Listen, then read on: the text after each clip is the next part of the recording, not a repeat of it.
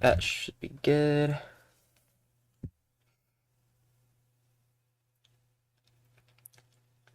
Just make sure the stream works. Looking good, looking good. Then let's go here. We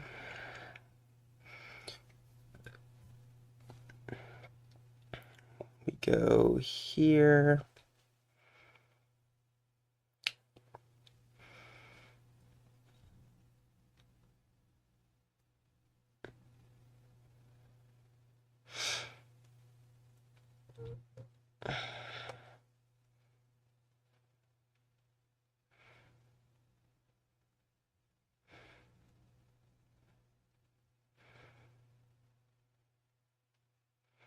Okay. Go like this.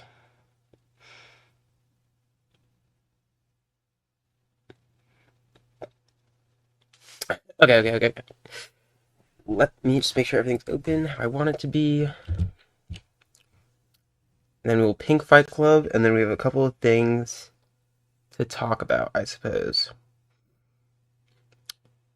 So, wait, where am I going?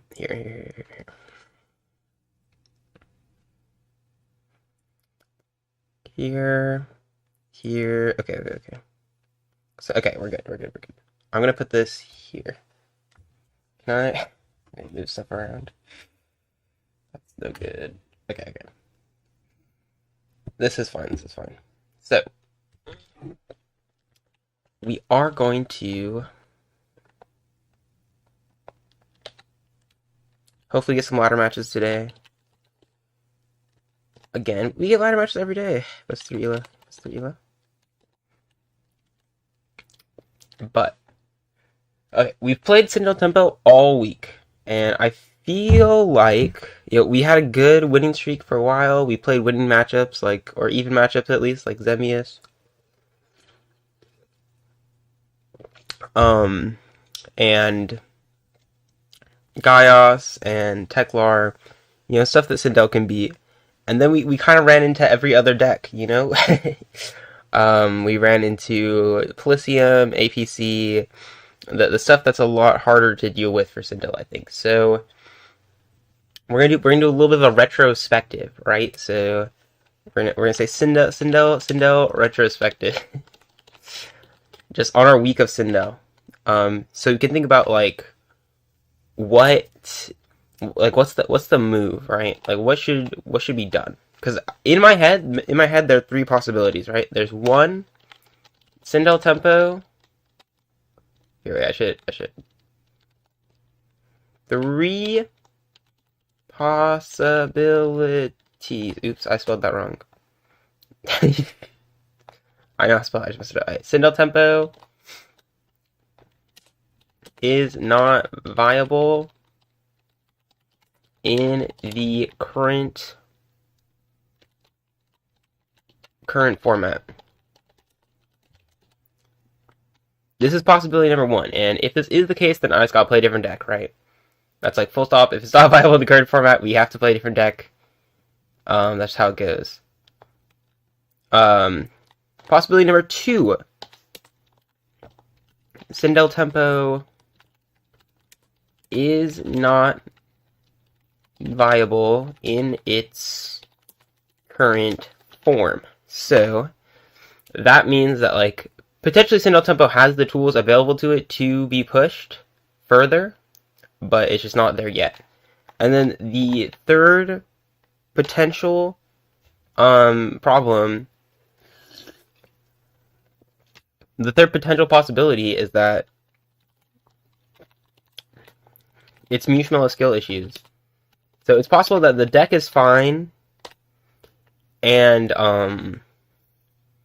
it's possible the deck is fine, the way it's built currently is fine, but I need to adjust the way I play to win. I adjust the way I play to win in the format. So these are the 3 possibilities I was thinking about. These are generally, if you feel like you're not winning, these are probably the 3 possibilities. Generally, this is the one. This is the one that generally Um, I mean, okay, I'm not gonna say that. Depending on what you're playing, can be the issue. So if you're playing a deck and you see other people succeeding with that deck and you're not succeeding with that deck, then this is probably the issue. It's probably skill issues. You just need just the way you're playing in the format, and you can probably win. And this is, and it could be the issues I'm having could be many of these things, right? It could be that my deck is not good and I'm playing bad. Like those could both be true.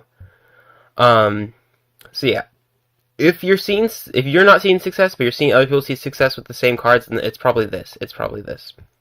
That being said, I'm not seeing a lot of people win with Sindel Tempo in current format. So that kind of leads these two options. And considering how developed the format is, it kind of feels like you're leaning towards this option, right? Like, the format's been around for 12 months. Is there a possibility that Sindel Tempo could be pushed a bit further? Possibly, possibly. Is it likely? I'm not entirely confident in saying that, you know? So, you know, those are kind of three things. So, while I'm playing Sindel, it can also help to like recognize like what weaknesses I'm noticing. So the weaknesses of Sindel Tempo. You say weaknesses. Can I add a little bullet list? Insert. No, I can't. That's so sad. We can just do this. Weaknesses. So probably first and foremost, the first thing that I notice when playing Sindel Tempo is that it feels inconsistent. Inconsistent slash overly reliant on Skelegast. This is probably the thing that feels the worst when you're playing Sindel Tempo. Is that Skelegast is at one copy. I wonder if I can like.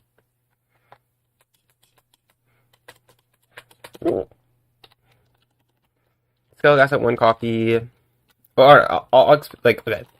I'll just say what I'm thinking. So like Skelegast is at one copy. So you generally are not going to draw into it very often, and it's basically your main way to create boards and get damage, right? Is you're going to want to get Skelegast, Skelequeen, swing for 6 points is like the bread and butter of the deck. So that's the main issue is that you only have one copy of Skelegast and it's kind of hard to access. So we have a lot of cards to help that, right? Like we have Diabolus, which can potentially mill and either mill Skelegast itself or mill down so you can draw Skelegast faster. And then we have Bondbeak, who can just straight up grab Skelegast and throw them in the discard, which are great. Those are both great tools. The one issue is that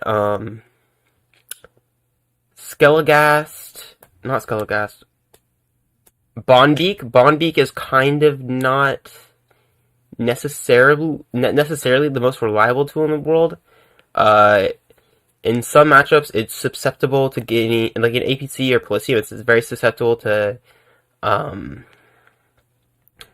Serpent, right? So if Serpent kind of interrupts your Bondbeak or interrupts your Walkymans or anything, that can make accessing Ghast even harder than it already is. So yeah, having Ghast be like such a cornerstone of your game plan and being kind of hard to access is kind of annoying. So there are a couple things I could do, right? Like I could just run more draw cards, like if I threw Droplet Squaws, Thornbork in there, and said, I'm just going to go full on, just like going for Ghast every time. Like I could play that way if I wanted to, or just the deck that way if I wanted to. I don't necessarily think it's good because it would cause other issues probably, but that's a possibility. Another possibility is I could just adjust the way I play. So usually when I play Bondbeak, I will play Bondbeak and then I'll either take out a small creature by attacking it, or I will just pass turn like as if it was a chump blocker or something like that. I could just like crash my Bondbeaks because Bondbeak does trigger whenever it's killed, so that way I can guarantee my Skelegast. That obviously leaves my board more open more often, which is not ideal, but it could be a way to kind of avoid those situations where like Bondbeak gets serpented and then you're just kind of boned for like the game because you don't get Skelegast ever. So that's kind of an issue. So that's like an issue that I have with the deck is Gas kind of being rough to get and access. And those are some ways that I could potentially address it that are like floating in my head, and I might try some of those, but we will see. Other weakness I notice is low ceiling slash damage relative to other decks in the format. So this is also, I think, kind of connected to the fact that we're overly reliant on Ghast, is that Ghast is going to be swinging for 6 points. Ghast Queen is a 6-point swing, which means you need four attacks at least to end the game. So like 3 6s and 1 2 is like generally like the very minimum, right? And since you only have one copy of Ghast, that means you have either get lucky and draw into Ghast, like if you just open Ghast to your starting hand, or you draw it pretty early off a Walking Man or something, then you get 1 Ghast that way, and then you can get 2 Ghast from Bone Ladder and 2 Ghast from Tomb. So, like, in an ideal game, you get 5 Ghast, which is about 6 times 5 is like 30. It's like 30 points, which is good if that is like what you get. But in reality, you're probably getting closer to like 2 or 3 Ghast a game, because it's very common that you don't draw into Ghast and you just mill it off of Bondbeak or something, so you don't get that initial Ghast. And then it's also very common that Diabolus happens to mill one of your Tombs or your Bone Ladders, or both, right? So it's like ideally you get 5 Ghast, but more likely you're probably getting around 3 Ghast. And around 3 Ghast is okay, but it means that every single one of your attacks has to go through, right? There's a much less much less flexibility and much less like margin for error, because like when Ghast and Queen, like you're not gonna be able to use them to break boards very often, which is also an issue because if you really need those cards for damage, you also have less options for breaking board, because like there's situations where like somebody puts down Pelfam and Diabolus can't attack over it, and so you really do have to kind of use Queen, which is unfortunate. You usually have like 1 extra Queen because you'll probably draw into a Queen, but it's like it feels kind of restrictive in that sense, I suppose. So that's a thing. If you compare that to something like solo aggro, like the way solo aggro is built, solo aggro has like one solo aggro plus Blaze is 10 points, and then 2 solo aggro plus Blaze is 20 points. So you have 20 points immediately, and then you have like 2 Soul Shrooms, that's another 10 points. Sure, like 30, and then they run 1 Tomb, so their ceiling is like 35 damage, and that's like not even including some of their other heavy hitters like Scardian gets a lot of damage sometimes. Like it feels a lot. It just feels like it's a lot easier to get points in that deck. So yeah, and that's the other thing, is they also have they're less reliant on Ghast. Like Ghast and Queen are like Queen's like your only high attack. I'm actually gonna put that here, like Ghast, Queen. Because the thing is, Queen's your only like really high attacker, and it's not even that high, to be honest. So breaking walls can be kind of difficult without removal, right? But you also want to use your removal to get your damage in. So you like need everything to line up where like you're answering the board and you have your damage on the same turn. In like solo aggro, like Scardian can answer a board, or like AO can answer a board, and I mean AO's in tempo too, so it's like not as bad. I just feel like solo aggro has more tools available to it and is less reliant on singular cards to get everything through. So I feel like there's lower damage ceiling. Oops. Okay, yeah. I feel like this is generally true. These are like the 2 main weaknesses, I think. Weaknesses. I'm trying to think of anything else that comes to mind. I feel like your economy is pretty good. I feel like the removal's okay. There are certain matchups where I feel like the removal's a little bit less reliable. Like you can't really run Abandonment into Polysium the same way that you can into other decks. But then you have AO. That's kind of another issue I think is that Skelligast and Queen take up a lot of board space. So if you kind of need more zones generally, because if you want to like Avalanche Overlord plus do a swing like in solo aggro, you can just play Solomancer and then play Avalanche Overlord, and that's 2 cards and you get like 13 damage or whatever it is.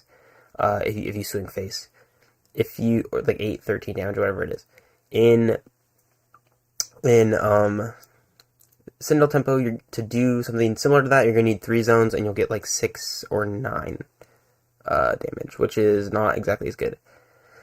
So yeah, this is the main thing I think about Citadel. I think it's possible. I'm gonna think about it a little bit more. It's possible that I am just playing it wrong or building it wrong, and that it does have the tools to succeed in the format.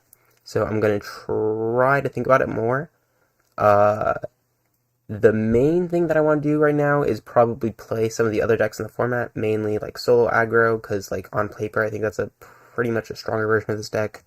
I'm gonna probably want to play APC because it's the best deck in format in theory. So I want to try to at least play it to a level of competency, so I understand the strengths and weaknesses of that deck a little bit more. Yeah. So that being said, deck might be dead, might not be dead. Hard to say. We will figure out soon enough. Nobody's Penguin Fight Club. So it's time to go to the second activity of the day. Probably. Now we're done a little retrospective, quick thoughts about Citadel Tempo after playing about 10 or so games, give or take. Okay, now we're making the tier list. So this tier list has every Chaos Galaxy card on it. All of them. From the oldest one to the newest one. So Snoopers was making a tier list with this. He was making one based off of viability, so it was like, this card is good in every scenario, this card is good in some scenarios, this card has like a niche, this card has no niche, this card is actively useless, this card is actively harmful, stuff like that. So I think that's a great way to do the tier list, and I look forward to seeing Snoopers' completed version so I can argue with it. But I'm going to make a different tier list. I'm going to make a how sick is this card tier list. So we're going to go through every card. We're going to talk about its design, more of its like mechanical function and how cool it is. I'm not really going to consider flavor that much, I think. I think I'm just going to like straight up like think of the function and how cool the function is. But yeah. So let's start going. So Divine Doom, I'll have to adjust these tier names there.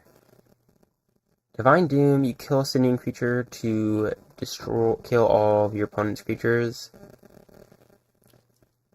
Like the top tier is like sick. Like actively like this card's sick. And I don't think Divine Doom is sick.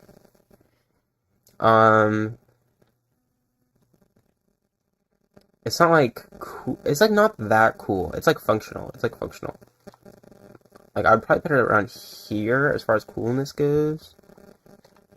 It's like functional card.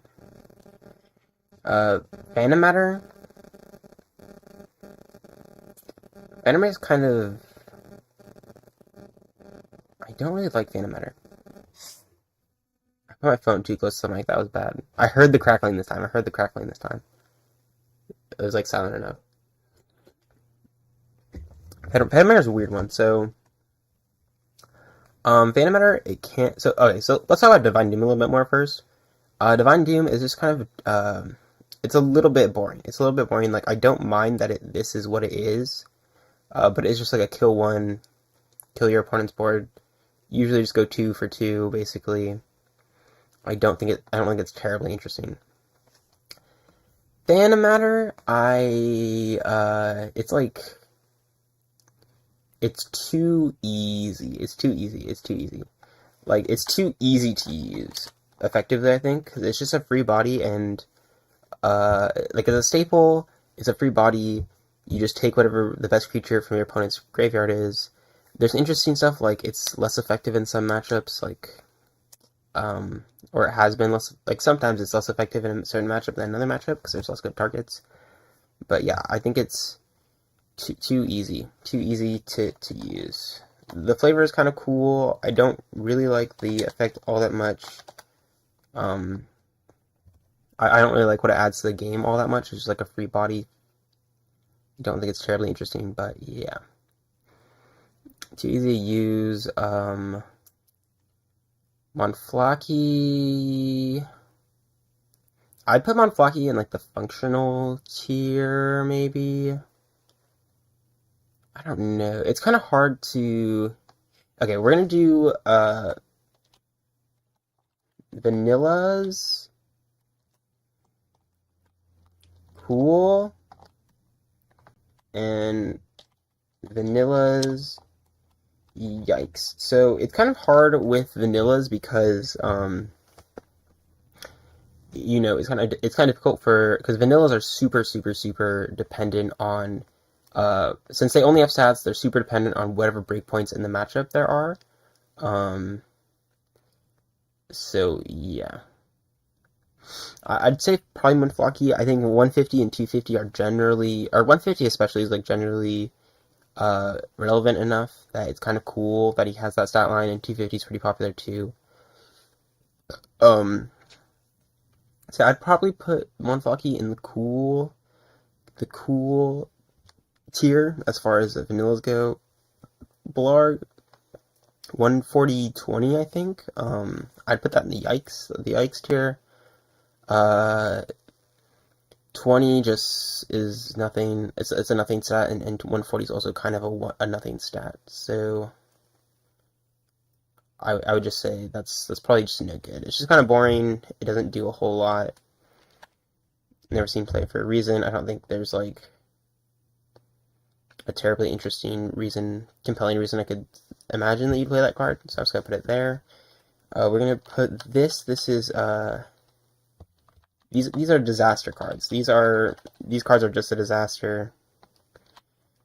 I don't really know like what was happening when they were made. I don't really know what the intention was. Eden's just one of those cards. It's bulky. It's actually very bulky for when it was released. The effect though is just awful, and the attack stat means that it doesn't make any progress. It also doesn't really match with I'm not like a big flavor guy, but it does not match with the flavor or design philosophy of Shios at all. So that is that. Next we have Galactic's Shapeshifter. I'm going to put this one in the RNG tier. RNG, gross. I do not like RNG cards. I think that there's much more interesting ways to design and develop cards. So I'm gonna put Galactic Shapeshifter down here. Yeah, Cranchon, 500 attack, 320 health. Polysium, we can put it in the cool vanillas tier. 500 is very big. 320 is vulnerable enough. Kind of. It's Polysium, so it kind of has that going for it. I would say this is a cool vanilla. Power Knight, I'd also say is a cool vanilla. 280 is kind of an interesting breakpoint. Even now, I'd say, like, Diabolus gets run over by Power Knight, which is interesting. You know, Drangel got run up by Power Knight, like, 5 years ago, which was interesting. So yeah, I'd probably put Power Knight. I'd still say he's a cool vanilla. He has synergy with Imphi the Galactic Squire, who's very cool. Everybody loves Imphi the Galactic Squire, so I'm definitely going to put Power Knight in the vanilla's cool tier. Trecatrink. Is Trecatrink 150, I think? Do I have the database open? I think it's 150, 150. Let me double check there. Trink. 130, 180. Ugh. I don't like that. I don't really like that. I'm gonna put Trek definitely going here. 130, 180. Those just aren't very interesting numbers to me. I'm like trying to think of what that would be relevant to, and nothing's coming to mind. The one interesting thing about this vanilla is that it's like 210, and it's also a 3-star. And 3 stars in Gaios are kind of interesting, a little bit.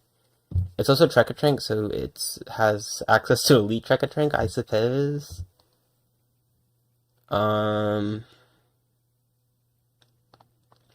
don't know, do I hate Trek-a-Trink? The other 3 stars are so much better, like Noff and the rules, like even better, I think. So I'm gonna have to put Trek-a-Trink down there. Tonics, I'm gonna have to put, this is the first cool card. This is the first cool card, I think. Is it a sick card? It might be sick. It might be sick.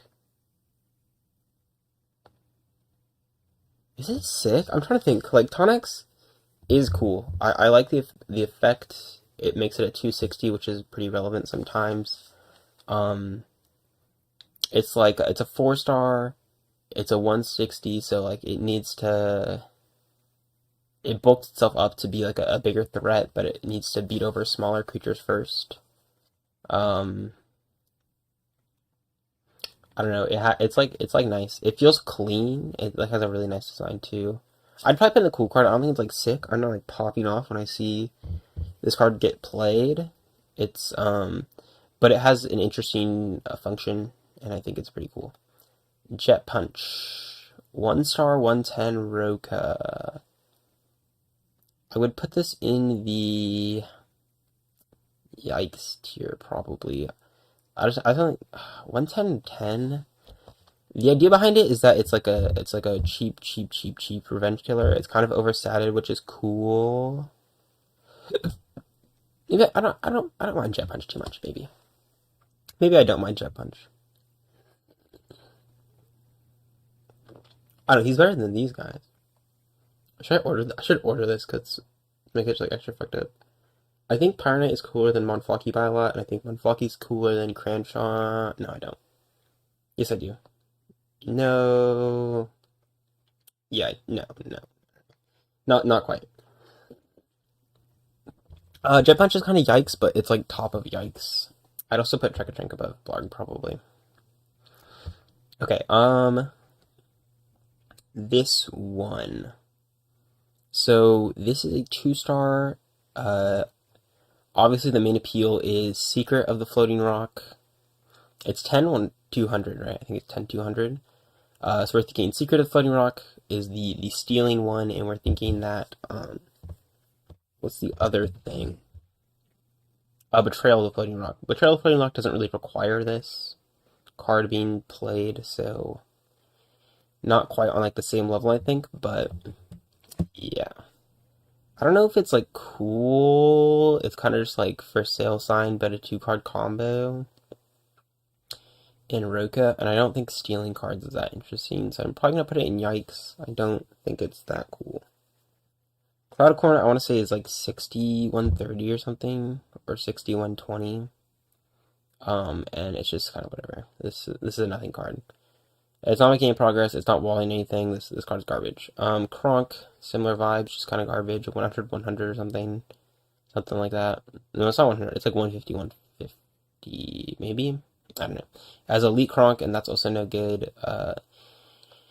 Angel Needle's nothing. It's like 170-220 maybe, something like that. It's just kind of garbage.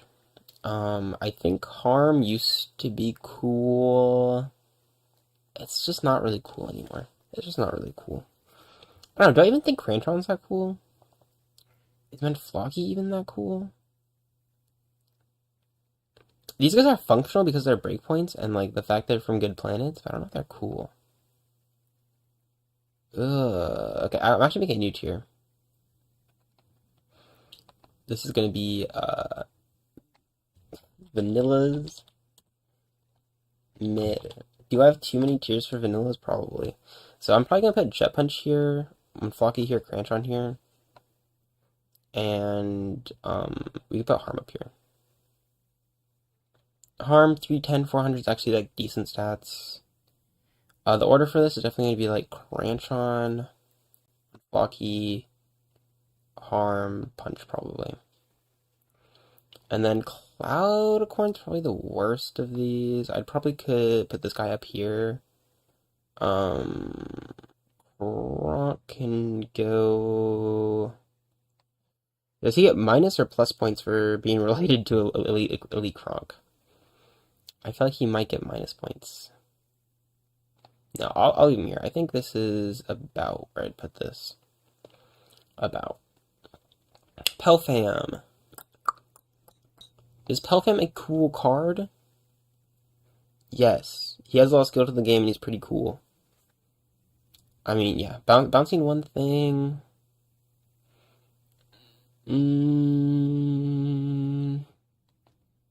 Is he cool or is he functional? I don't know. Okay, no, it's actually so versatile that it's actually sick again because like you can bounce things and reuse them, or you can bounce things to open your opponent's board. Like bouncing things is just so cool. I actually have to put him here. He's actually just a cool card. Too versatile, too sick. Yeah. Aquanite is definitely going to go in the yikes. 4 stars in Polysium are already kind of questioning their lives, I think. At least it has Knight support in like the form of Infi, but like why would you play it like that? It's going to go above... Wait, can I look at Kronk again?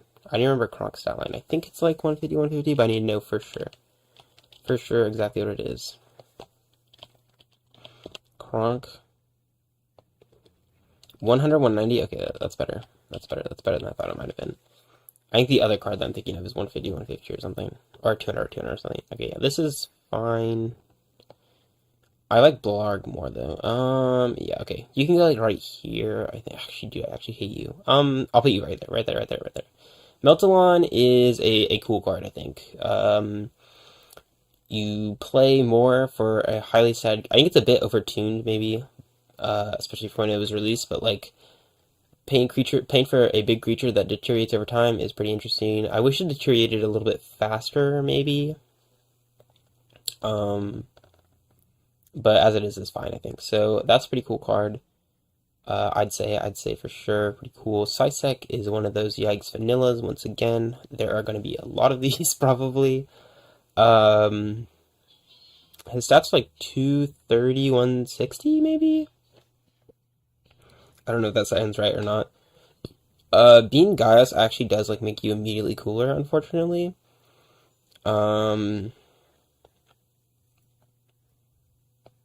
Just because Gaius is cool.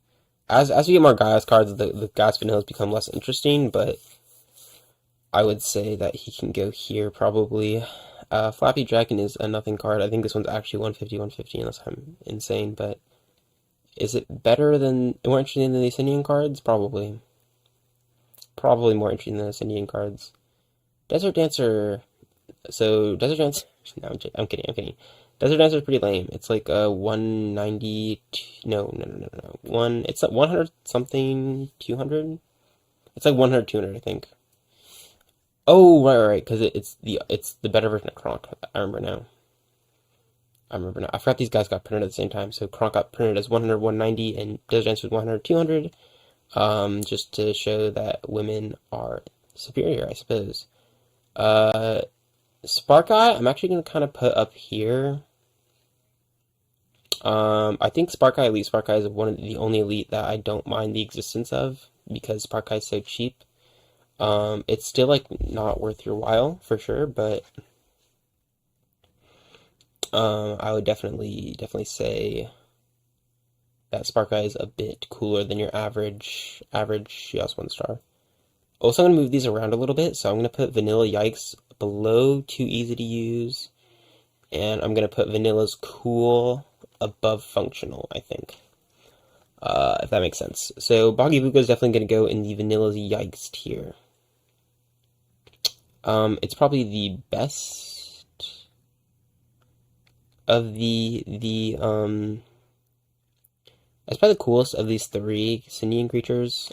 I'd say, I want to say, I don't know though. Like 10-100, at least it's kind of like the bulkiest 1-star jump blocker in the game. Kind of a similar niche to like Jet Punch, where I'm like, okay, you're the most extreme version of yourself, so you're cool. I'd probably put Zinza in the kind of vanilla's mid tier, along with Jet Punch over here. I'd probably put them up here. I'd probably put Atatrox up in the... Actually, I don't know. I kind of don't fuck with Atatrox like that. Ah, that's kind of a hard one to place. I'd probably put in the cool card. I'd probably put in the cool card zone. I'm thinking.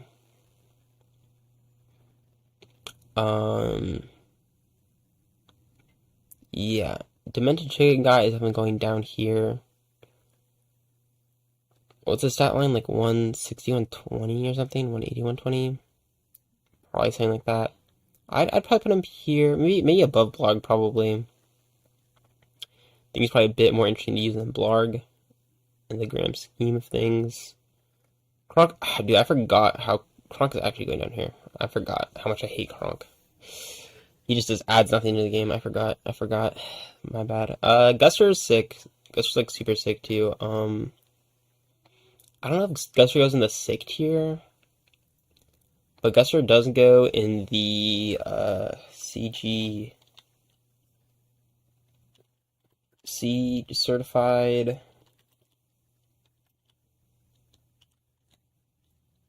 G oh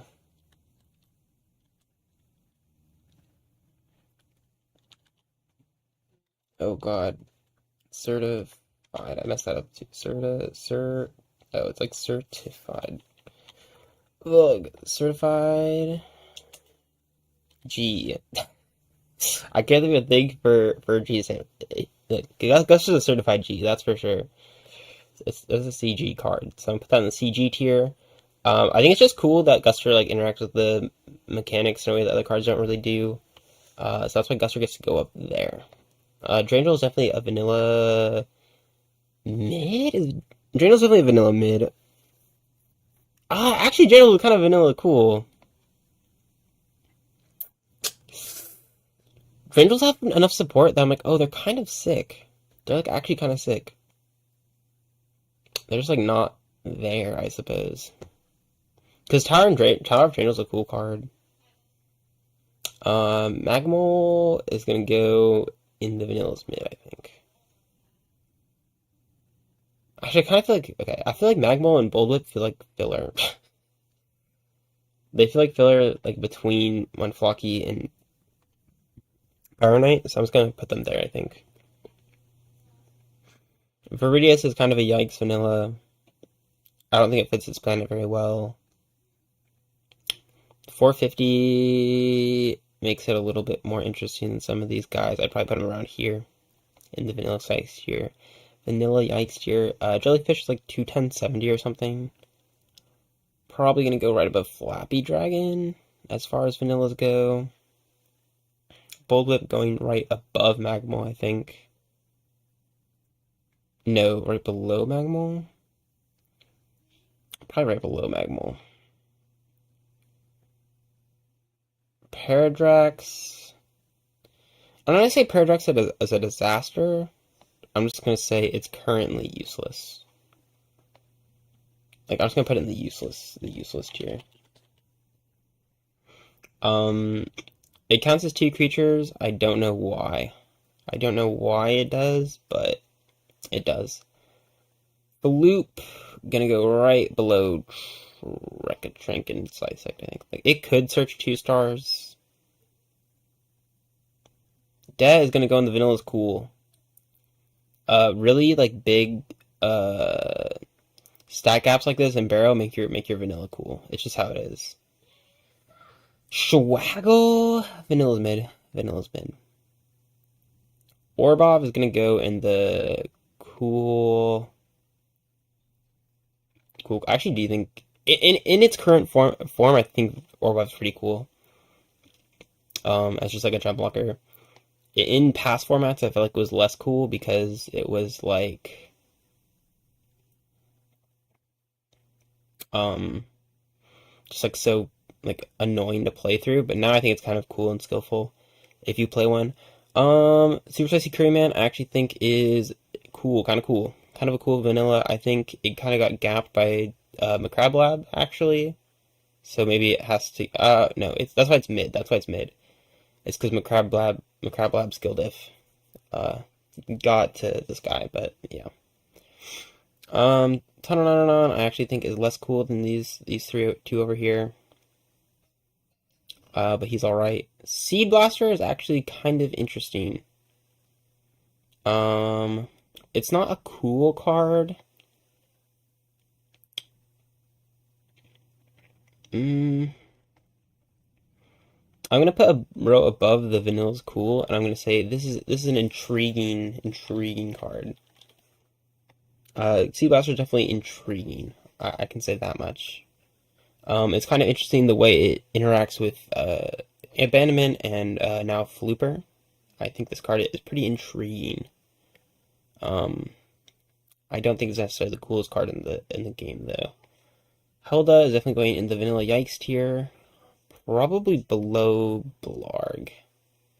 I think Blarg. Yeah, it's going below Blarg for sure. Arrow Knight. That's a yikes. That's a yikes. It's not as yikes as Kronk. It's pretty yikes though. I think Slush is gonna go in the yikes tier too. It's bad even for a 1 star. It's like literally just like gapped by Kalelion and every other Sindel 1 star, basically. So that one's no good. I would say Sucker Slug.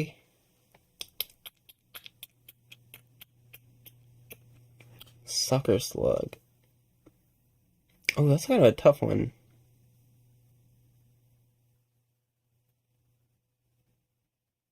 I don't know how I feel about Sucker Slug. Let's like look at Sucker Slug one more time. Let's like examine, really analyze Sucker Slug. Picture each other, other players type, both players lose 100 and 1 power and health. Yeah.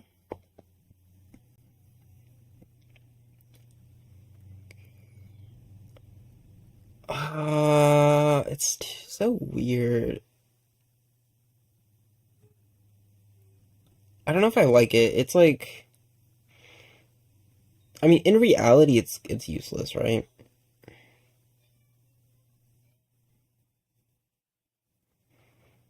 Like the niches that you can, it's just no good. It's just no good. It's like no good. I like the idea, but the execution makes it just useless, I think. Um, I don't want the useless tier to be filled with combiners, so I'm gonna add a new tier below, above useless. It's be called Rip Combiners, I think. I'm just gonna put this. This is the not good combiner tier. Definitely. This guy goes here. This guy goes here. Unfortunately, they're combiners, and that really Okay, actually, I'm gonna add a tier below. Okay, because Sucker Suck is interesting, but it's combiner, which makes it too bad. So I'm saying combiner. Oops, combiner rip. And then these are just vanillas.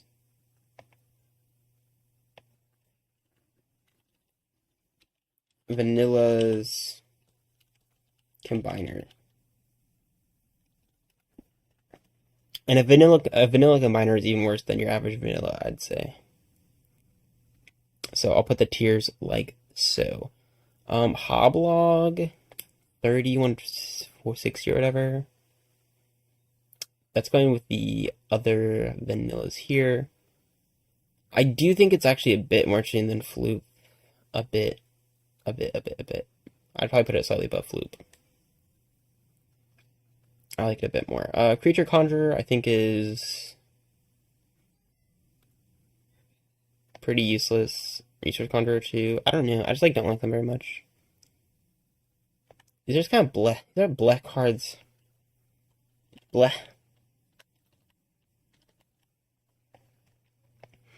They're just kind of boring. They don't like do much for me.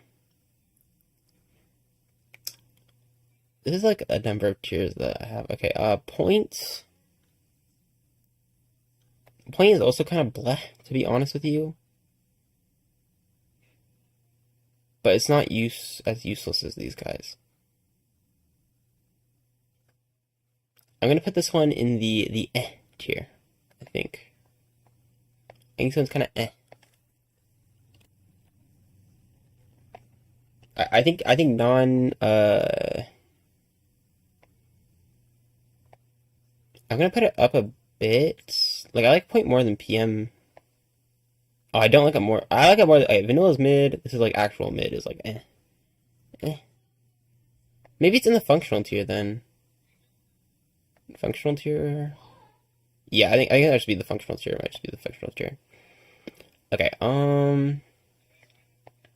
This is Bleh. This is a Bleh card. Galaxy's Gift.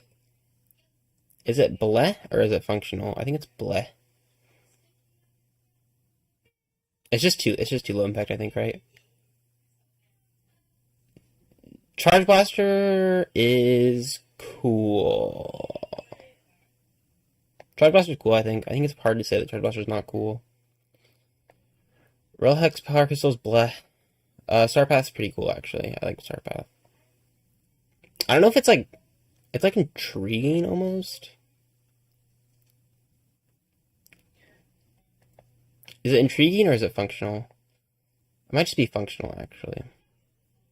It's intriguing. It's intriguing. It makes you think. It goes, I go, when I look at Star Path, you know? Orbit is kind of, just fucked up.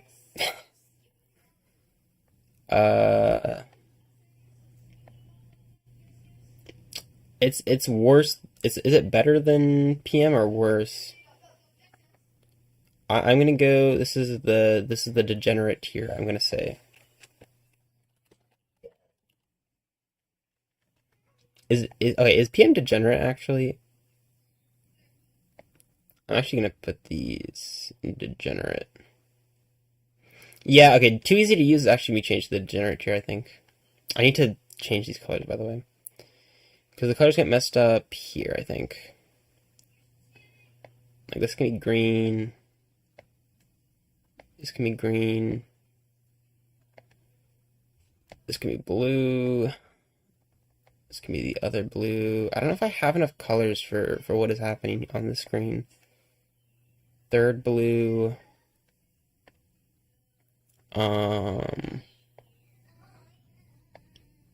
Purple or pink, I suppose. Purple, and then we're on the flat. I think we actually just have like just the perfect amount of colors. The perfect amount of colors.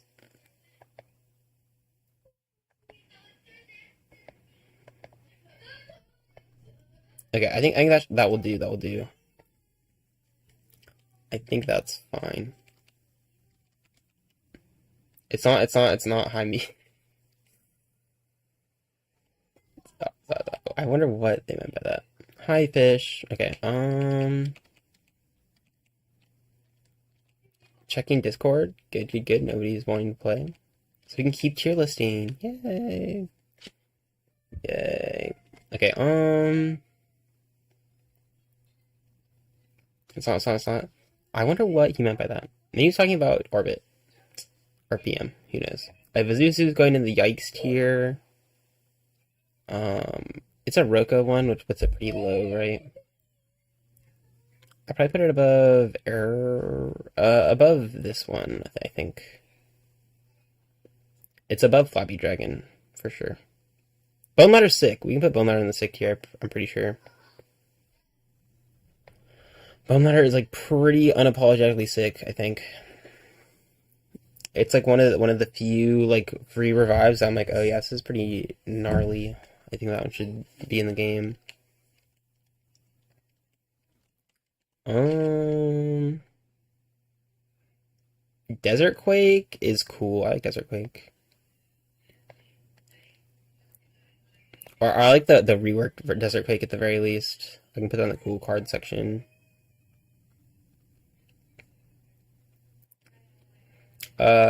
This card, Secret of the Floating Rock, is kind of disgusting. I'm putting it in the bleh section. I just like don't like it. I don't know. It's like not that cool to steal a creature, and the fact that it's like a very specific two card combo. One of the cards is like not, and they're both like not useful at all outside of that. It's like kind of not that cool. Zamillion Tree is cool.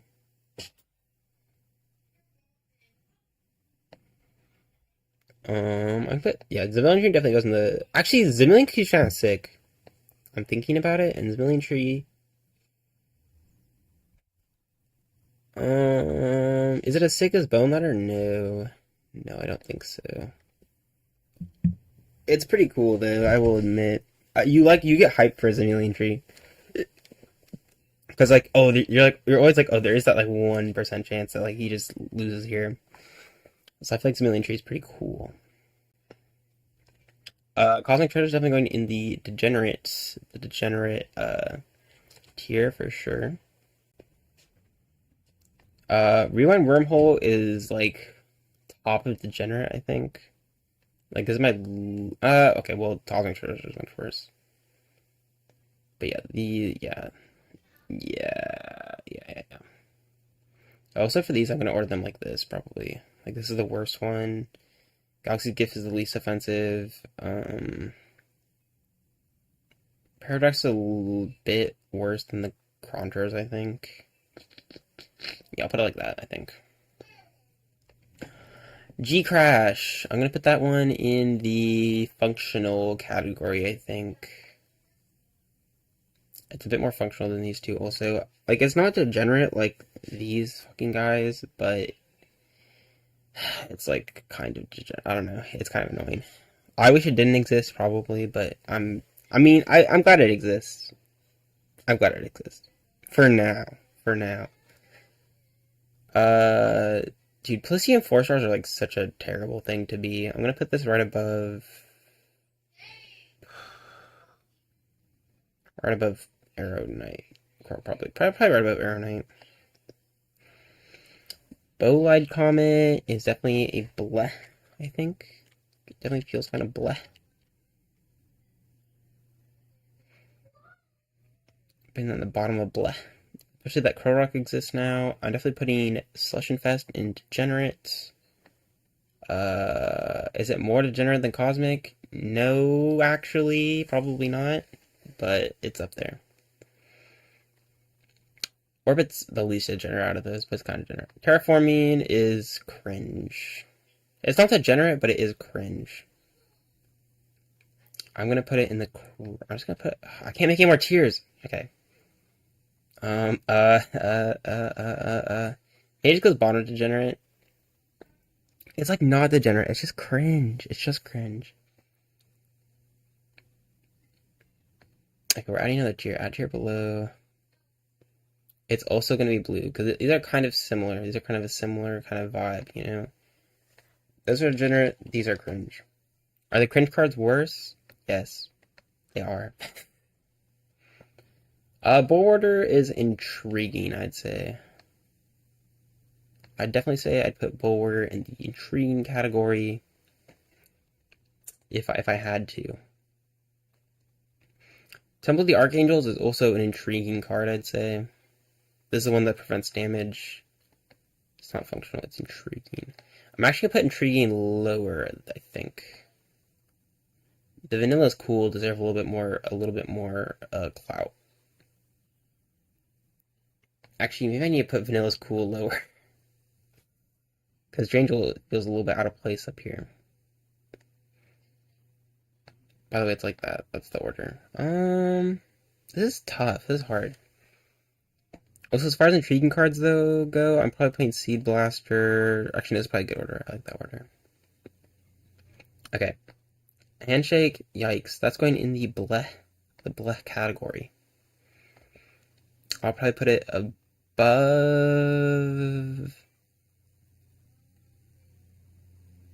those. Actually, I don't even hate Bolide that much. I just got power crept. I'm putting Bolide here. It's actually, and actually, I like Bolide more than any of these. It just got power crept. Upside Down Realm.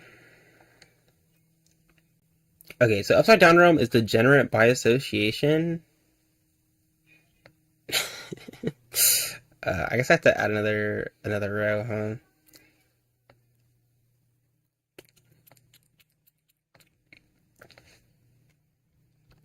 Degenerate by association, or DBA, if you will. So yeah, Upside Down Realm is in the DBA tier. Degenerate by, okay, that's good. Warpole Territory is also kind of, is it cringe or is it degenerate? Is it bottom of degenerate or top of cringe? I think I'm putting it top of cringe. I'm putting it top of cringe, I think. It's kind of degenerate though, right? I'm putting it here. I'm putting it here. I think I'm putting it there.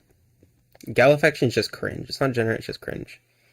Is it more cringe than Terraforming? Yeah, it kind of is. Parallel Universe, this is the cringiest card. If you were gonna tell me what was the cringiest card in Chaos Galaxy, it would be Parallel Universe Free. Bob is one of the yikesest vanillas there is. It's like not as yikes as these guys. It's pretty freaking yikes though. I'm putting it right above Kronk, I think. Right above Kronk is where I'm gonna put that guy. Any CGers? No. Okay, that's cool. KO we're gonna put in the functional category, I think. Actually, is KO cool? Is KO cool? I kind of do think KO's cool. I might put KO here. Because it's very generic removal, but it still requires the battle. It still requires a battle to occur, so I think it's interesting that way. I will say that's a cool card, I think. These are incredibly bleh. I probably put them below the Conjurers. These two. Naked is kind of intriguing, I think. Or is it functional? I'd put Naked bottom of intriguing, I think.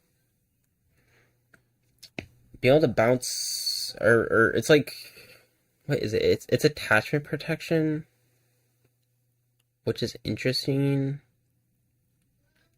Actually, I don't even like it now I'm thinking about it. It's kind of bleh. It's not as bleh as these guys, though. I'm putting it top of bleh, probably. Eternity Amulet is bleh as hell. It's probably also a lot better than all these, though. Not as good as Naked, maybe. Pentarelicus. I'm actually embarrassed that I can't remember what Pentarelicus does, but I think it's like a starting card. Yeah, when you apparent touch, you gain 2 stars. That is kind of a black card for sure.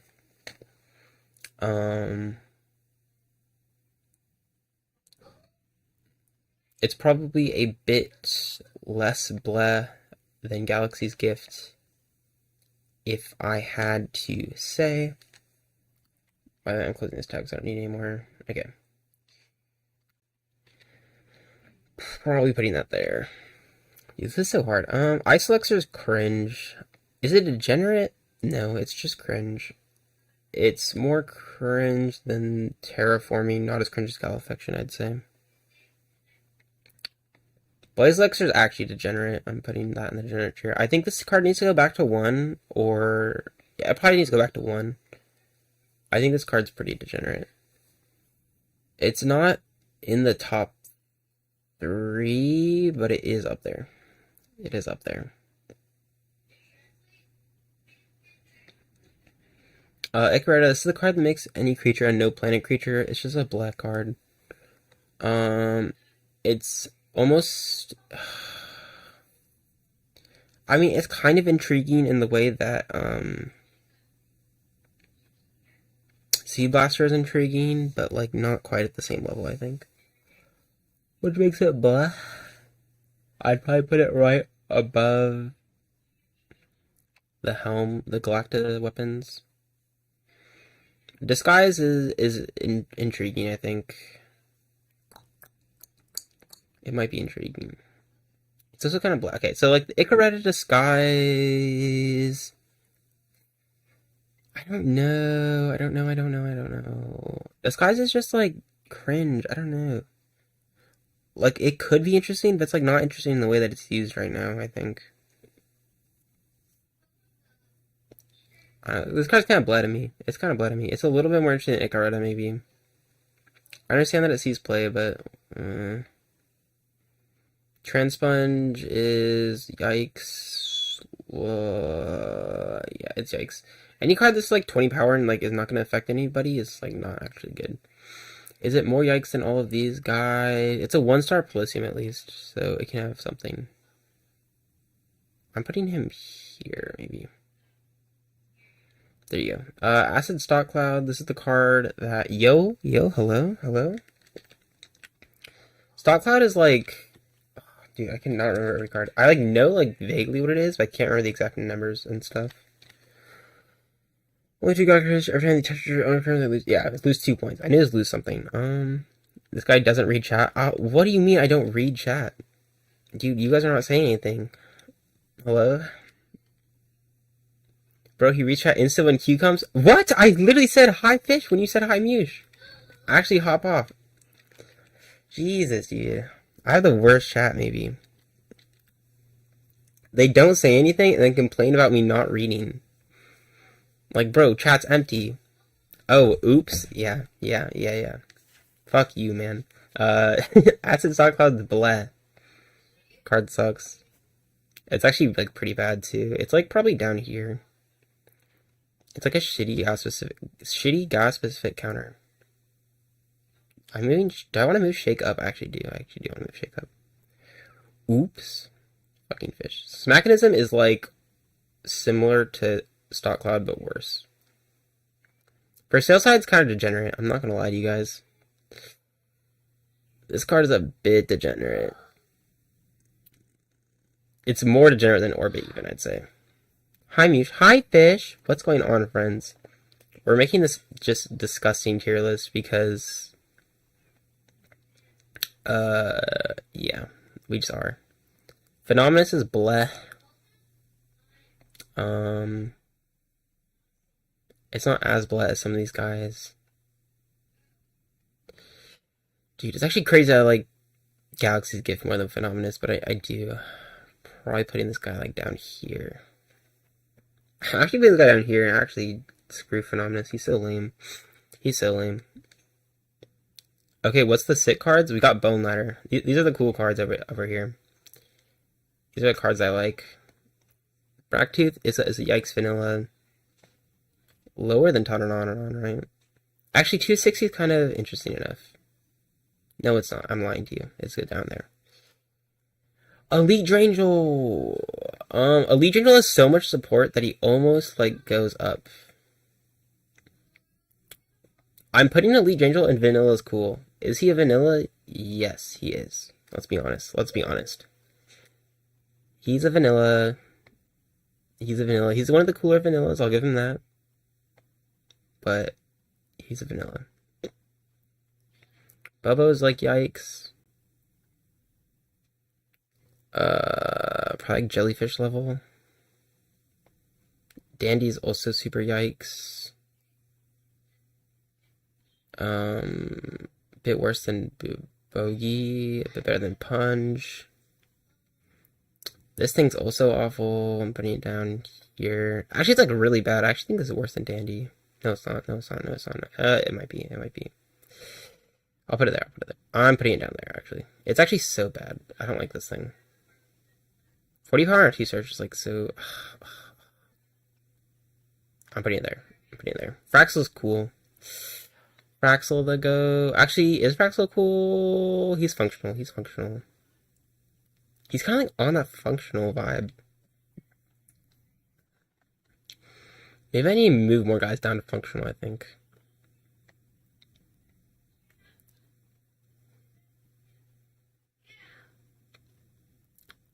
Because Fraxel's not like... Why is Eden in disaster tier? Bro, I hate Eden. Can we look at Eden again?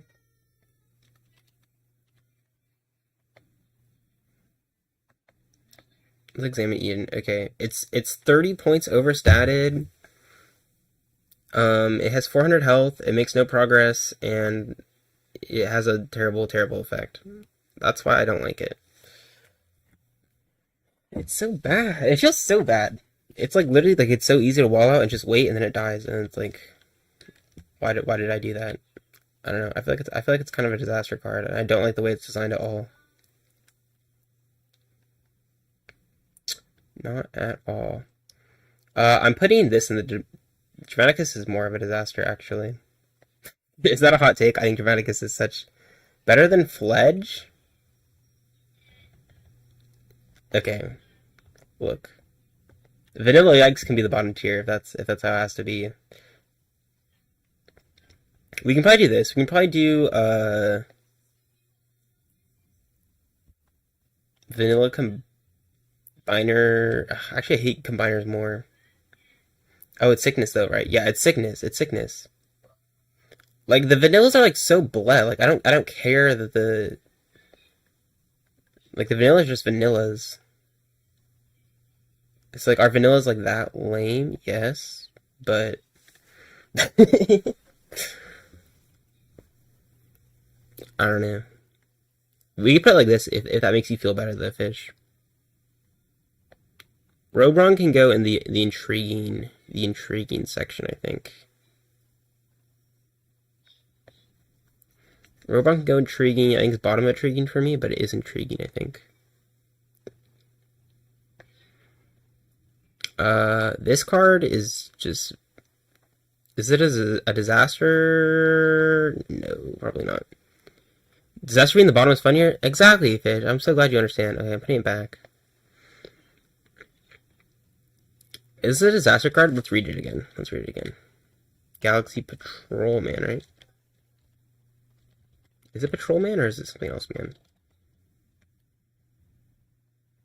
Okay, my thing broke. Patrolman. Yeah, Galaxy Patrolman. This card is kind of bleh, I think. Dude, Dramad is such a disaster. I hate Dramad. I think a card that requires you to have more or less zones. It's like, yeah, it requires you to have less zones than your opponent, and also can't be taken advantage of unless you have an above average number of zones. So that's why I think it's like super cringe. And also, it's like so severely understated. I don't know. The stats feel so bad. I hate Dramaticus. It's one of my least favorite design cards in the game, I think. It's like not like as bad as Eden, probably. But also it is as bad as Eden. I hate Dramaticus. Patrolman is also awful. But it's like not as awful. I mean, it actually is as awful. Let me look at Patrolman again. Patrolman. What a creature, but it's actually, I don't know. I don't hate it that much. It's just bad. It's just like bad. I don't like hate Patrolman. It's a lot better than some of these cards, I'd say. I'd probably put it like right above. What would I put it above? Conch, maybe.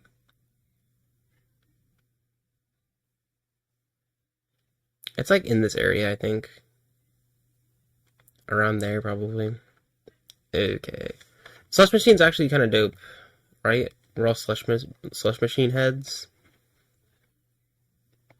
It's like in that intriguing tier. I'm putting functional above intriguing, I think. But Machine. Just go turn power health. I don't care Galaxy. Yeah, just power health. Yeah, I think this card's pretty cool. It's a perm though, which is too bad. Too bad. Unlucky. Toke Super is cool. Toke Super is definitely cool, I think. So we're gonna move him up to cool card. I need to reorder this tier though. I think KO is like pretty up there. Pelton's probably top of cool for me. I'd probably put KO. And then I'd probably put Onyx Melt,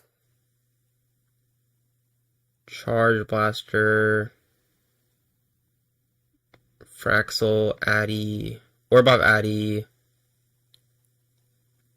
Taupe, Quake is probably how I'd order that.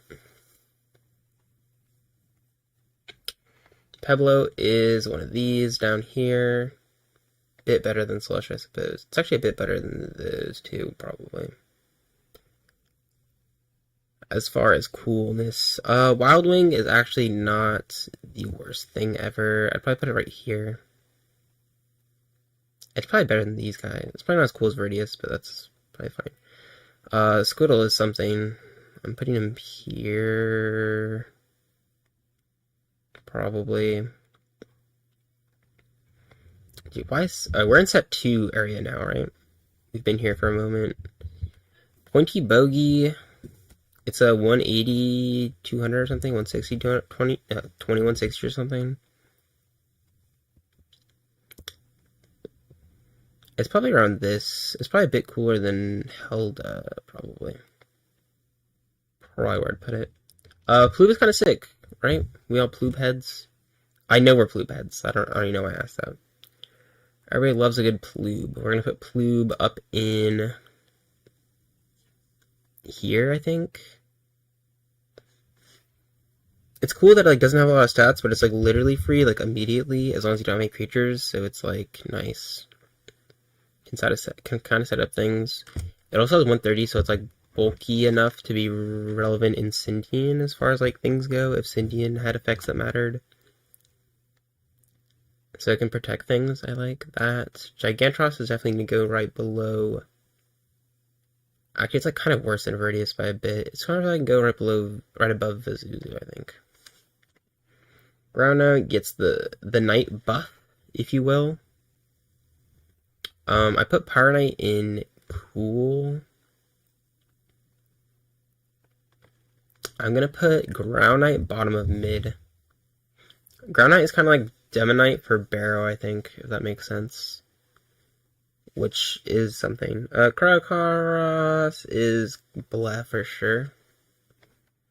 I'm probably gonna put it right above Galactusword. I think that's where it goes. Rel Hexmine, I mean, we already know. Up. Oddish wants me to put this card here. This is where Oddish wants me to put it. But it's going, like, here, probably.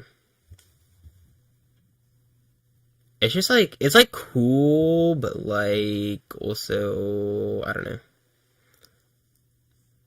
It's like not that. It is cool. It is cool. It's just not like there. It's just not there. Elite Kronk is a Vanilla Yikes. Probably the bottom of Vanilla Yikes. Abe is probably gonna go higher up in Vanilla Yikes. Being a just Vanilla is actually such a crazy buff. I'm gonna put him right below Sparky, I think.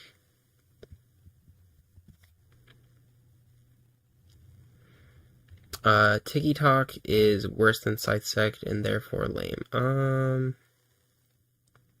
He can go like here, I don't know. Star Absorber is like kind of cool. I'm gonna put him in Intriguing, I think. I put him in Intriguing. Bottom Intriguing? Probably. I think he is Intriguing. Spineback Serpent is like a nothing card. It's probably worse than most of these. Dude, these are like actually so hard to order just because everything's so just like, It's probably here. Divine Knight is gonna go up. It's probably worse than this. I probably put it here. Dem Knight is at least Vanilla's mid, if not Vanilla's cool. I don't know, is Dem Knight Vanilla's cool? I think Infi Dem Knight's just cool. I'm actually putting you guys up here. I like you. I'm like Knight biased because I like Infi. Molten Mage is bleh. How bleh? Probably like this bleh. Probably that bleh. Maybe. Catablanc kind of cool. Maybe functional is what I'd call Catablanc. Or high-end intriguing. Maybe top intriguing, actually. I might put him up there. Pecky... That's this guy, right? I don't remember if I like Pecky or not.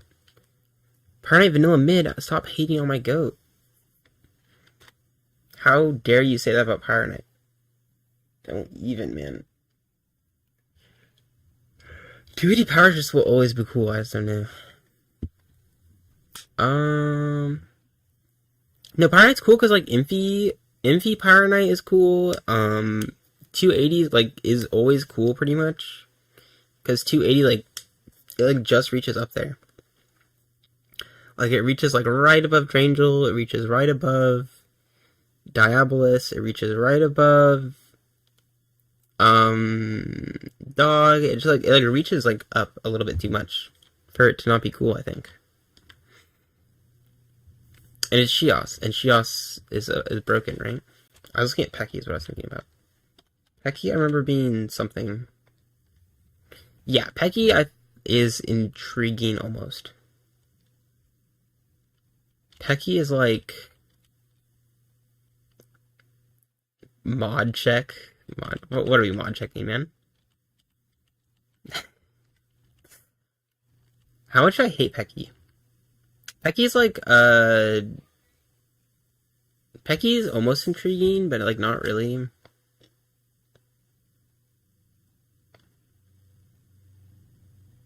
He's kind of just mid. Like these guys are like.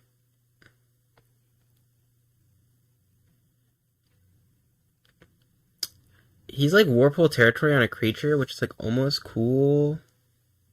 Mod check Power Knight kills. Okay. Gomp is bleh. Like Gomp is like actually like I hate Gomp. Cause Gomp is actually degenerate by association. Low key degenerate by association. Cause Gomp, if you're playing Gomp, you're playing Rewind Wormhole, and you know how I feel about Rewind Wormhole, you know? Galaxy Performance definitely bleh.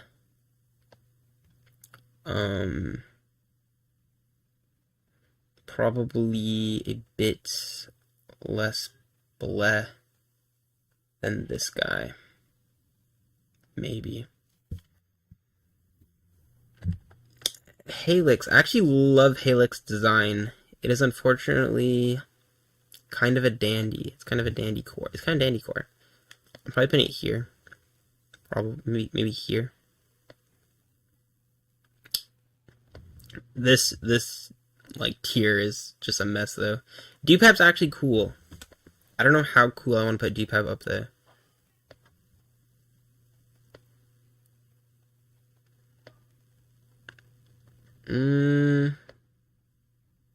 I want to put Dupab. I actually need to move some of these guys up because these guys are like icons. These are certified Gs, I think. Where did I just lost Dupab. Oh, there he is. Okay. Dupab. Maybe Dupab is top of intriguing for me. Maybe below Catapult. Dude, this is so hard.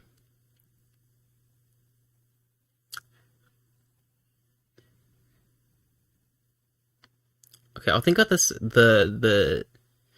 I feel like once we get to the later cards, it'll be easier to think about the top tiers.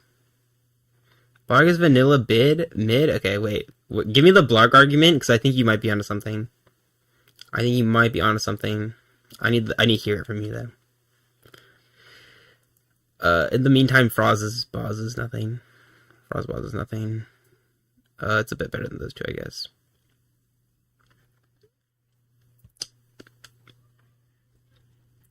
Nature Knight is, like, better than Tiki Talk. I'd probably put him here.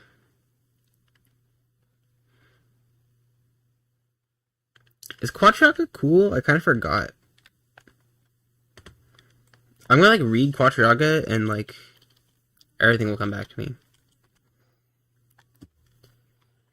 Up to twice per turning, pay two. Oh.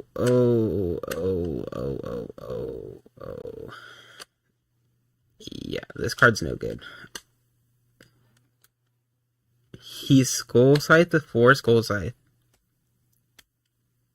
That is true. He is Skull Scythe before Skull Scythe.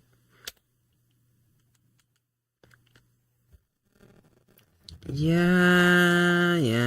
Okay.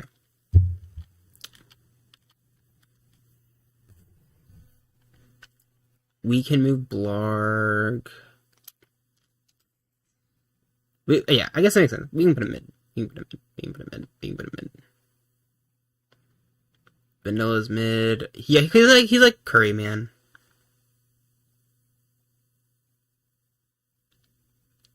For Sindel, I suppose.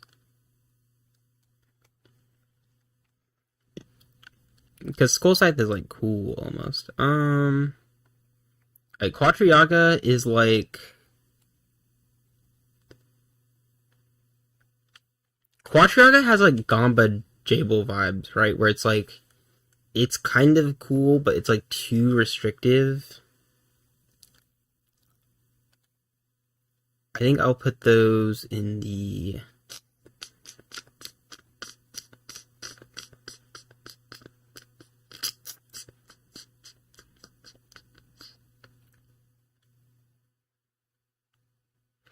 I'm gonna put the okay. This is like the almost something tier. Okay, this is cards that are like either too restrictive or something, but like have an idea that's like almost interesting. Can this like not be ugly like this? Almost. Something. Okay, that's the best we're getting.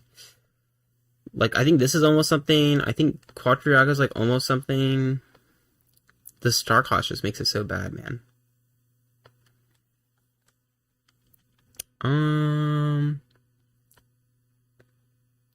Aplu is kind of the GOAT, right? We can put Aplu in mid, I think. I think Aplu used to be cool, and now it's kind of mid. Similar to these guys. I'm actually putting these guys up. These three up. Up you go. Probably like that order. Diamond Swords blah or yikes or whatever.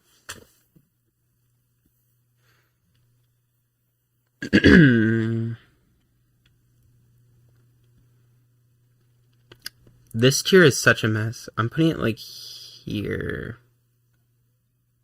I guess. I don't know. It's like, okay, no, it's actually kind of Bobcore, but slightly not as bad. The Crawlock. We're putting the Crawlock in almost something, I think. I think this card is almost something.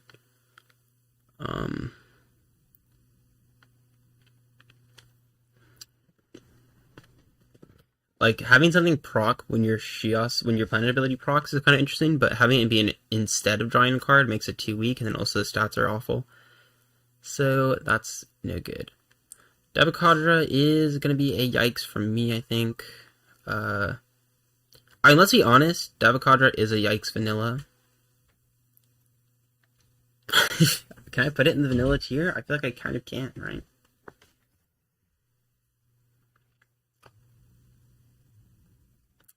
I feel like we're gonna put it in the top of yikes vanillas, maybe.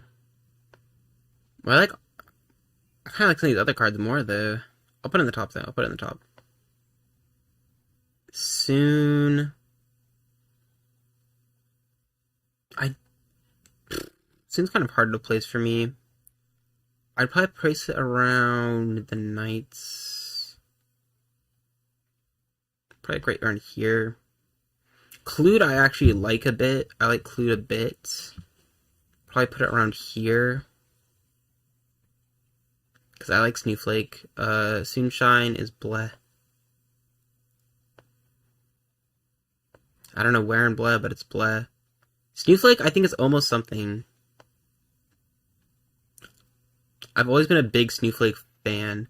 Because, like, Clued Snowflake gets you, like, a 280, 150, right? Or 280, 180, something like that. Yeah, 280, no, it's 280, 240. Like, 280, 240 is, like, a really good stat line that ends up being Clued, and then Snowflake gets you a draw, which is nice. The issue is that Snowflake is just, like, 2-0 on its own with its 40-40 stat line. I think Snowflake is, like, almost something. Vanilla Yikes, Infinite's going up there with Diab. I think Diab's a little bit better. Astral Traveler, I actually like Astral Traveler. 170, 170, it kind of has a nice bulk to it. It kind of fills in. I kind of want to put it bottom of mid. Because 170, 170 is kind of interesting. I think it does kind of have a weird niche for decks that suck. Omnius is... I guess his vanilla's cool, maybe. Or top of vanilla's mid. I'm actually putting Drained. You guys need to go down. Omnius up. Because Omnius is cool. Because Archean's cool.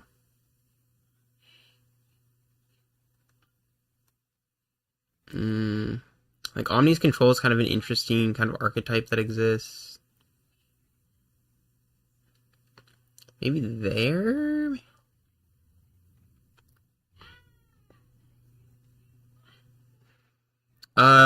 Soon, Weatherman's Rainbow.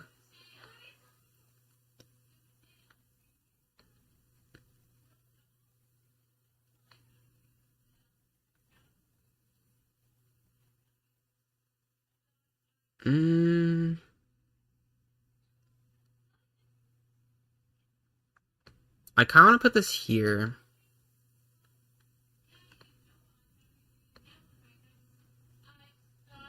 Because dropping Collude to destroy a card is kind of interesting. Let's read Rainbow again. I think that's what it does. Kill one Weatherman soon, or one Weatherman soon from your hand. Kill one resource or attachment. That ability is whatever, and the other one is kill one creature Weatherman. See if I kill one creature in your card's planet. Yeah, it's like almost something, but it's like also nothing. So I don't know where to put it. I don't know where to put that. It might be in below with Soonshine down here.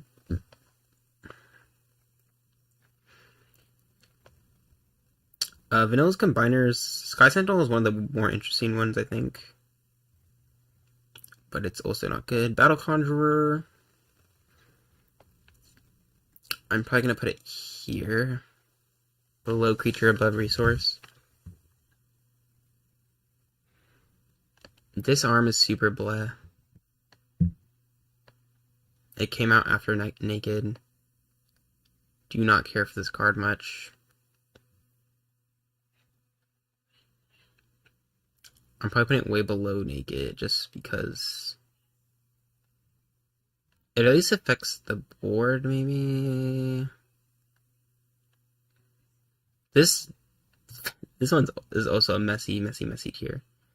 I'll put it above Patrolman, I guess. Above Space Scope. I think people like Scope, and I think I agree with them.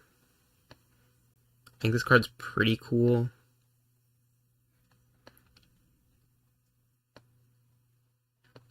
I think some people would say the card is sick.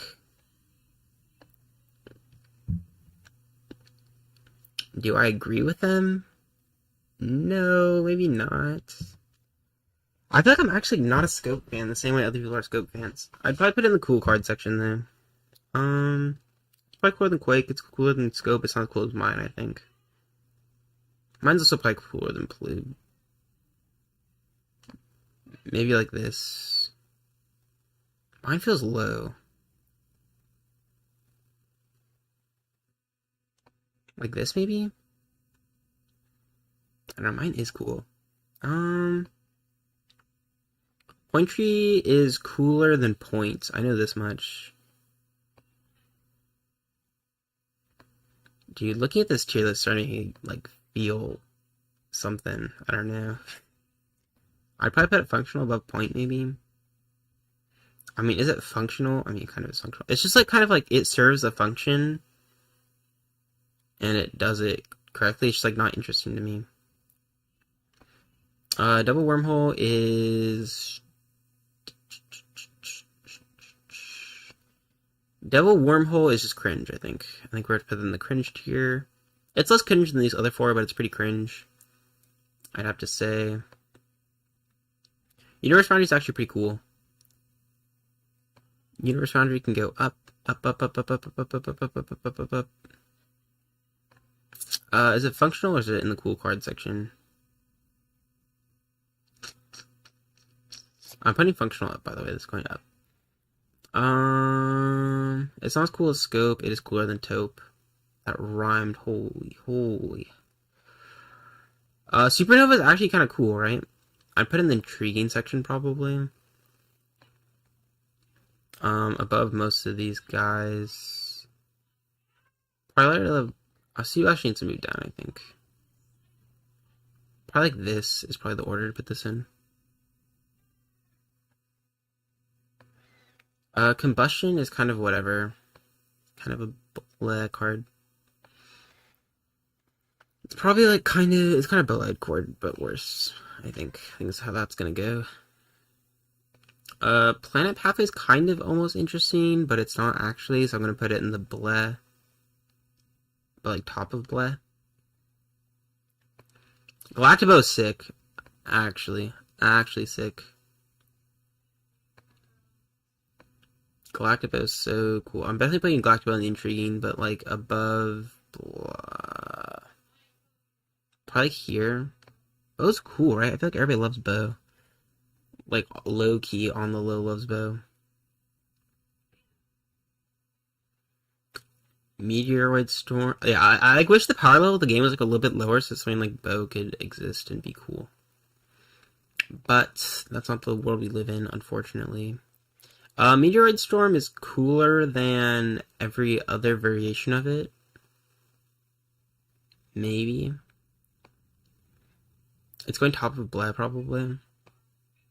Because way cooler than this guy.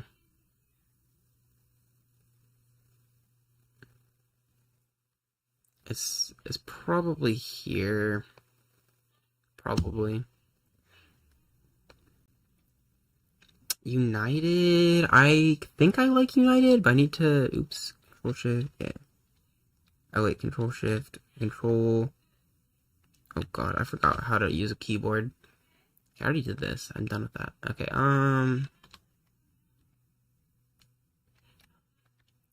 United, right? United.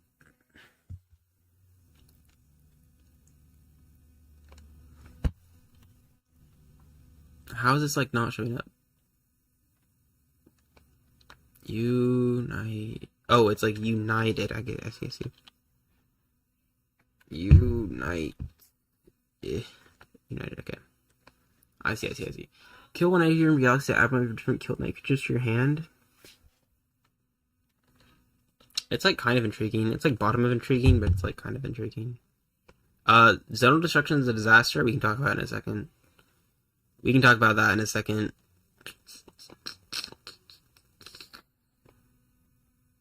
Yeah. Let me look here. Possessed Patrolman's just like... Okay, we're talking about Zonal Destruction, though. Let's discuss Zonal Destruction for like 2 seconds, because Jesus. Remove one empty creature zone from your planet. Kill exactly 2 non-creature cards on your opponent's planet. Holy, oh my god. This has to be one of the worst cards printed, right? This card's like actually just no good. Like, let me spend 4 stars and 1 card to remove an attachment or a perm resource. Like, oh my god, man. Press Control Man, kill 1 card on your planet. This one's just kind of blah as well. It's not a disaster, but it's like pretty much bottom of blah. Angel Share I actually like almost. I do kind of like Angel Share. We're going to put it up around here, kind of. Collector's Cabinet's also going to go in the black category.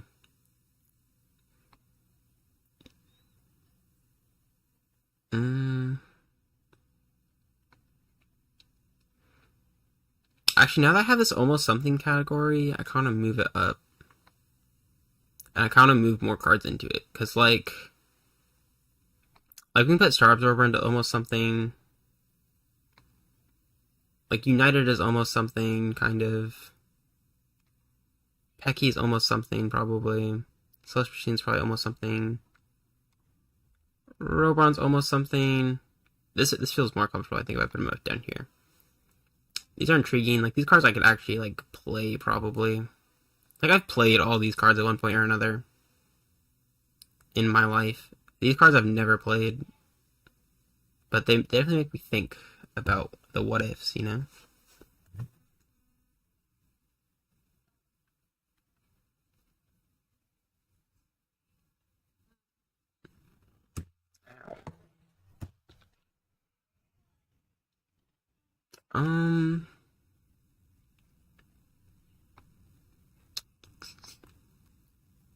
This Compass card is bleh.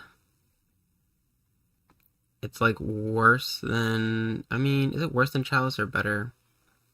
It's probably a bit better than Chalice, I want to say, if I remember correctly. Consecration's kind of cool, right? It's like almost kind of cool. It's a little bit degenerate, though. So I actually don't know. It's like, you have to kill a card, right? That's one of the issues. Is it's 2 cards from hand, you get to make a combiner. It's kind of blah. Kind of blah. Top of blah? It's like, yeah, it's kind of Planet Pathways kind of vibe. Which is like too much to ask. Deep Spec Checkpoint is also like blah. It's like you play a creature that's 5 or above, your opponent discard a card from hand, I think. It's actually a bit cringe. It's like not that cringe though. I'd probably put it here. Here, maybe there. Ooh, let's talk about how do you say this one again? The Judge, right? Monyo the Judge. This one's kind of interesting floodgate, right? Kind of interesting floodgate. Like, we used to play this when, like, Barrow was, like, the big guy, right? We'd be like, oh, maybe we can play this. I do think it's kind of intriguing.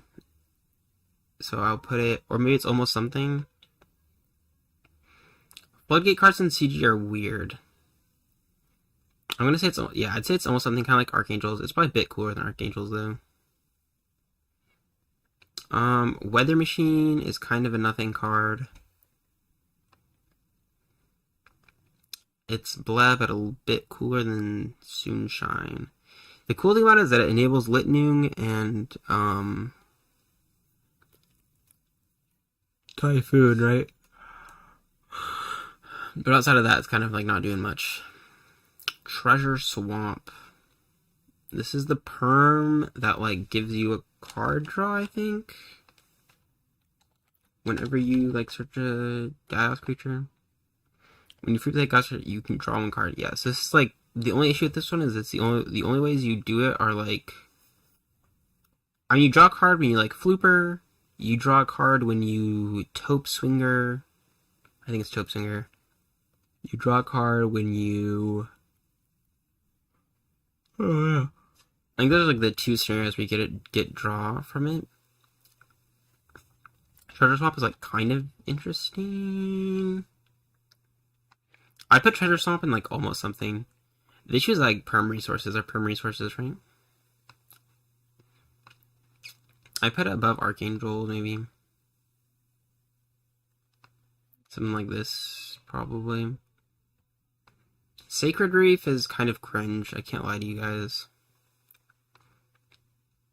It's a little bit cringe. It's like not as cringe as these guys, but it's kind of cringe. It's kind of cringe. Gehenna, okay, Gehenna's sick, right? We can all agree. Oh my gosh, move both these up, okay. Is Gehenna, what is this? This is a tier list of every CG card. I'm organizing them by how cool I think they are to play with, like how much they add to the game, how interesting they are, stuff like that. Gehenna is definitely a certified G, actually. I love Gehenna. Has all the weaknesses of the combiner, but it's like cool, so it's okay. Double-sided spear is... It goes up a bit. It goes up a bit. I'm gonna put spear in intriguing or functional, maybe.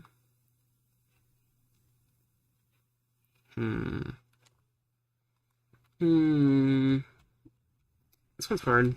Hard placement. I'd probably put it in intriguing above these.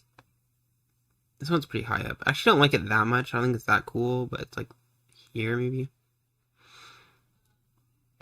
Power Pursuit is like actually nothing. It's like the weirdest negate in the game. I don't know. Putting that guy probably like down here, maybe like here, I guess. I don't know. Bear Sands is... It's kind of degenerate by association. Kind of. I'll put it in blah, though. No, I'm putting it here. The OTK enablers are just gonna go in this tier, I don't know. Point Pike is like when your creature kills a creature, you gain a point. Slightly better than Pentarelicus, I guess. A little bit more fun. XXS, so I have a big Starship bias, I think. I think that's pretty clear to anybody who knows me, probably, and my history. That being said, it's not going up here. It's not going up in these top tiers. It will go here, probably like top of Intriguing. I like Catapult more. But yeah, Starship is interesting. Kind of. A little bit. A tiny bit. I don't know. I'm trying to think what's really interesting about it. Because like, the interesting thing is that like you get a cheap creature that can deal a lot of damage. Like 4-8 points. But like as the game has progressed, like there are more creatures who can do that more consistently, I suppose. Like Solomancer like just does that, but better. I guess Solomancer's Solomancer though, so. Okay, Enchantment Chest is actually kind of cool, right? Let's discuss Enchantment Chest. This creature cannot be killed by creatures from the same planet as it. So Enchantment Chest is... It's like... It's a little bit degenerate. I'm actually not going to lie to you. It's a little bit degenerate. You play this in mirror matches, and it's just, like, annoying, I guess. I'll put that bottom of degenerate.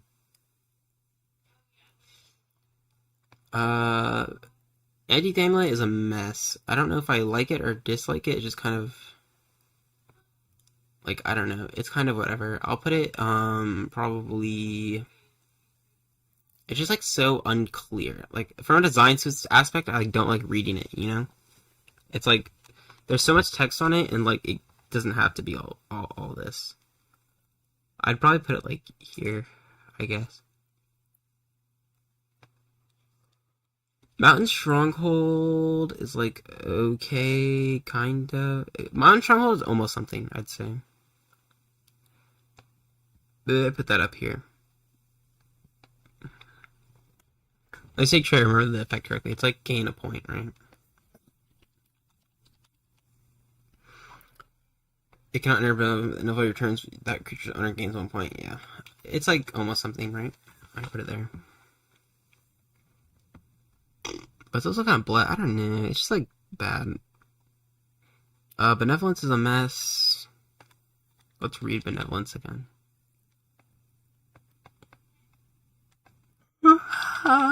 Sleepy. Okay, Benevolence.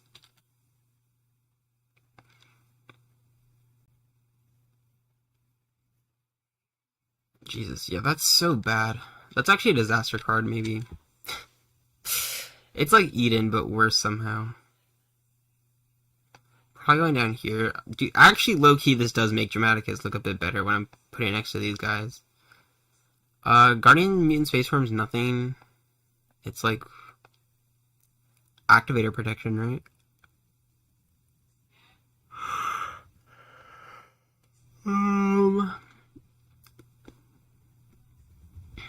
I can go above those two, I guess. Man, this is like so much work. There's something. We're like almost through set 2, I think. I want to say we're through set 2 almost. Star Dealers, whatever. It's kind of lame.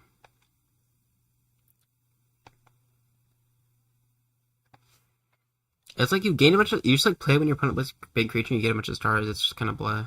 It's better than these guys, probably. But it's like top of blah, maybe. Column's good. I'm putting Naked up, maybe. I don't know. Like here, maybe. Yeah, so they're kind of blah. Beast is... I like Beast. It's functional. I'd put Beast in functional.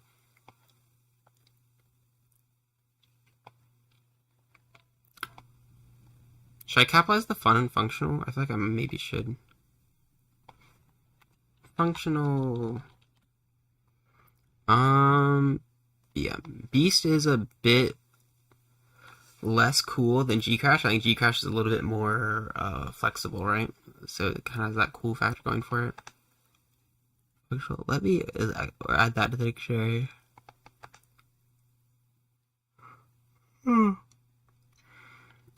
Where's my ignore? Okay, whatever. Firewall's cool. I think that's pretty hard to disagree with, probably. Firewall definitely going in the cool cards or the intriguing cards section, maybe. I'll put it in functional. Like above these guys, probably. I like Firewall. Crash Landing is intriguing, I'd say.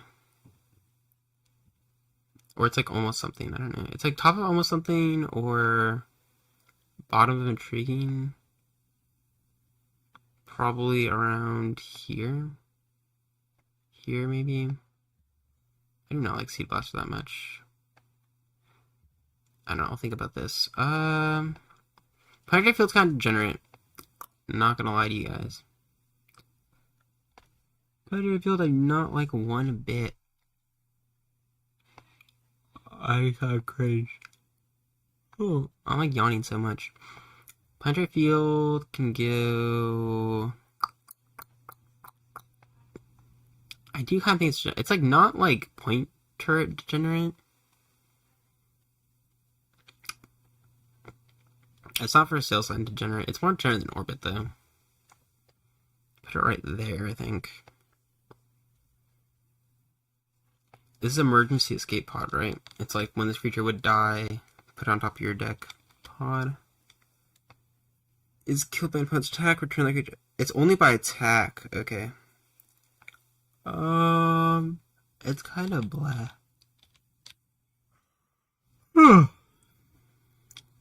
This card is kind of blah. It's like up though. It's up. It's up in blah. It's probably like there, I guess. You should not have done that is like just awful. This card sucks. It like when your snow creature would be killed by a ability.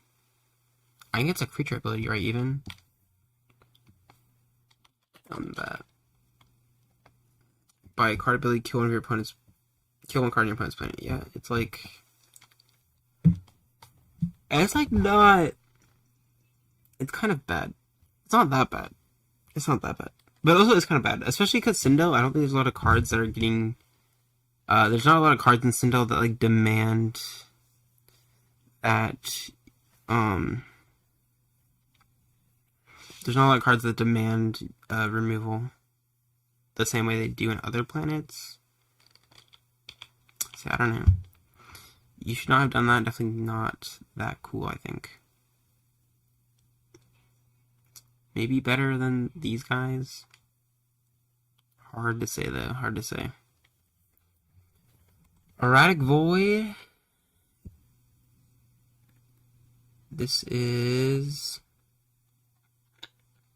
it's a good card. It's a functional card, I'd say.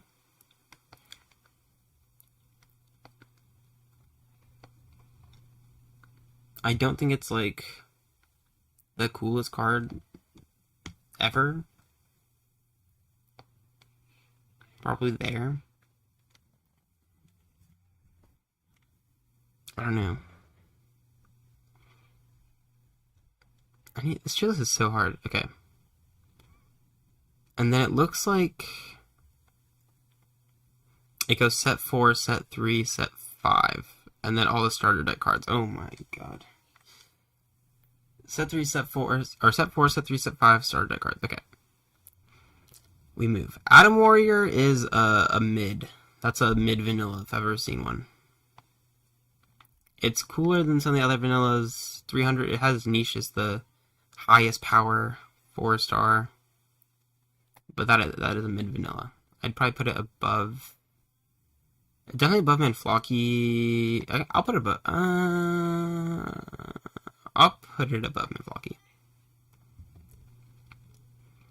Gizzerix is degenerate. I don't really care what anybody has to say about that.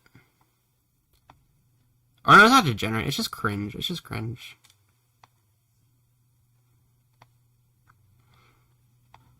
It's cringe. It's actually like pretty cringe too. Like it's probably more cringe than Ice. I'd have to say. There's so many cards actually. Infernix is kind of Infernix is almost something, right? Like it's just like not. It's like everything's like not quite there with Infernix, I think. I'd probably put him above Robron. Above Archangels probably, but below those two. Obsidiblob is Vanilla's mid, I'd say.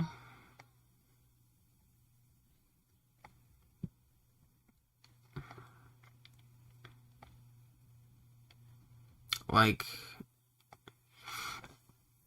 she also Jet Punch, right? But worse attack, but better planet ability. Tech Dragon is kind of a yikes vanilla.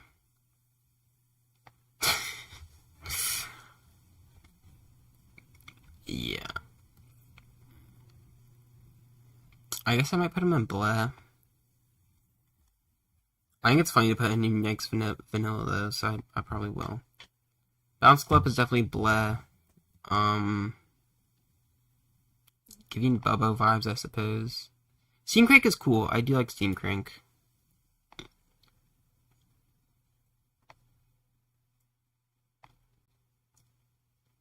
I put Steam Crank up.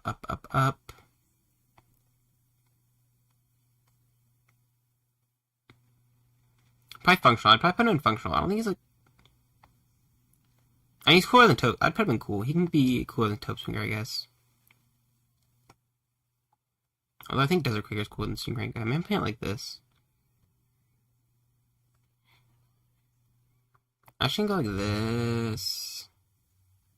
Steam Crank making me reconsider a lot of things, actually. Okay, I'll think about that later. I do think Steam Crank is cool, though. In a witty, or I have no idea what to name this, is kind of a disaster card, right? Am I wrong? Oops. What to name this? In a witty.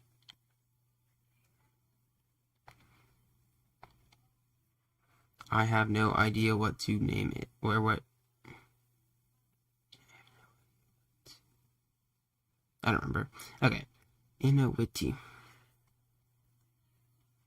Only ones can kill one of your should not be killed by the Yeah, this card is kind of a disaster. It's like it's almost something. Like, I don't know, it's just so weird.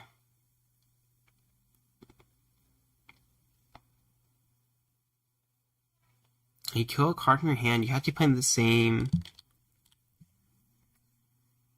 Yeah, it's actually, no, that card's a mess. That card's a mess for sure. It's, like, worse than Eden, probably, and worse than Dramaticus, probably. Better than Benevolence, maybe.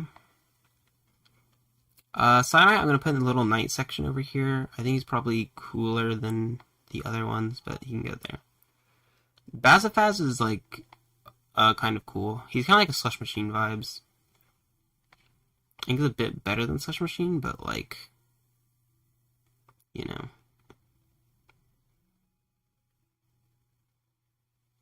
I put Slush Machine oh something, right? Yeah, I put it like this. There. What else we have down here? Talakon is...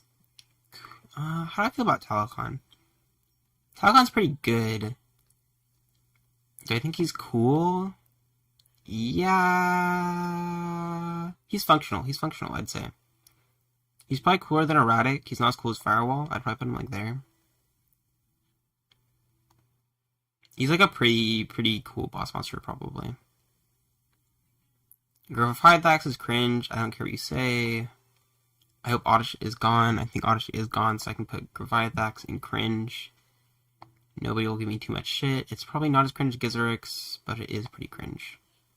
Not as cringe Ice either. It's kind of cringe. It's kind of cringe. Heat Attack is like almost something. It just like doesn't get enough stats, I think. There's so many cards. Okay.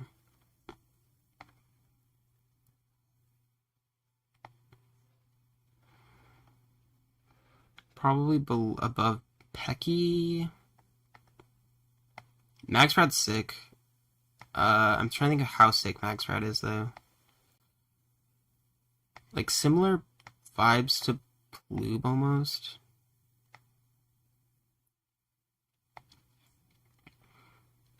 Probably cooler than Ploob and cooler than Steam Crank, cooler than these two, cooler than Fraxel, not as cool for Lehex Mine. Cooler than Charge Blaster. I'd probably put it like that. Maybe. Quick Salamander is almost something. I think Salamander is actually pretty cool. Just not quite there in terms of like what it can do. The main thing we think about when we think about Quick Salamander is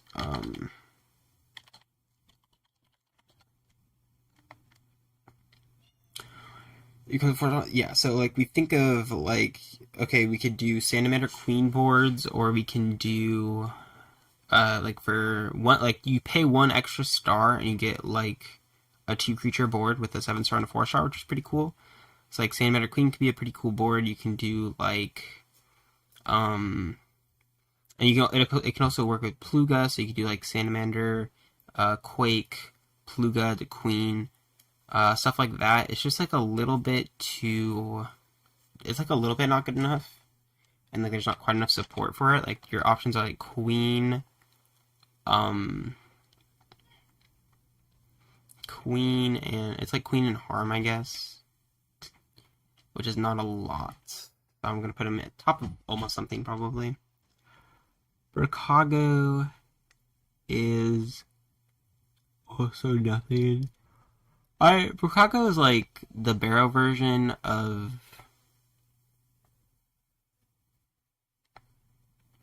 Chicago is Barrow's Blarg, I should say.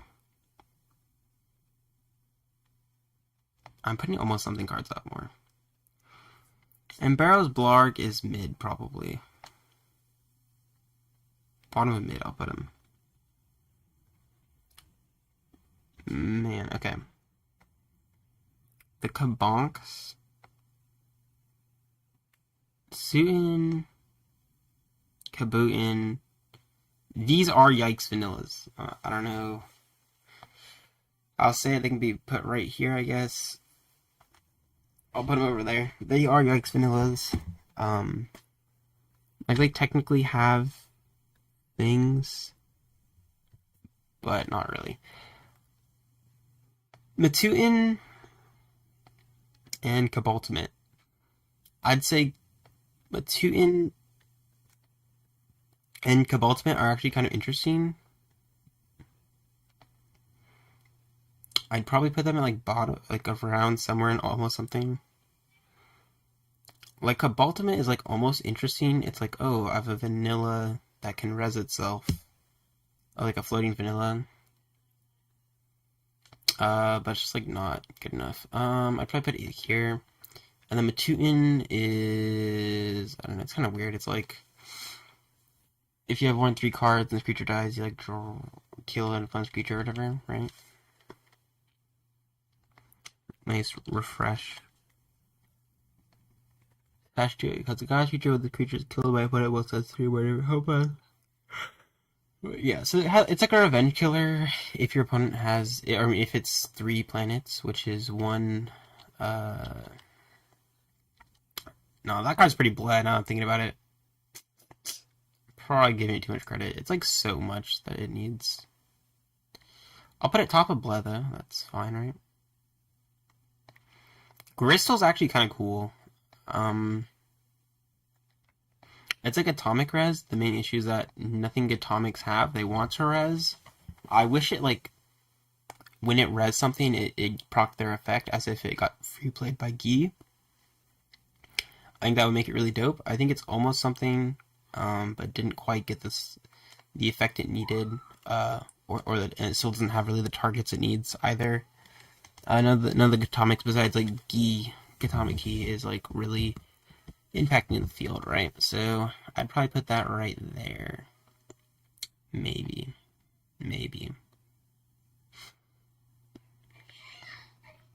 Enlightened Boggy Book is nothing.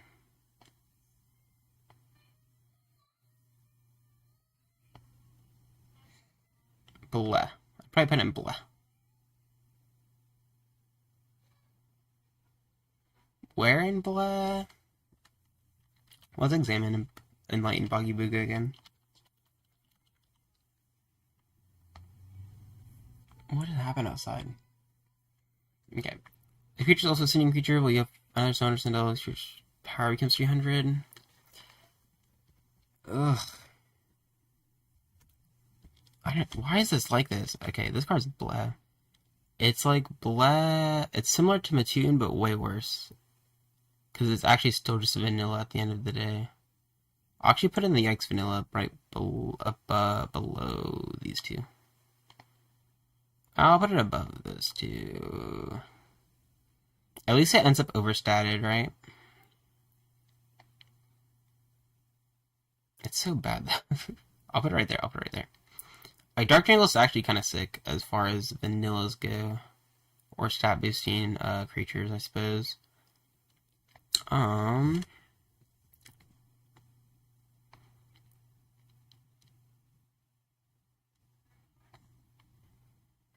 put it like almost something. it gets a boost from killed Drangels, which actually boosts it pretty high, and Drangels have an amount of support, but it's like not quite there, I think. Kalelion's cool. The question is how cool.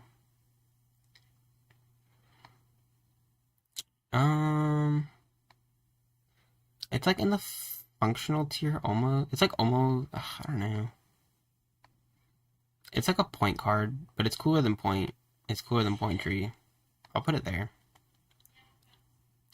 That's my burn bias showing, but whatever. P. I cannot like keep track of all this. It's just getting dropped somewhere. Probably here. But Gonk is cool. One of the two cards that can attack directly without interaction, with ignoring the opponent's board. This one has Starship Synergy. The other one's expensive and does 2 damage instead of 1, and has a bit more bulk. So I will put Bagonk in the functional. He kind of goes with these points. I feel like he's not like sick. He's not like super like gnarly epic, but he's like kind of functional and cool. Tran Cleric. I don't know how everybody gaslit themselves and think this was Trans Cleric, but Tran Cleric, it's like, I kind of wish it just protected itself too. It's like almost something, I think. Like, you have to kill Tran Cleric first, which is interesting, but it doesn't make progress on itself, so it doesn't like by itself, so it doesn't like do anything. It's just kind of a body that kind of helps protect something else. I'd probably put it above these guys. Angel's going down here, maybe. Dude, there's so many of these. Has it been an hour yet? Can I ping? It's been 2 hours? What have I been doing, man? Dude, there's no way it was actually that long. Jesus Christ. Okay. I can ping again for sure. I actually cannot believe I was tier listing for 2 hours. Basically, I didn't notice. Best 3 ELO. Or casual. Best 1. Whatevs. Someone save me. What's going on? Birthday in 16 minutes. Fishing my birthday. Amazing. You can say happy birthday, TP Cole. Everybody make sure to say happy birthday, TP Cole.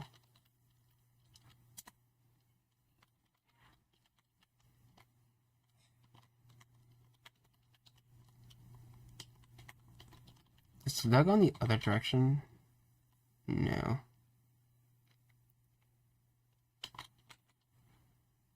Okay, that's fine. Okay. Attorney chat. Okay, just a queued, yeah. Okay, GG. Man. We're like kind of part of the way through all these cards. However many cards there are.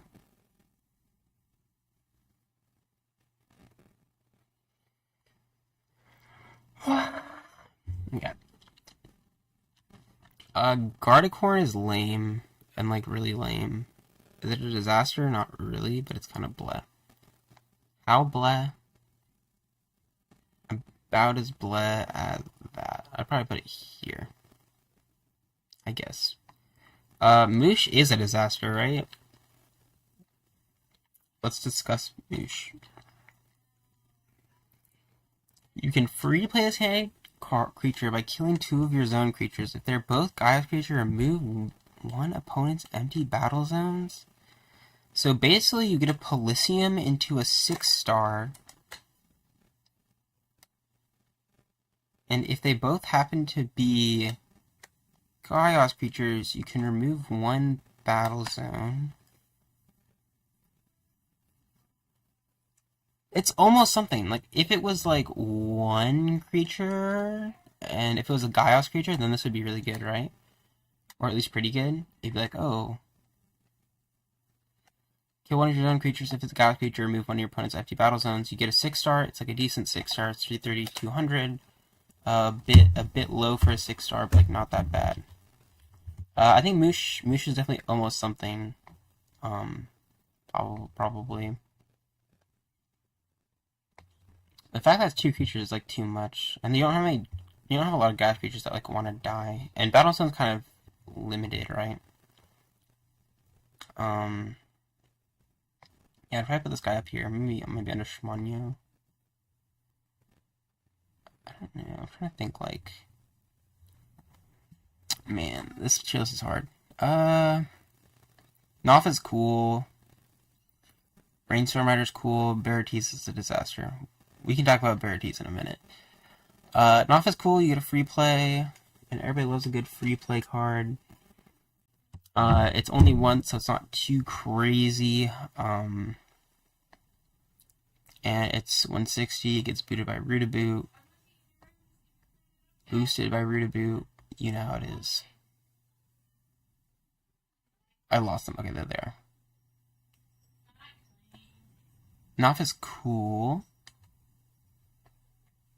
Putting Knopf in the cool board. Oh god, I'm getting so lost. Okay, Rainstorm Rider is intriguing, probably. We'll talk about it in like 2 seconds. Knopf is a cool card. Probably cooler than most.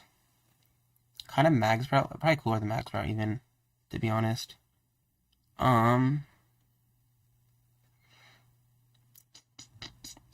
Where'd the other guy go?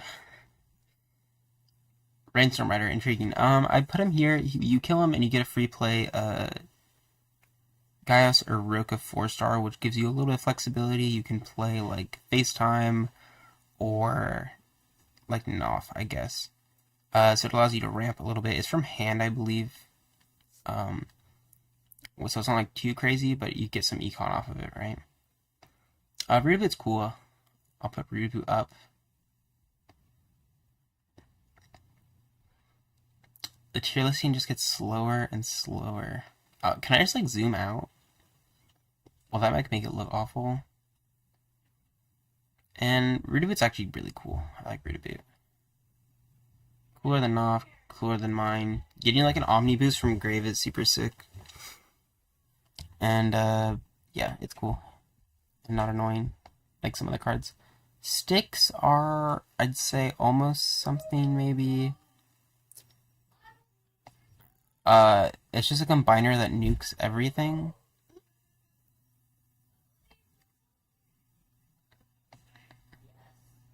I did not mean to do that. Yeah, nuking the board's kind of cool. It's a combiner, which is too bad.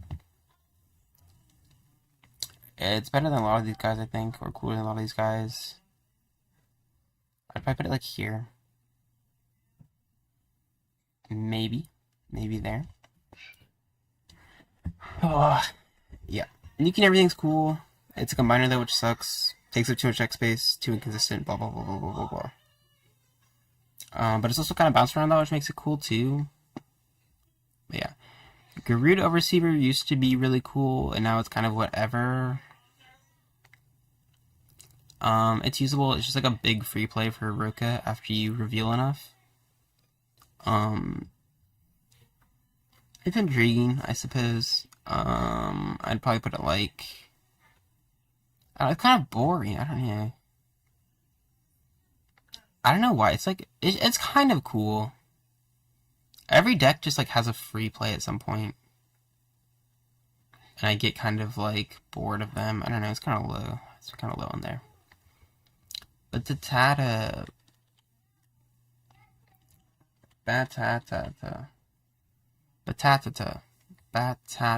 It's like, yeah, it's 2 tats. Batata.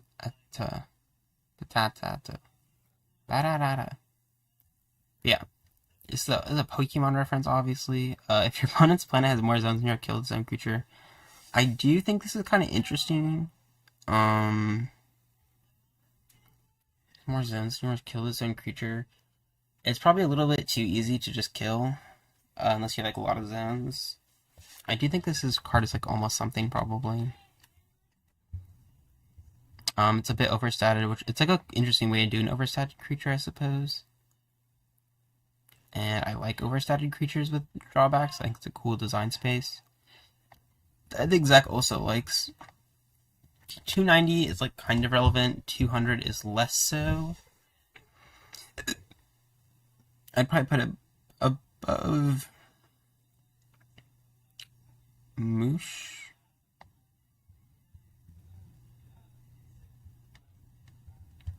Kubox, I like a lot. I'm actually a big Kubox head. Kubox fan. The issue is that Betrayal has no targets, right?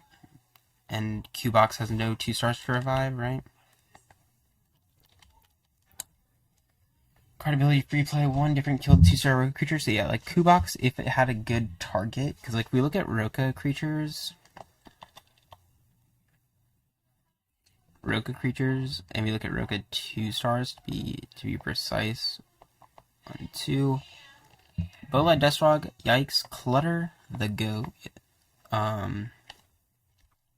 Ledge, yikes. Rock, yikes. Star Absorber, Zinza, Whoople Windmill, yikes. Like, there's not a lot of interesting cards to play with this. So, and Clutter is like. And also, there's not a lot of reasons to kill Kubox with the card ability. The main one is, and really the only one's like Betrayal. Like, you'll betrayal your Kubox and it'll be okay.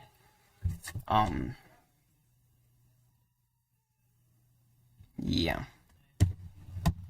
You can betrayal Kubox. You can same thing like Clutter. We'll talk about Clutter later. Is like you can betrayal Clutter and you get 3 stars, which is nice. But also the thing about betrayal is there's not a ton. It's 8-star, right? Rook 8 stars. There's literally 2. Betrayal is. Wait, I'm trying to remember. Is Betrayal 7 or 8, or is it just 7? Betrayal. Get rid of this. 6 or higher. 6 or higher. So it's 6 or 7, so you have like 4. You actually get Scardian with it, which is interesting. 6. Okay, well, 6 to 8. Like, this is the Betrayal pool. Let's look at the Betrayal pool. Okay, we'll have to make a Roka. Oh, okay. You can betrayal Scardian, you can betrayal Zadalon is probably one of the better targets, and DMD is probably the best target. Probably. So yeah. There are some options for like Kubox. Like Kubox you can betrayal into a decent card, but then Kubox itself can't revive any good 2 stars. That's why like I think this card needs a little bit of support, and then it'll be a little bit cooler. I'd probably say out of the cards here, it probably has some of the most potential. Like Moosh is actually kind of like a lost cause, right? Kind of like these are kind of lost cause cards. Batata, a little bit of a lost cause too. These cards just need more support. Like Shmayo doesn't really need more support. It needs the right cards to exist. Like Shmayo just needs the right cards to exist, and it's a good floodgate. It also needs Service to not exist, so it can be a good floodgate. Treasure Swamp just needs more Gaia's free plays for it to be good floodgate. Or not a good floodgate, but good draw power, and then needs Serpent to not exist. Salamander just needs better Barrow 7 stars and more ways to interact with them from the grave, probably. Because if we look at Exact Star Search, run 7, we go to Barrow, it's like Queen, Harm. We have Overlord now, which is nice. Yeah, it's a nice thing. You could do like Pluga, Salamander, Overlord, Res Overlord, and like knock some stuff out. And then you have like a decent little 5-point swing board. Dark Sun, we actually have a slightly better pool. Like this, like Salamander is kind of getting better cards to interact with, I think. But you know, slow progress. But yeah, I think Kubox is probably the farthest from kind of being something good. Zadalon is a vanilla, and it is one of the vanillas of all time. It's kind of like Obate, I guess. Kind of. FaceTime's a good card. FaceTime is like if Adatrox and Meltalon had a baby, I guess. Is kind of what it's like. And it's cool for that. It's kind of cool that it is that. I'd probably put it right below Adatrox. I think Adatrox is a slightly more interesting variation. Probably. But yeah. Not the lamest card in the world or anything. Avamon is cringe. You already know. Avamon's cringe. In the cringe zone. It's probably the least cringe of the... It's probably... I don't know. Avamon is cringe. I'd probably put it like here. Probably. The most cringe. It's kind of weird because the more cringe it should be, the lower on the tier list it should be. But the more cringe it should be, I want to be in the front of the cringe tier. I guess I should technically reverse the order of this. Like, it should be like this. Like, Parallel Universe is definitely the most cringe, so it should be at the bottom. Sacred Reef is the least cringe, so it should be at the top. I guess. It just feels weird to read it like that. Okay. I actually order it like that. Crenshaw Plesium. I actually really like Crenshaw Plesium. I think it's one of the sickest Chaos Beast attempts, designs. Functionally, at the very least. I'll probably put it in the cool card zone. How cool do I think it is? I think it's cool that it actually works with the planar ability. I think that it's cool that it brings back stuff that will further interact with the planar ability. It's kind of a certified G, actually. I'm actually such a big Cop fan. Like, I think its design is, like, so clean. It has such a clean design. So it's probably up there. Probably. I think I'd put it up there. Pajuru is the Orbov of Pelisium. And that's like a functional function, I think. Do I think it's like the coolest card? No. I'd probably put it in functional. It's probably like pretty functional too. It's like up here. Maybe up there. Gabosterus. Gabosterus is actually kind of cool. It's like you can... It's a removal option, but the removal is kind of awkward and removes one of its other greatest strengths, which is that it's a great wall. So it's kind of an interesting card. It can be useful as a wall breaker, and it can also be useful as a wall itself. And it takes a little bit of skill to decide when you should use it as those two in those two roles. It's got a little bit of versatility to it. Dude, actually, that's what I like about cards that have a little bit of versatility to it. Like, okay, it's actually making me like rethink this. Like, I think Hellfam's really cool because it has a lot of versatility to it. Man, I'm like thinking KO has like... I should think of this more. Alright, Karuku is... Oh, I have to talk about Baraties. We like put Baraties in attack in disaster and didn't talk about it, but basically, Baraties is a mess, right? If you look at Baraties, this card cannot be free played if Gauss is your plant card's creature gains 50 power for every zone Gauss creature. Not a lot of power. When the zone creature is killed, free play one-handed 8-star or lower Gauss creature. So, one Gauss creature from hand is like from hand is probably the worst place to free play from. You're very limited on what you have in your hand, right?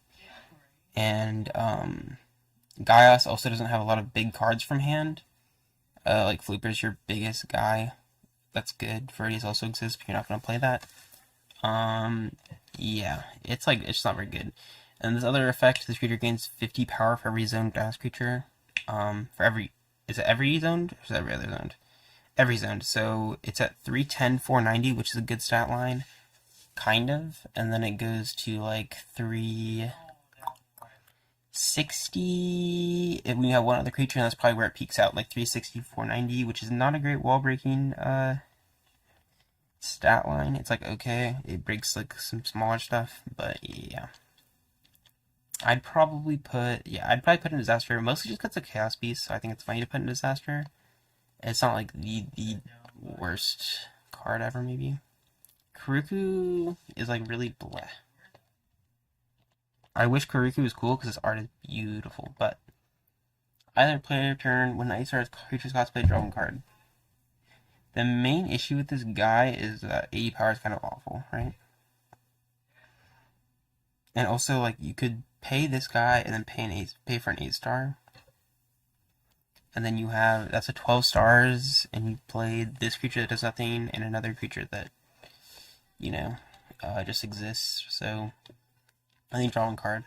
It's just like one of the awkwardest ways to draw a card. I'd probably put it like bottom of almost something. Because it's just like not there. It's like, in theory, this could have been something, but it isn't. It's probably better than these guys. Those guys, yeah, probably better than those guys. Alright, come back to the tier list. Okay.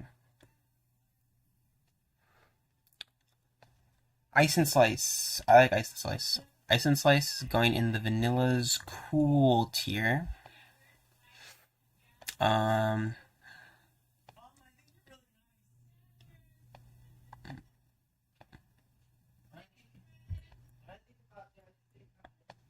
Like, I'd put Ice and Slice here, I'd put Skullcross Scythe here probably, and I'd probably put Crabablab here, because 2 stars who can kind of reach in that 4-star area and start doing damage are kind of cool, I think. I'm also going to reorganize this, because like Demonite's cooler than Pyro Knight, and De's cooler than Demonite. Ice and Slice is definitely cooler than these guys, probably up here. Okay. And Ice and Slice also can be Palladium fodder as well. Redwava. Okay, so Redwava.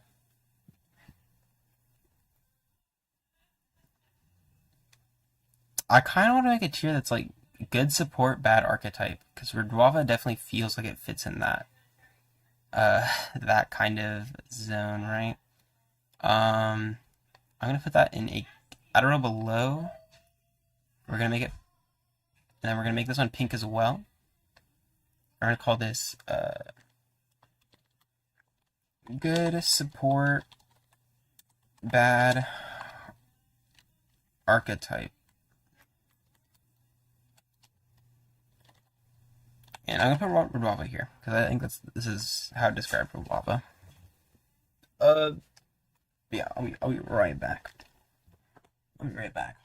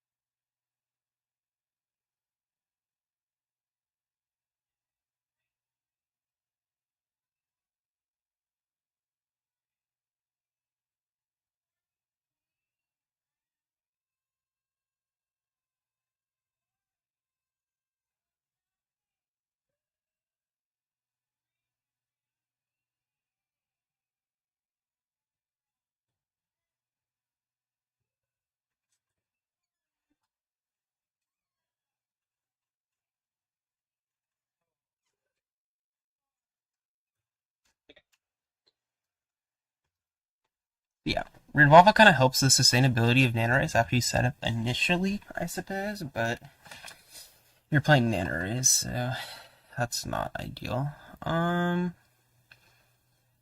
Galactic Wielder is a vanilla, yikes. Probably cooler than Tech Dragon, I guess. Maybe. Bernard is degenerate. I think that's pretty obvious to most people who play the video game. And he's one of the most degenerate guys. I don't know if he's top. I'd probably put him here. He's more degenerate than Rewind Burma, probably. Oh, that degenerate tier is looking pretty full. Also, same thing here, where I'm like, should... Like, yes, is the most degenerate card. Should it be at the bottom of the degenerate then? Because it's... No, I feel like it's going to be easier to read if it's like this. Like, I know this is like, oh, it's higher on the tier list, so it's cooler. No, yeah, if it's higher on the tier list, then it's cooler. That's how it is. That's how tier lists work. Degenerate. So, like, top of degenerate is really bottom degenerate when you think about it. The top degenerate is the least degenerate cards, and the bottom degenerate are the most degenerate cards because they're the least cool cards. Because being degenerate is not cool, usually. I mean, in the context of games, I should say. Okay. Probably how that should be. Now let's see. Mystic Blob. Mystic Blob is kind of Mystic Bleh. It just makes combiners vanillas, and if a combiner is already a vanilla, I don't care for it. If a combiner would be a vanilla, I also don't care for it. So, gonna go in the bleh section. Probably. Probably less bleh than this. Yeah, I guess you play it in birds, and that's about it. Spoons. Spoon's definitely a degenerate little guy. Maybe it's just cringe. Maybe it's just degenerate. I don't know. Probably not degenerate as these three. These threes are really fucked up. It's probably not as... Oh, wait, maybe it's not that bad. I mean, no, it's more degenerate than Wormhole. Definitely more degenerate than Wormhole. Is it, like, that much more degenerate? No. But it is more degenerate. I'm actually... I don't know. It is. Galactic Goggles is kind of bleh. I was going to put in the bleh section. I'm not going to think about it too much. It's just going to go in here. Quadruple Wormhole. If double Wormhole is cringe, quadruple Wormhole is twice as cringe. Because 2 times 2 is 4. Quick maths. So, you know, that's going to go right above. Wherever it was, there it is. I said more degenerate, so it's lower on the list. Right below. Or more cringe, I should say. So that's gonna go there. Should bleh be above degenerate? I don't think so, actually. Betrayal. I actually like Betrayal. It's almost something. It's just like all of its targets are like not quite there, it feels like. I have a lot of faith in Betrayal, though. I believe in Betrayal, and I want it to see success one day. It's just not there yet. I think Q-Box has more potential than Betrayal. Betrayal's a little bit more boxed in. Q-Box could, like, you know, a lot of cards could be made around Q-Box, but that is that. Nightmare Matter. This kind of interesting piece of removal that exists. It's probably almost something or intriguing tier. You know, decks like Zemius could easily just set this up and it'd be like a free, like, 8-star Charge Blaster. Most other decks would set up 4 and it'd be like a cute piece of removal. I'd probably put it around a little bit above Supernova in the intriguing tier. Actually, it's pretty intriguing. I don't know. Probably put it around there somewhere. Relihex Dagger. This card is cringe. It's just kind of cringe. It's also RNG. I can actually put in the RNG roast tier. RNG roast. RNG gross tier. It is more gross than Shapeshifter also. Time Flash is sick as fuck. Everybody fucking loves Time Flash. What a dope fucking card. It negates, it kills, and then it creates an interesting scenario where your opponent has to think about whether or not they want that card back, or if they want to build on top of where that card used to be. This is one of the coolest cards in the game. No question. No question, I think. That is a dope card. Galaxy Toast is kind of bleh. It looks like it has raisins in it and an antenna. Not the tastiest looking piece of toast. It's also just kind of a shitty burn card. Probably one of the less good cards here. It's one of the few ways you can, I don't know if it's even possible anymore, but Like it probably doesn't work anymore now that Cosmic's gone, but the Toast FTK was a theoretically possible move in the past. One starred orb. So the thing about one starred orb is that if you go to one star Cindel creatures, there are literally three, and they all are kind of bad. So I like the idea of these star planet these search cards that are organized by star and planet. But this one is just no good. It's just like not. The pool is not filled, if you will. I'll probably put it here. I think it has a lot of potential. Like a lot of potential. It's just no cards. So, 5-starred Fossil is in a slightly better position relative to 1-starred Orb. You get Boomnator, you get Calamask, you have kind of a little bit of a pool of cards to choose from. I'd put it in Intriguing. I think it's a little bit more developed than its friend down there. I'd probably put it like here, maybe here. I think it's just those two cards really, Boomnator and I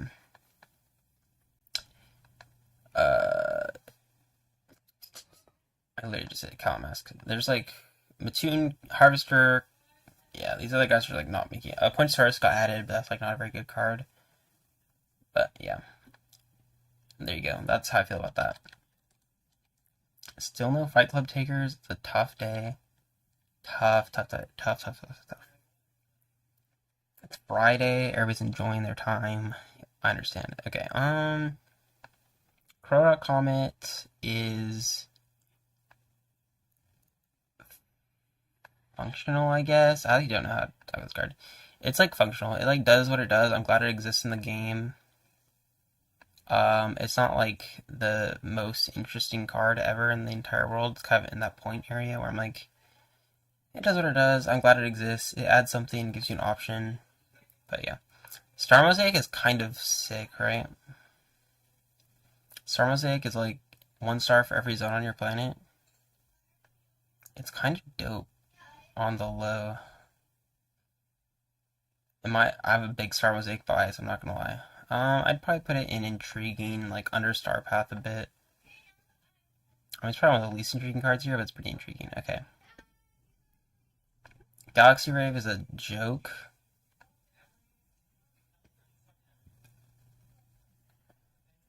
Let's double check this card. Rave.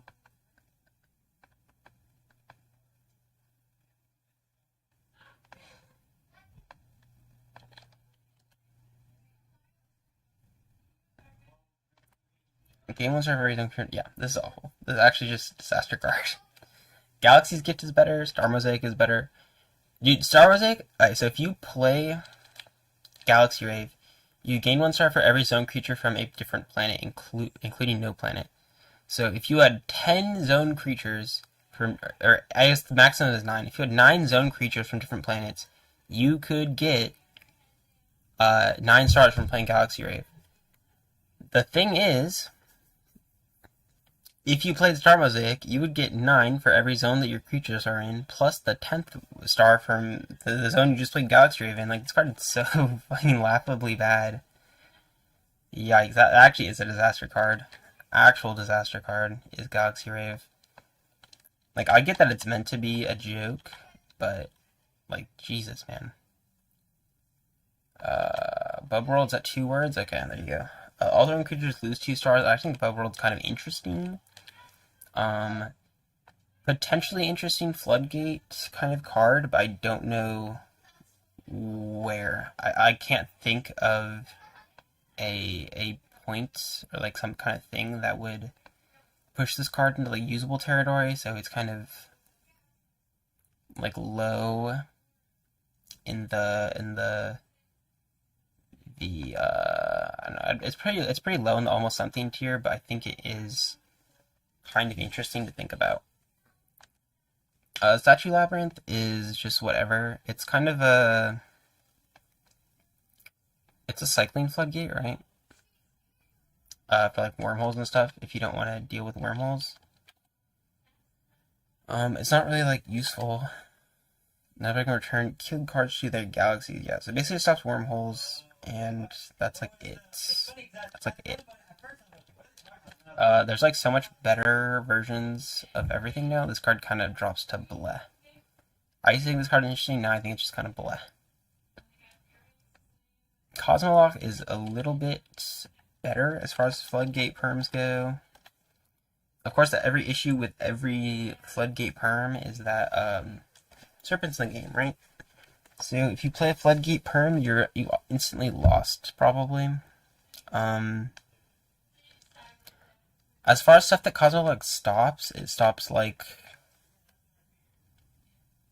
Yeah, it just, I don't know what it stops. Is probably the main issue with Cosmolock, because it doesn't have a lot of strong things that it's stopping. It stops like Dark Burrow, I guess. It's kind of a similar position as Bubble Roll, but I think it's a little bit better, I suppose. Then we have Conjuring Hat Cupboard. I don't really like this card. You get 3 zones, over 3 turns. It's just kind of whatever. It's probably better than these other 3 Conjurers. It's kind of slow. Dog exists now, so it's not like particularly useful. I don't know. Temfloaty is cool. Has potential. Potentially cool. I'd probably put it in the almost something tier. Slowly but surely kind of becoming something over time. I'd probably put it here under Gristle. 1.2 stars, no cards in hand. That's all you need. That's all you need. Nuclear, it copies a perm, right? So if you want a 3rd Guok, here you go. This card, I have no feelings about this card. It feels like this is what it feels like. Right there, that's what it feels like. Control Tech! This is the card that lets you scry, basically, in combination with the Teklar Planet ability. It's just like too... It's like too little. It's like too little. It feels like nothing. And it's a perm, which is awful. Of course, I'd probably put it up below Angel Share. Probably below Angel Share, I guess. Kabak Contact Ground makes every creature Teklar and something else. I'm trying to remember. I think it makes you draw a card from one of your Kabak dies, basically, essentially. And I mean, when Watcher has 3 more home planets, is killed by your opponent, draw 1 card. It's by opponent, so it doesn't help with Cabaltment, is one of the big failings of this card, I think. I'm probably going to put it in the bleh zone, I think. Like, why is it so limited in that way? I don't know, put it like there, whatever. Talcon's Helm. This card is low-key degen. Like, holy, actually, this card's like, what the, who? You just can do whatever you want this card, right? Am I smoking? I mean, is there a star limit on it? There's probably a star limit on it, right? It's like creature, or it's a binder or creature with like no amount of stars, right? Has to be. Helm. 5 or lower. Yeah, it's not the generate. It's not the generate. I won't put that on it. It's actually kind of cool. It's kind of cringe though. It's like degenerate by association with Kazrax. That's actually how I feel about it. It's much cooler than the other 3 cards though. Kazrax are bringing its rep down though. That's for sure.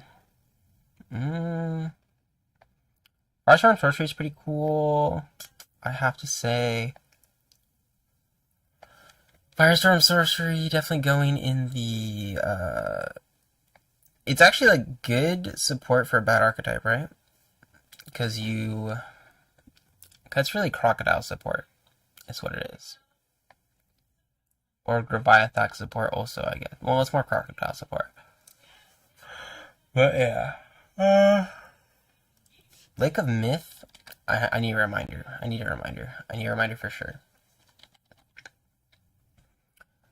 3-star lower, it's far enough equal to the power of when you're killed. 7. Hmm.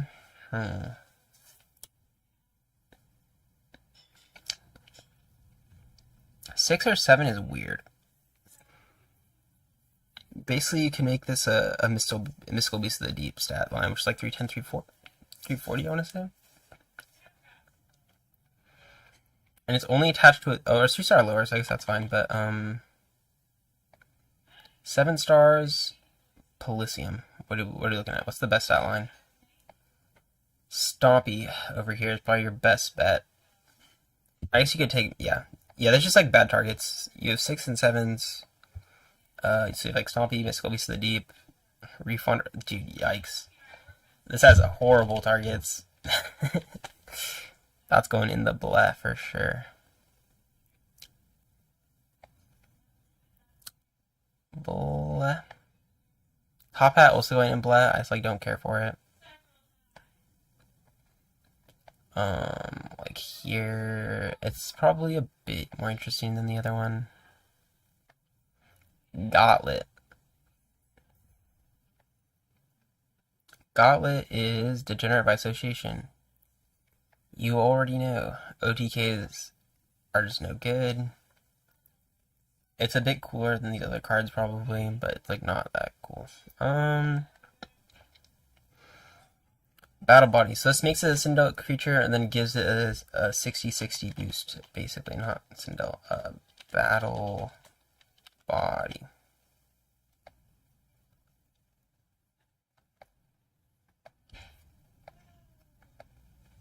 Oh, no Polysium.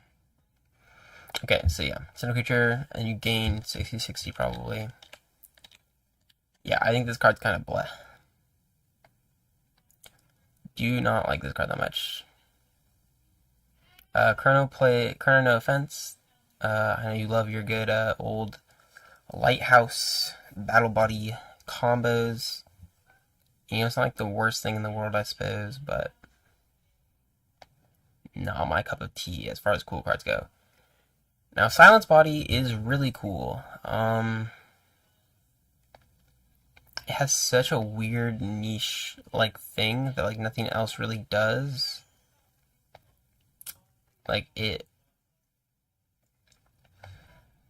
doesn't affect. It's not unaffected by creatures from the same planet, so that means Sindel, which means every Sindian creature, since it immediately makes your creature Sindian, and then whatever creature your planet is from. So if you're a Sindel creature, that means you're unaffected by, namely Pelthab. If you're a Polysium creature, that means you're unaffected by Serpent, probably, stuff like that. So,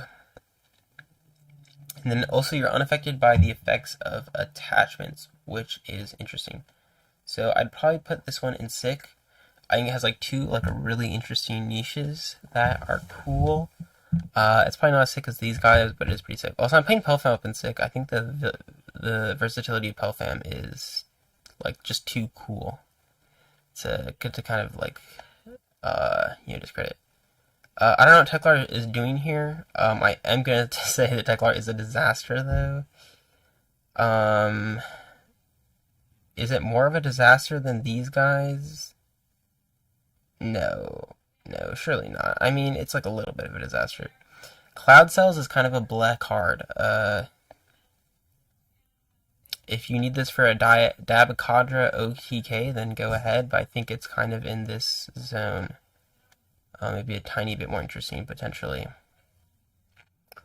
Astrology, I mean, we know what this card is. It's a do-nothing card, very intentionally so.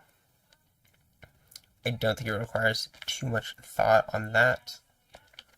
Then we have these Skeleeches. So I see Indigo Skeleech here. Would you put attached card one of your zone creatures, kill that attachment card. And Crimson's when they attach an attached card to one of their zone creatures, kill that attachment card. And so these cards are preemptive attachment. Where's Crimson? Is Crimson in here?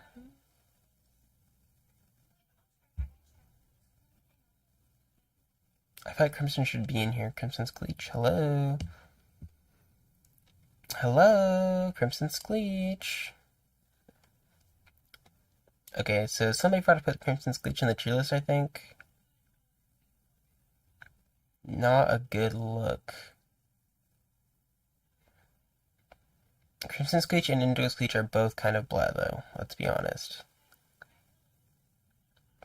I'm not going to think about it too much. I mean, probably like up here. It's more interesting than the Disarm, probably. And I'd put Indigo Scleech right below that, probably. Then we're going to do Galactic Journey.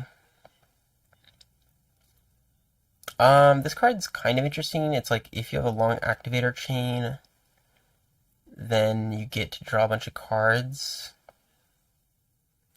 That being said, though, the only way to get longer activator chains is with AAA. Like, there's not a lot of activators that chain off each other besides AAA. So you don't have a lot of opportunities to play this, really. I'd put it probably here-ish. Temple Traps is good and cool. I think that's pretty uncontroversial of a take. It's cool that it only works within a certain pool of creatures, which is pretty interesting. I like this card. I'd probably put it here, probably below Mag Sprout, something like that. Tower of Barrock is kind of blah, because Barrock is like if you have a, it's like free play creature that's like one less star or something. Oh wait, I wonder if the zoom out will help with the tier list. Okay. When you cosplay 5 or lower, you free play one of your creatures in the same planet as one star. Lose any abilities it has. That's too bad. Okay. Interesting that like Barrock is like one skyscraper card and one old the ancient Barrock card. I actually like to, I want to hear the lore of this sack. I want to hear the gentrification of Barrock. Talk about it. Barrock I think is kind of blah. It revs a creature, but it loses its ability, and it's a 4-star at best. So yeah, it's blah. I'd probably put it like under a Planet Pathway or something. Edgy Conjurer I think is pretty garbage as well. It's a counter to cards that are garbage. You could play against. Could you play against Beast actually?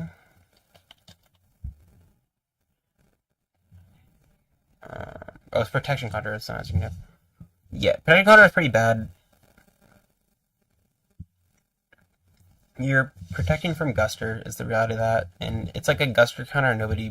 Guster's not that widely played anymore.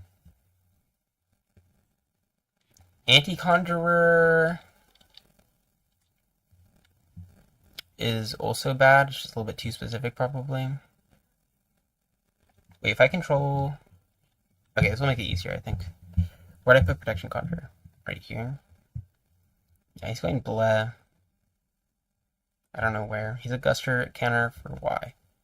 Point picking sucks. I'm putting it in blah. Power Scanner sucks. Turret is degenerate for sure. It might be right here probably. It's the next card I'd ban, I think. Nightmare Matter is... I don't know, it's kind of blah. I don't care for Nightmare Matter that much. It's like Temple Traps, but generic and worse. I don't know. That's too hard. I'd probably put it in blah, though.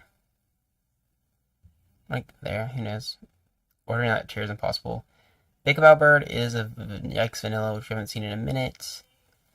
It is comparable to Arrow Knight, but, like, it's better. So we're putting it here, right here. Monument to Creation is kind of interesting. I'd put it in the intriguing tier. It's a draw 2, which is really strong, but it requires your opponent to draw a card off a card effect, which isn't necessarily uncommon, but it can be a bit hard for everything to line up correctly, right? I'd probably put it like here. Cosmic Conjury is just my dude. Conjure. Yeah. Yeah. That's like, it's a perm resource retrieval for Y, I guess. AAA is degenerate. I don't. A lot of people, they don't know what they're talking about. They're saying AAA is overrated. And that is just pretty misguided. Do I think it's worse than Spoons? On the low, yes. On low key, I think it's worse than Spoons. The issue with AAA is that it's a necessary evil because Turret and Beast and Field are all in the game at the same time. But if you ban Turret, I think you can just ban AA, and then everything's cool. It'd be cool to see an AA retrain that's more similar to... What's that other card?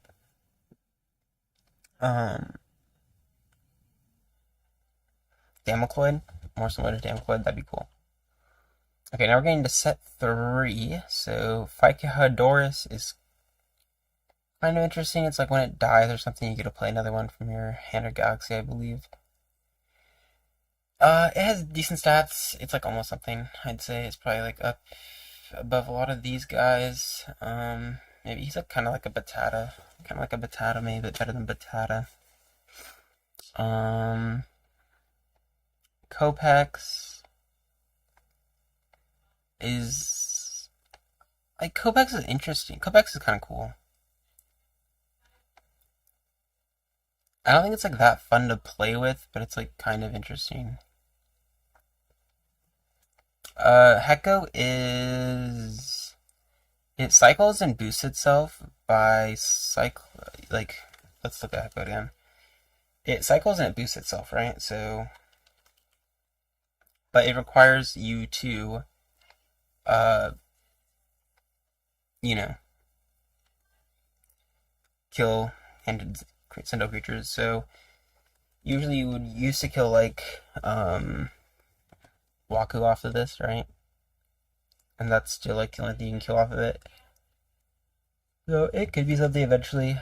Cycling gets worse and worse, I think, over time.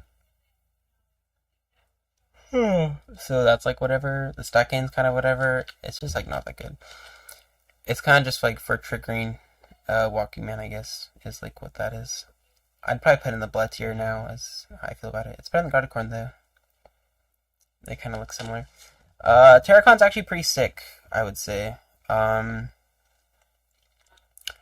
Being able to grab a cosplay a killed creature is like not super common, and it gives you access to a stronger pool of abilities in theory, because cosplays are usually more restricted because they're stronger. You think like Pelfam and Guster. I'd say Terracon's a pretty cool card. Not as cool as Cop. I'd probably put it, I don't know, like somewhere in here. I think it's pretty sick. Also, you can cosplay itself, which is interesting, but very expensive. Fraswell is like literally like a disaster card. It's a you have to kill it. Actually, it is a disaster card. I'm playing disaster. You have to kill it from the Galaxy to kill a perm resource. Like, what are we even doing? What are we even doing at that point? I don't know. Wambam was like too little, yeah. It's just like not enough. It's probably gonna be up here in bleh, but not sure. Ember Soul is bleh, or yikes vanilla, I guess. It's a Shios vanilla, which gives it a little bit of clout, I suppose, but Whale also kind of bad. It just makes it. The issue with like these like small walls is they're not actually like effective enough at walling anything meaningful, and they don't have the power stats to make any progress on any board. So it's like just like the worst kind of stall card there is. I'd probably put it like down. It's better than Cloudcorn probably, but Geezer Dragon. This is a vanilla card that can be combined with another vanilla creature in the form of Steam Rider to create a third vanilla combiner. The thought is there. I don't think the execution's anything worthwhile, but the thought is there. I'm actually going to bring Steam Rider up with me to put next to Geezer Dragon. Shiozine Lava Mole is kind of good, and it snipes activators from hand, which is kind of a nice thing to have in a format like this, I'd say. Is it cool? I don't think it's the coolest thing in the world. It does require like knowledge and reads, to kind of like get value out of it, because you have to guess when your opponent actually has a resource card in their hand, and you have to guess if it's a good resource card or a good activator card to snipe, which either requires like positioning with Roka ability, or just like straight guessing based off how they're playing. Like, oh, they bought a resource zone. Oh, this is the position I'm in. Oh, they're playing a little bit more passively. Maybe they have an activator that they're as a layer of protection, so they're not as worried. I do think this card is cool, because it also has the added risk, right, of if you do attack at the wrong moment, or attack after they've already used their activator or whatever, you could potentially be losing a body that you just paid for. So I think this card is pretty cool, pretty skillful. Requires a bit of positioning and stuff. I actually might put it up here. I do think Mole's quite cool. I actually do, especially in this format. The more like recently I've been playing, I think Mole's been one of my favorite cards to play with. Yeah. Boom Boom I don't like. I think it's really boring. I think Boom Boom is extremely boring. I'll just throw it in there. Skelecrow is like if Slush was like a good card, so I'm just gonna put it up here, I guess. What else do we have? We have the Elitist. So the Elitist is good support for an awful archetype, right? You can choose one of either creature with no ability. This creature's name becomes that creature's until it's killed. Yeah, so you can. It's just name editing, which like never matters. Like I'm trying to think of a like why it would matter. You could make this a rowdy, I suppose, if you wanted to do that. Not rowdy, but different. You could be like, oh, yeah. You could make it a Polypulse creature, and then all of a sudden it's Serpent Fuel. Like I don't know. There's like weird things you could do, but I don't think it's particularly useful right now. I'd be kind of curious to see where it ends up if it ever does like get a random like interaction that makes it good. But I'm gonna put it down here. Probably gonna put it down there. Yeah, I don't even put it bottom of good support bad archetype because elites are kind of bad. But Digley is good support for them. Chinook the Meliter is kind of blah. I don't know. It like makes your opponent lose stars, right? But it's not good enough at doing that, I think. Maybe just drop it down there. Litnoong is kind of sick. I'm gonna call it good support, bad archetype.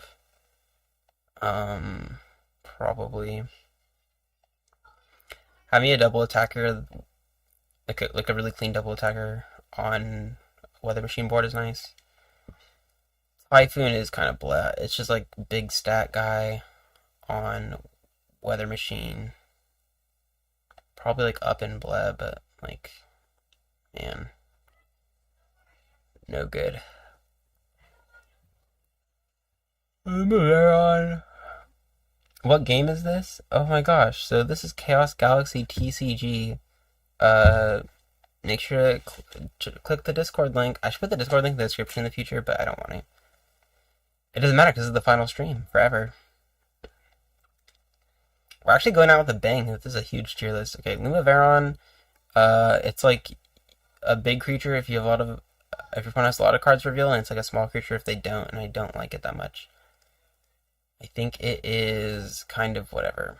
I'm putting that in the black. It's a black card. Robact is. I'm gonna put this in Vanilla's mid. I am gonna put this in Vanilla's mid.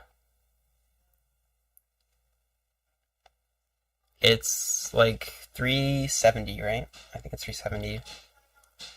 Maybe it's 350 and I'm smoking, but 370. This feels like a burst point, like a break point that could be interesting at some point, but it's just like not yet.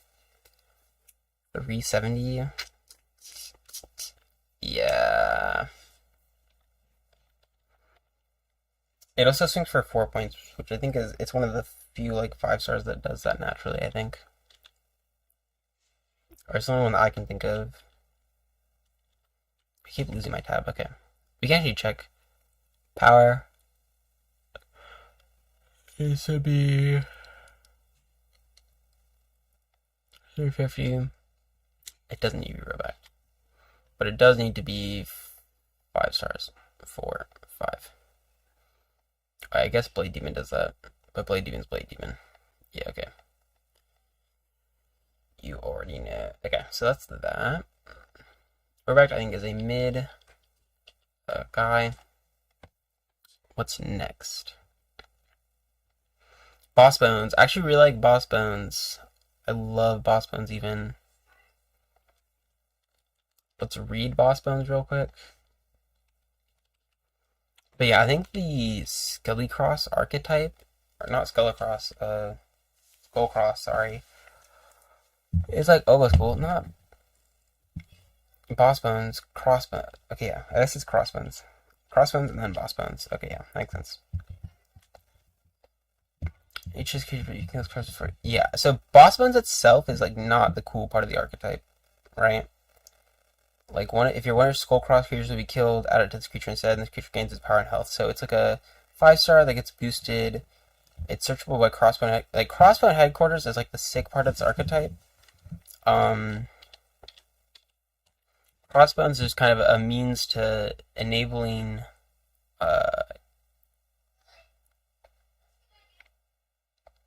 enabling that. So I'd probably put Crossbones himself is kind of bleh.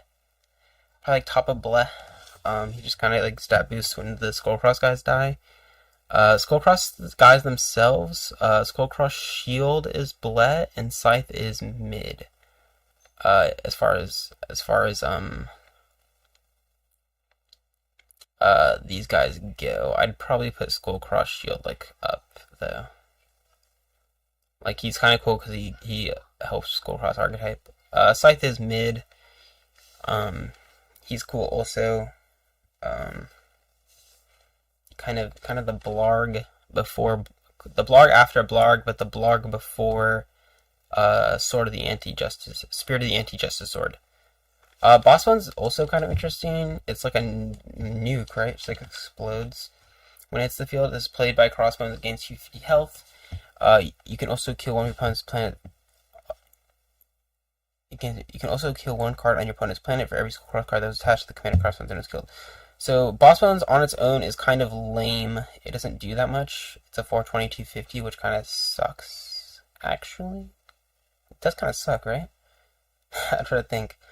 It's kind of a 7-star stat line. Yeah, it's a bit low.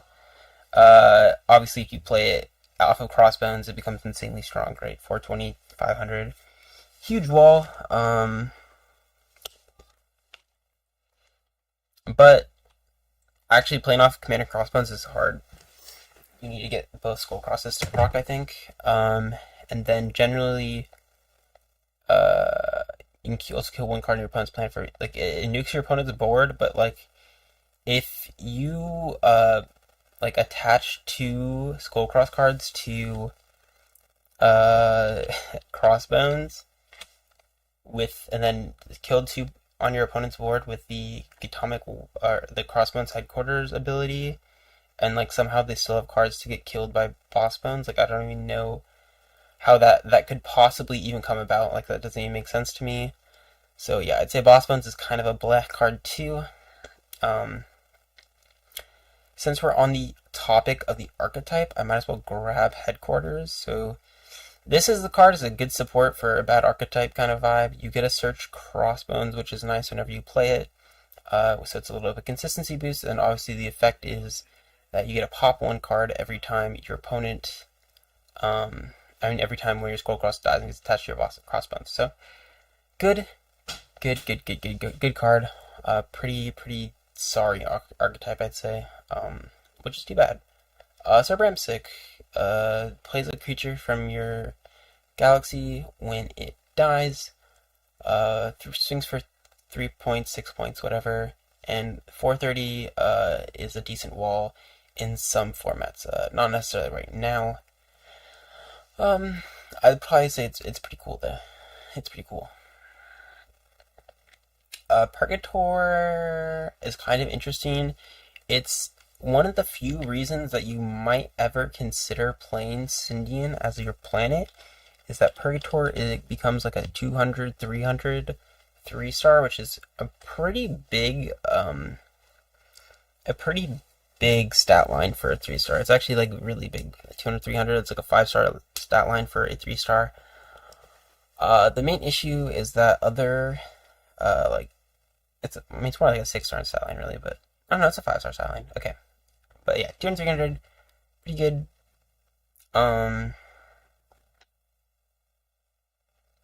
Just like not good enough. Like 300 walls is a decent amount of things, and 200 kills is a decent amount of things. I don't think you're gonna make that progress though.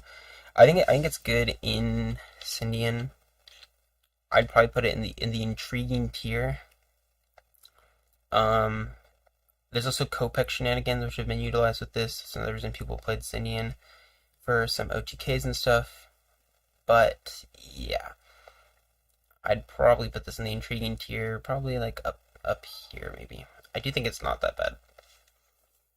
It's just kind of weird though because it doesn't really it's just like a good 3-drop in Syndion, but doesn't like utilize Syndion or synergize with Syndion. If that makes sense.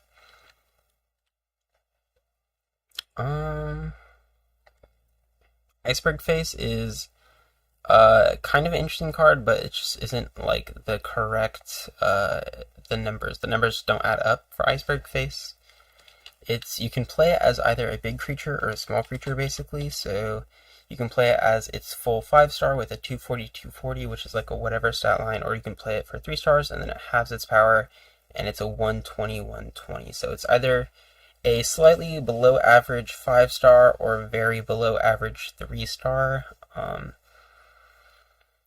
Yeah, it's just like the stats aren't right. The stats aren't right. If the numbers were right, then it could be interesting, but as it stands, this is kind of a bleh card. I don't know where I put it, but it is bleh. I don't know if I put it over here. Yeah, it's bleh. I don't know how bleh it is, but it's like here maybe.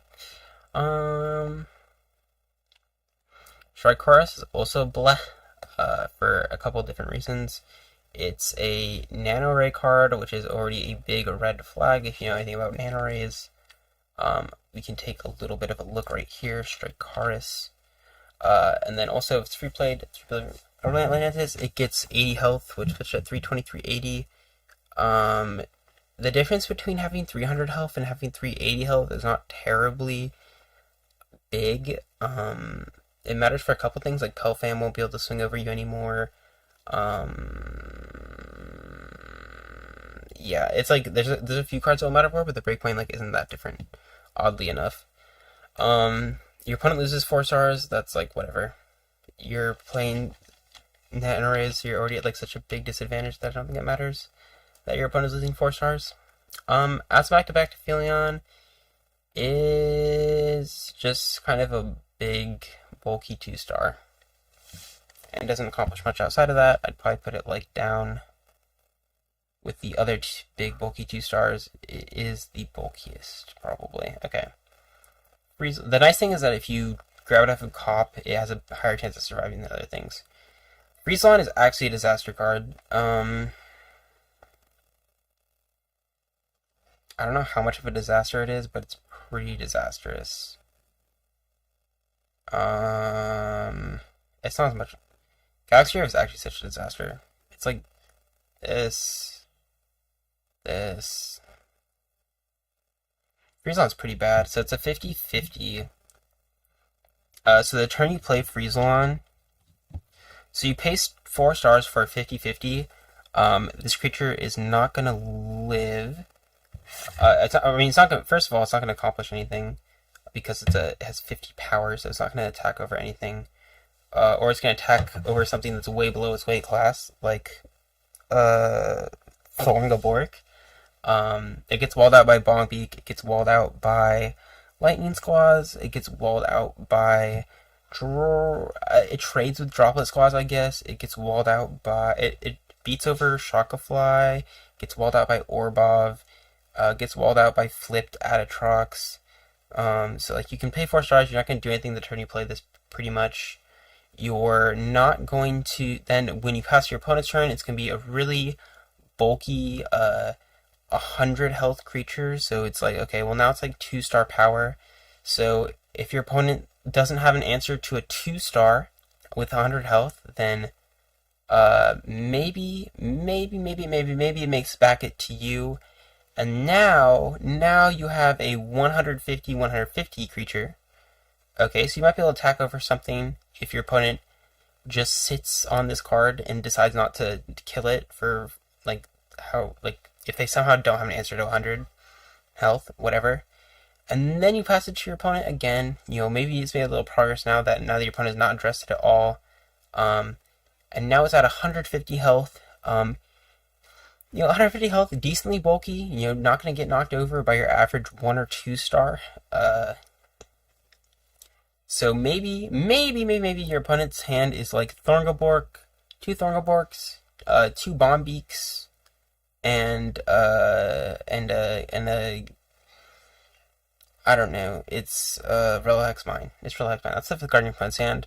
So they pass it back to you, and you finally have a 200 that is on par with the 4 stars you paid up front for it. Huge investment for a card that has taken this long to get anywhere near where it should be. And now maybe you can take out another like decent creature. Maybe you've got a little bit of value out of the card by now. You pass it to your opponent. It's a huge 250. It still doesn't wall out anything like too crazy. Still can get knocked over by dog. Like, it's still like, even like this is like the ideal scenario where like your opponent doesn't touch your Friezalon for like 3 turns, even though it's incredibly frail. And then you get like a 250. Like, why would you ever, like, this card is actually disastrous. It actually might be worse. It's not as bad as Zonal Destruction. I don't think it's as bad as Zonal Destruction, but it's like pretty atrocious as far as cards go. I mean, Warrior looks pretty powerful, but isn't is obviously probably the worst card here. Like, this card's intentionally just awful. Friezalon I don't think was intentionally awful, unless Zach was like just secretly made like a troll common, I guess. I don't know. We can play fish, right? Smile.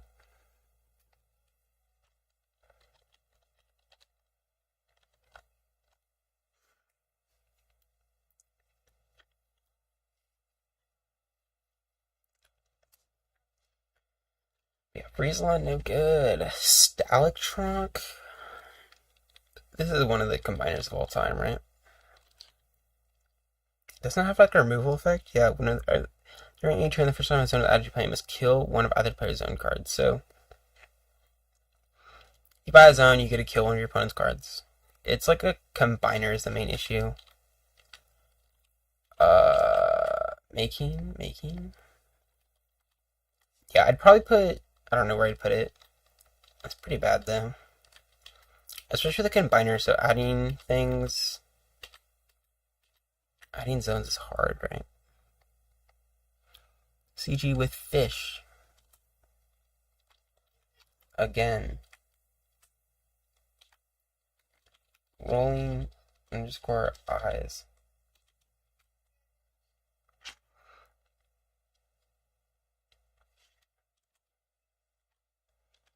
ELO.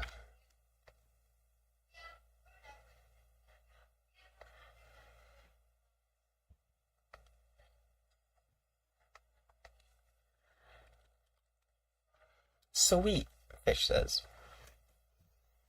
Wait, how far do we make it? We're like halfway through set 3, kind of almost. We're kind of cooking along. It's true. But now we can play the game. Heads or tails? God.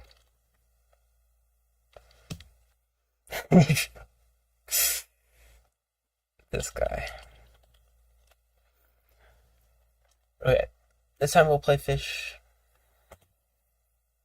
And try to win, probably. I wonder if he plays APC again. Or if he plays, like, Roka and solo aggro again. Any deck swappers? Ith.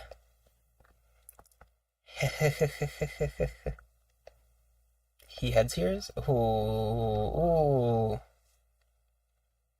Nice RNG manip. I see. Okay. This hand looks bad. Offer it. 1, 2, 3, 4. Super hard. Actually. Yeah. We're grabbing zones again. We're actually buying we're gonna use the classic secret 27 zones.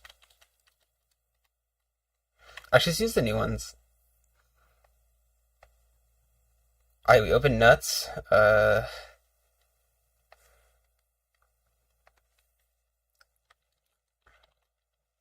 no.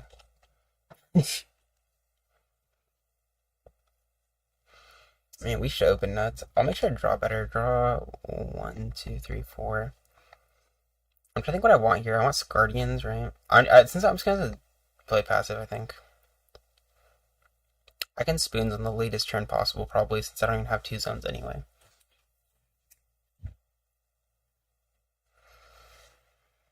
Draw 1, 2, 3, 4. Is it dumb to drop this droplet squads here? I don't see a lot of value in it, probably.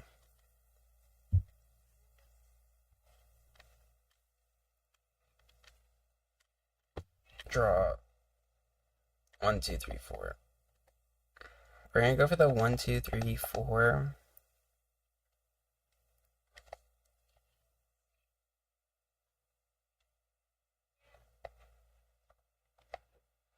Yeah, we're just gonna go for the 2, and we're gonna buy the creature zone.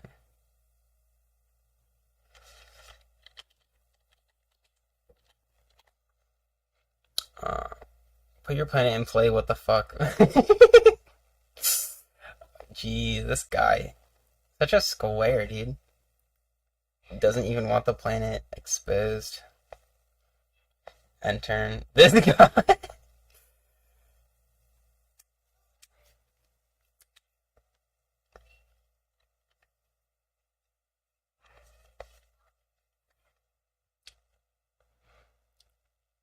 Is he just not leaking? Yeah, okay. Draw 1, 2, 3, 4. I'm just gonna 1, 2.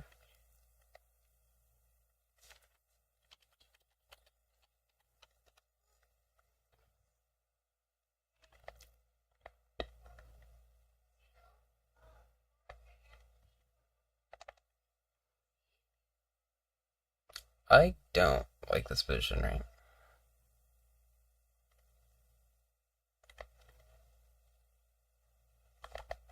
Okay, we're gonna spins here.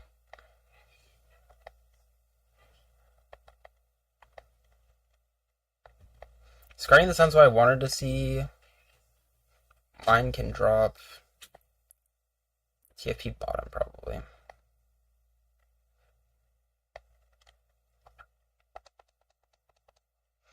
And let's see how much value we can get out of this. Probably like none.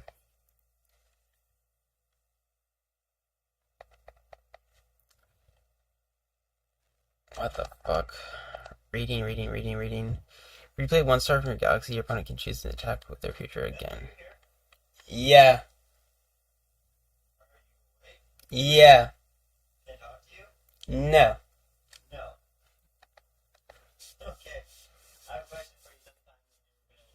Okay.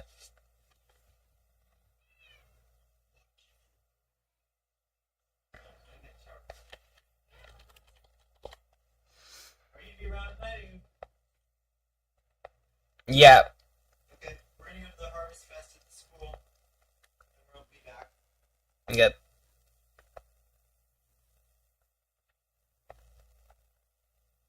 I don't know if that was the correct play. Shuffle. It's a legit Are you there. gonna be here in the morning tomorrow? No. No, you work.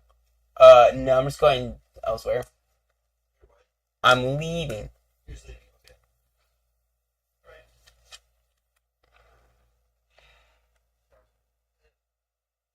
He probably just gloves here then, right? Glove gook. How's I supposed to know it? Gluck.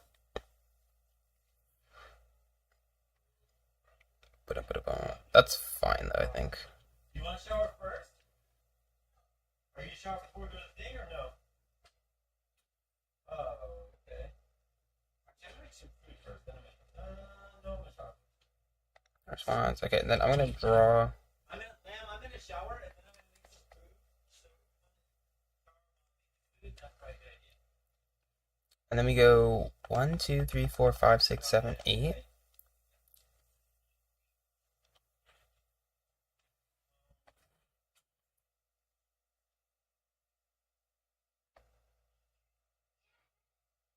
And then we go 1, 2,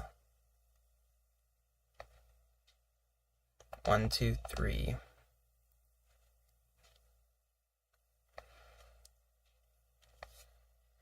Like this, I guess.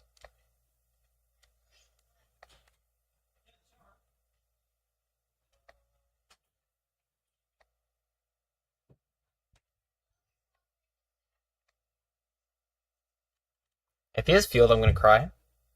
Beast? Okay. We're gonna AAA that. And then no turret, okay. Turret question mark? No. 1, 2, 3. And okay. And turn. Good start, probably. That, like, Soul Man, I was actually kind of lucky to draw that Soul Mancer and Blaze so early. Spoonting for that Scardian was good, I like that. I like that. He could have Street Crash here, potentially.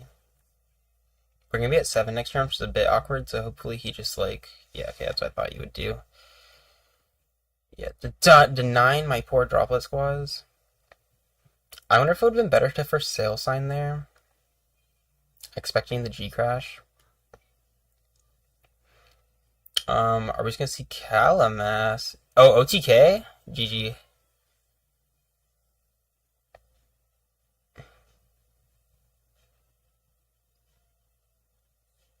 GG. 2, 3, etc. No. You have to do it the right amount.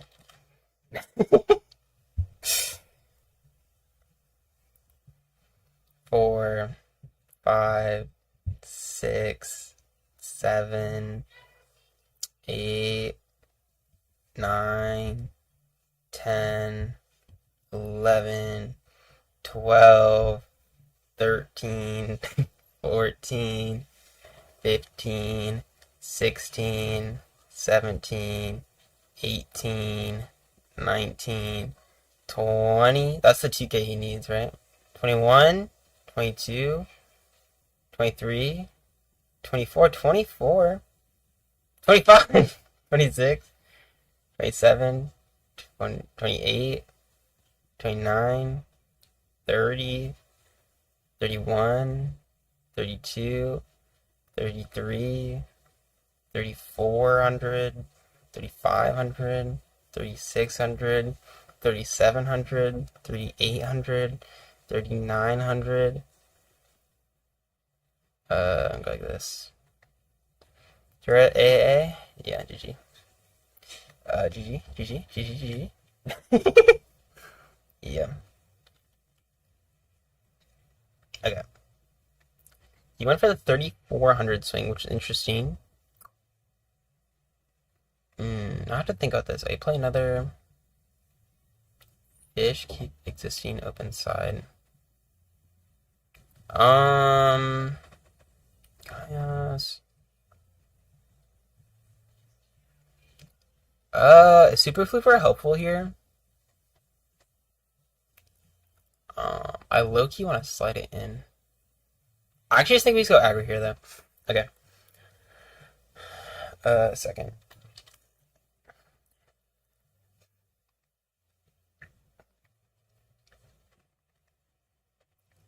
Alright, we should just be able to run through this, right?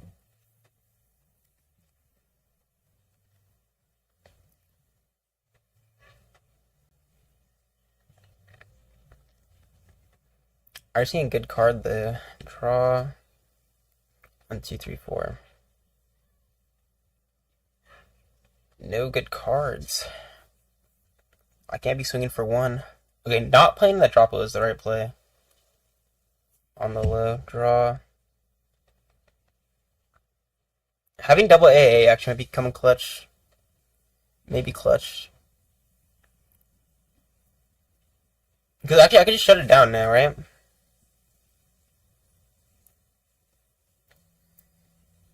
Beast double AA. What do you do? What do you do?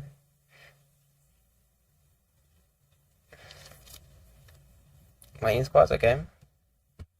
Draw. 1, 2, 3, 4. So I'm gonna go 1, 2, 3, 4, 5, 6. Battle zone, creature zone, resource zone. Resource zone. I'm gonna go 1, 2 for this lightning squaws. Then I'm gonna go 1, 2, 3, 4 for this resource zone. And I swing for 1. I end turn.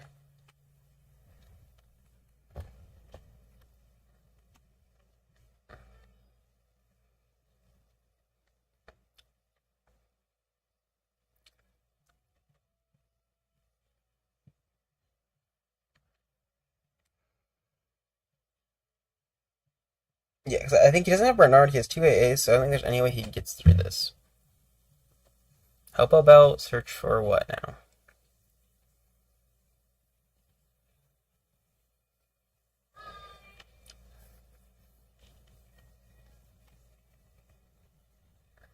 Blaze?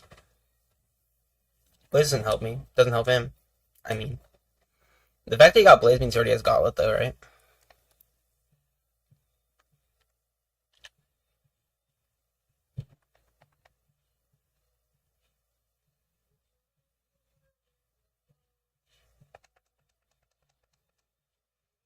Or now I just win, right?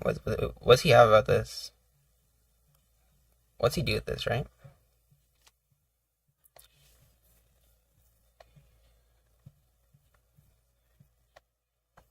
I'm trying to think. See, he beasts, he AAAs. I AAA his AAA. He AAAs my AAA. I AAA his AAA.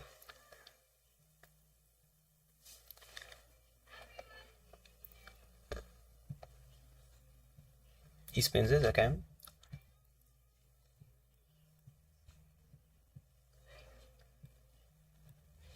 Okay, he has Upside Down Realm, he has Gauntlet.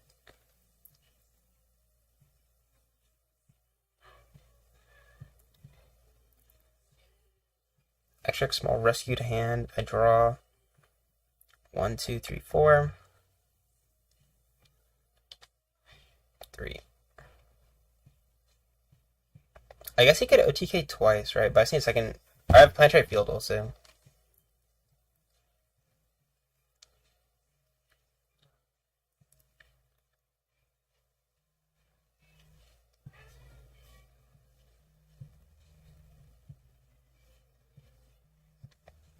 Draw 1, 2, 3, 4.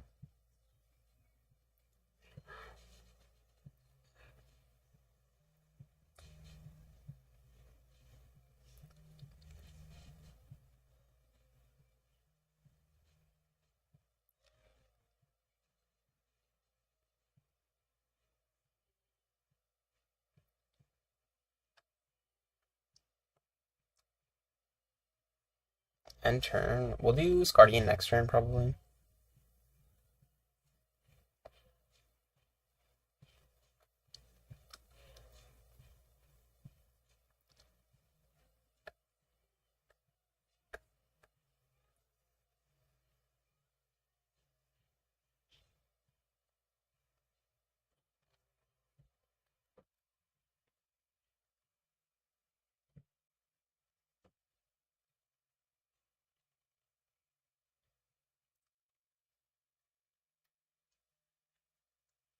We'll go find Thorn.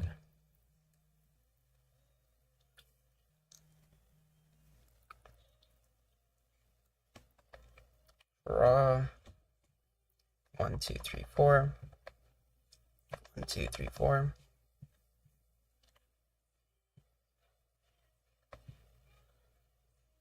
One, two, three, four, five, six.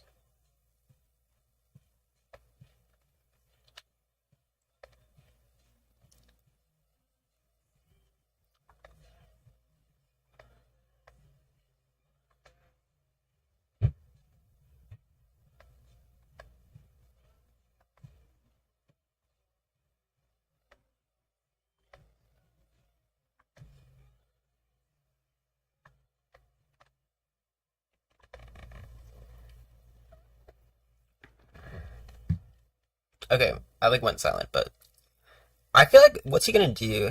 If I field beast, um, yeah, if I field beast double AAA, it's impossible, right?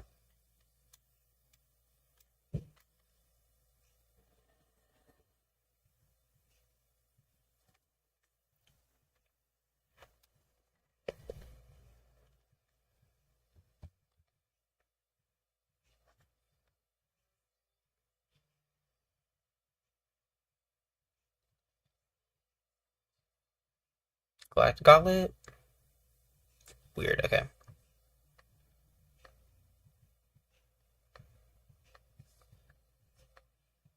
Why'd he do that?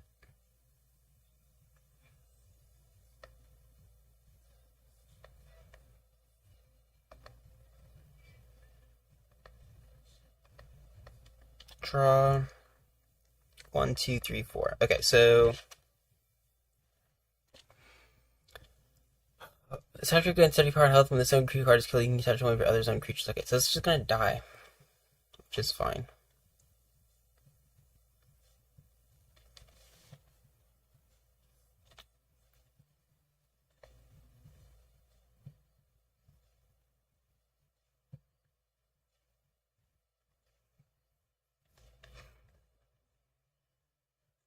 We end turn.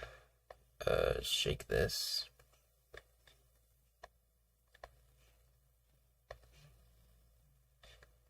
G crash again.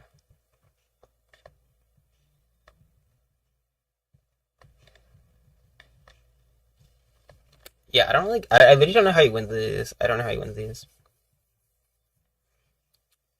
Like with these 5 cards, just unwinnable, right?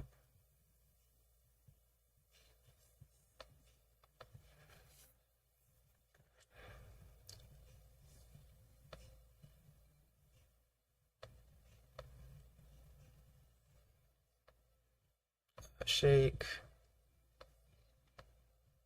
Find card. Guardian of the Sun. Shuffle. Draw. 1, 2, 3, 4. We can go 1, 2, 3, 4.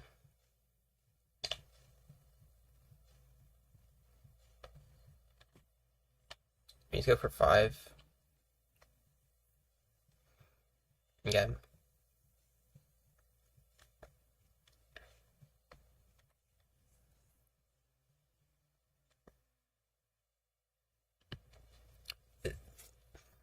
You know, I know it's okay. It seems like not that hard to. Seems doable. It's interesting because he hasn't gone for the OTK yet, even though I assume he has most of the pieces, right?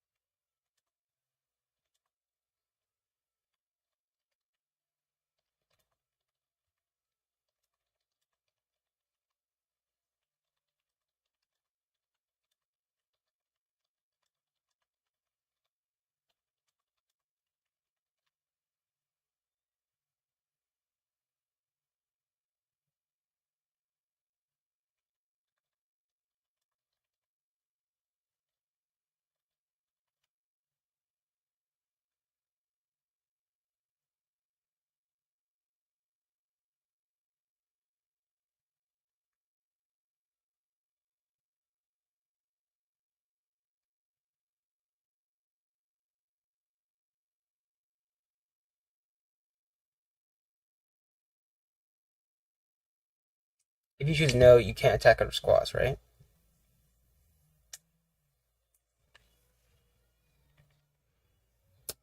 Replay one. Re. I think so. Replay a one-star creature from your galaxy. Your opponent can then choose to attack with their creature again. I think so.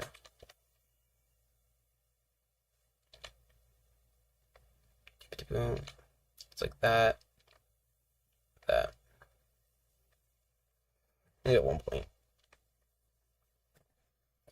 Okay. Shake. And shake.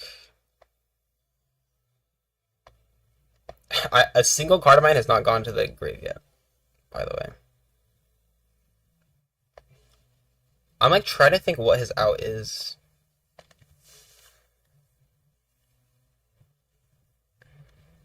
Angry Totem. Okay, so kill one's and creature your opponent. Okay.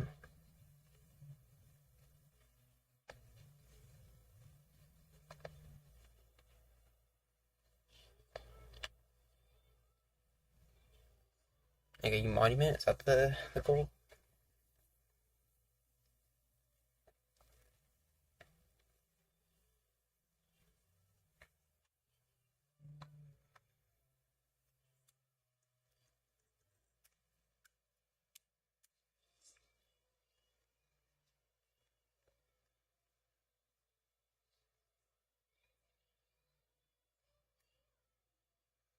Walk. Does he play the OTK this turn then? No. Okay. I could have put an abandonment.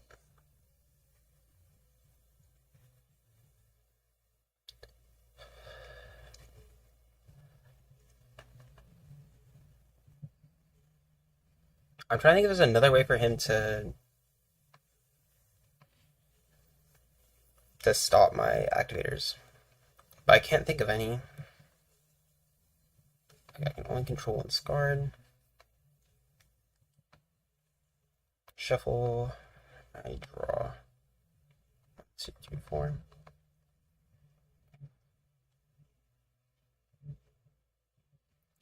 One, two.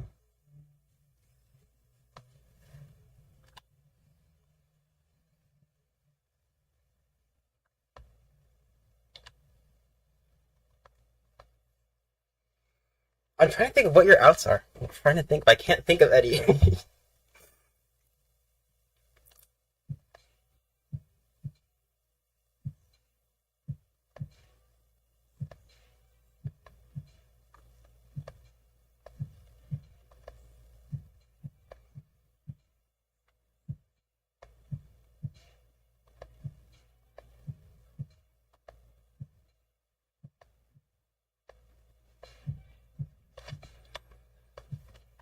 What is his outs?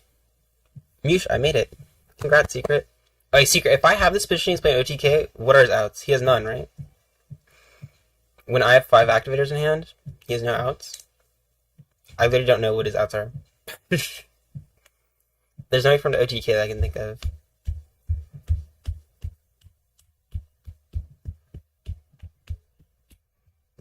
Yeah, you win? Okay, yeah. Yeah, I can't think of what else he does in this position, right?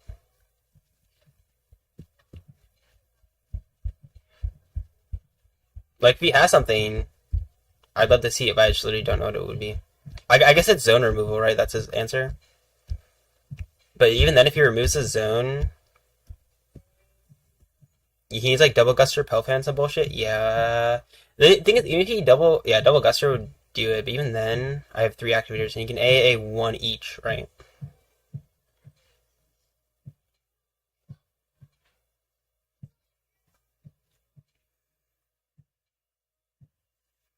Should I start going for the port zone to seal the deal?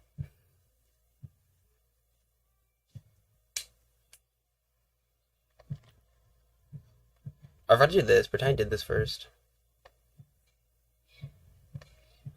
Order. They definitely did this first, and then I find this, and then I shuffle and then I Relihex, and then I draw, and then I draw 1, 2, 3, 4. Okay. And then we just go like this, this.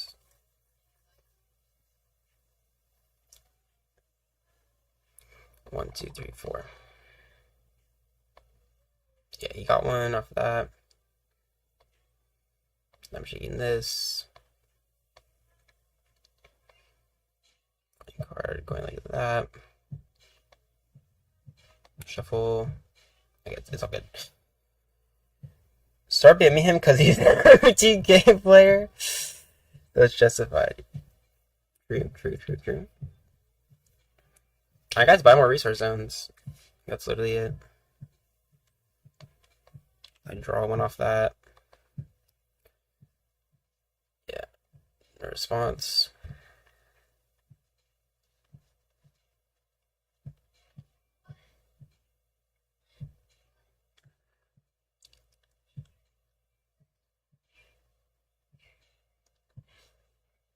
Yeah, he would need like way more zones too.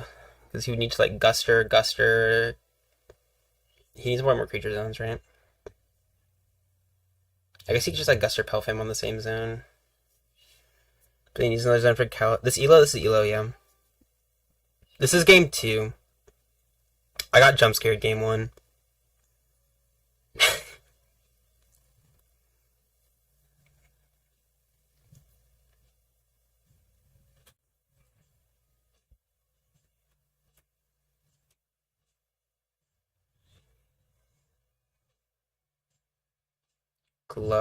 We said Glugguak.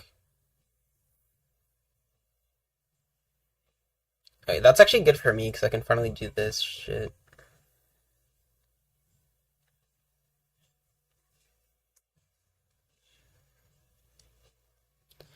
I finally have damage. Woo, woo.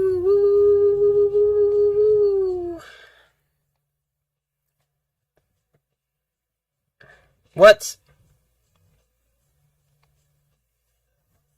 Oh, an Elo, SMH. This guy.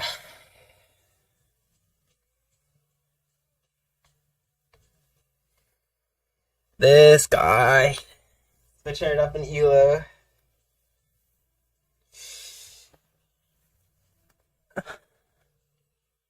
I didn't pay the cost. Literally, Scoop Kid. Wasting my time.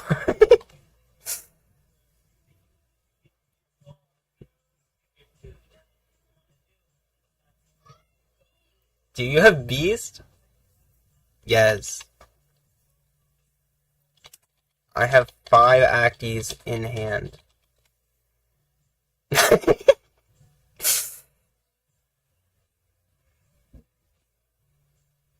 Show him, I'll scoop it up. Okay.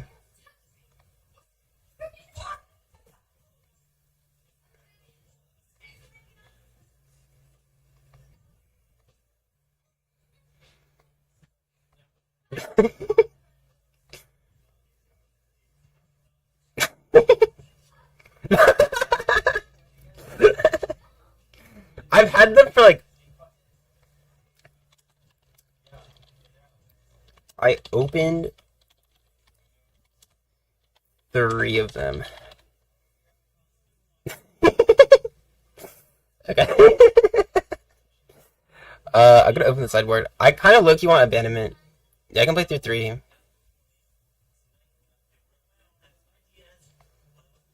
Um, I don't care for AO, right?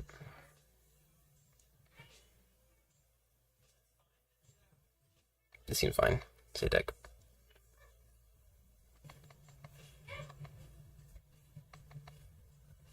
Uh, 5. Okay. We go 1, 2. We drop the ooh. It's here at 27. Resource zone.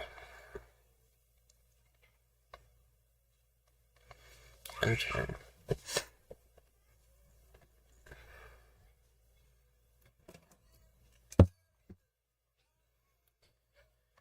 Real hex, draw, and then I draw 1, 2, 3, 4.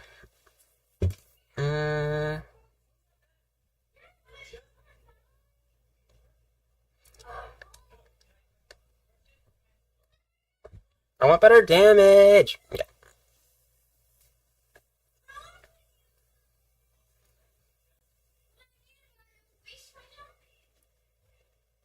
Oh, he won. GG.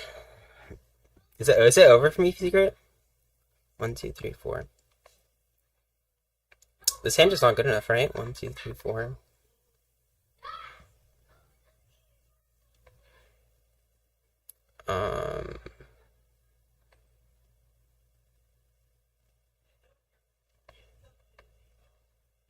Oh, wait, I don't want that one.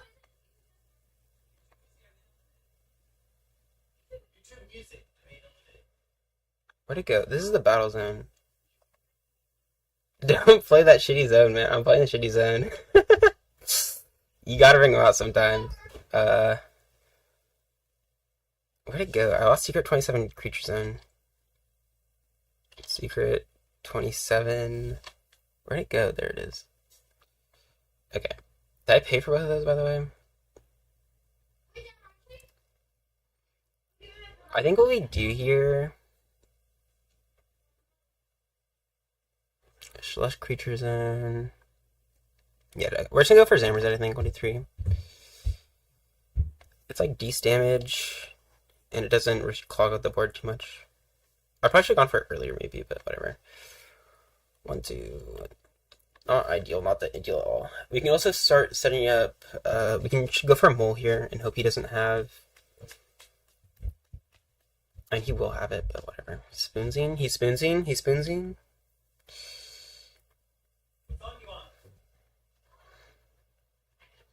I need more activators, man.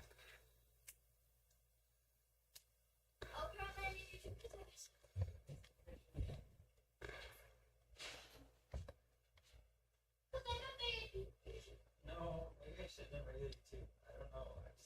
I always pick kid because you're a kid, but like. True. Well, maybe my kids is like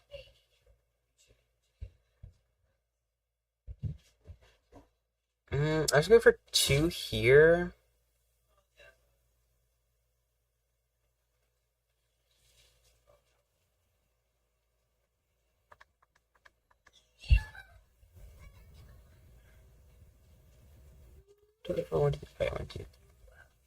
I could go 8 and I'd be down to 2, 3.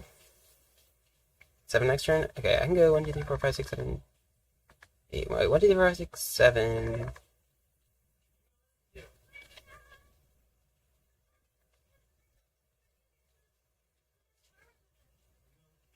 2. Oops. 1, 2, 3, 4. I'm just gonna go for the 4 swing, I guess. Boom. Boom.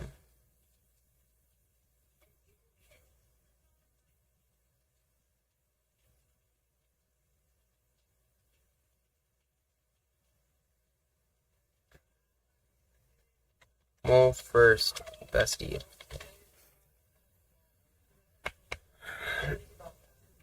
Mole first. No response? Yeah, that's what I thought. 1, 2, 3, 4. Okay.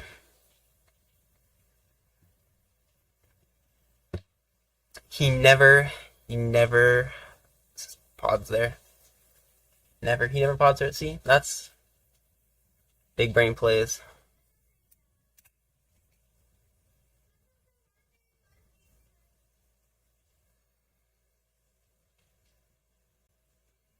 This is so bad, by the way. I think we lose. I'm not seeing any damage on my board. I'm not seeing any diabs. I'm not seeing not seeing well, it's kind of annoying for him here, right? He can't pod there, can he? Oh, he can't pod there, but you know. Pretend. He beasts on that board, that's good for me, surely. I mean, is it? Wait, no, not beast crash. Good crash for me, probably. Is he gonna squaws here? I feel like he might squaws here. Yeah, he can't pod there. That's true. And I don't know what he's thinking on. I don't even know why he asked order, to be honest. Okay, draw. 1, 2, 3, 4. Okay, do I squaws here just to get a damage in? Or is it never worth? One is better than none. I'm thinking.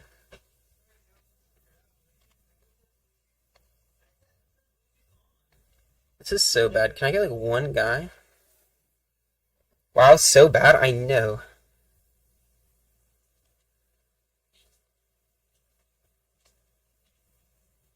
GG. GG. We tried our best. Can't win them all though, right?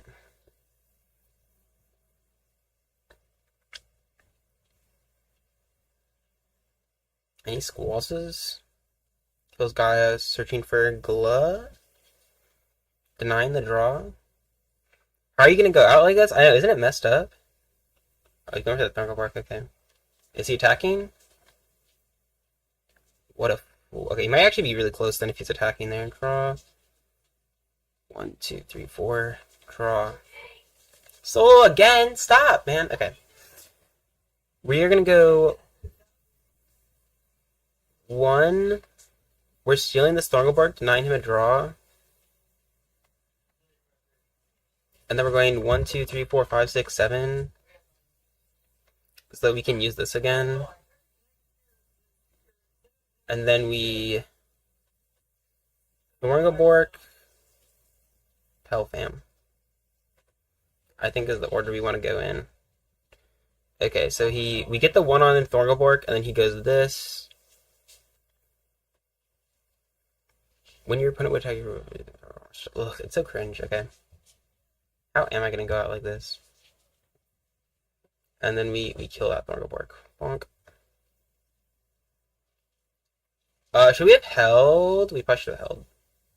Maybe. End turn. Bit cringe, bit cringe, bit cringe, cringe, cringe. Should we have attacked there? I don't even know. I don't even know. It might be GG's.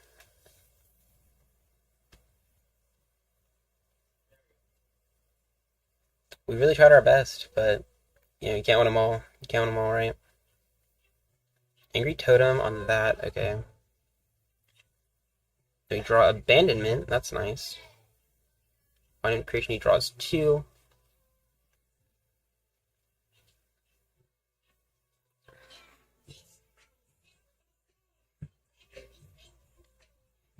Secret, isn't this so messed up? Secret, can you hear the Doja Cat in the background?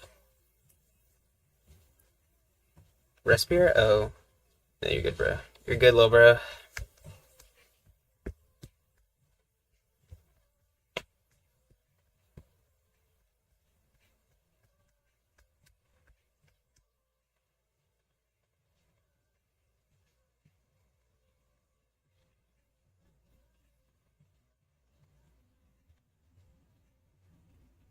Can you hear Doja Cat? Okay.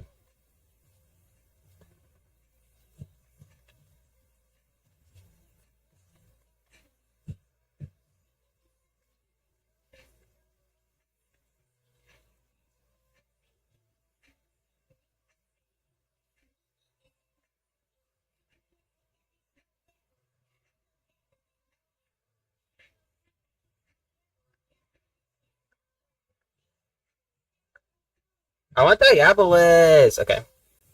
Did I just pass here? I think so.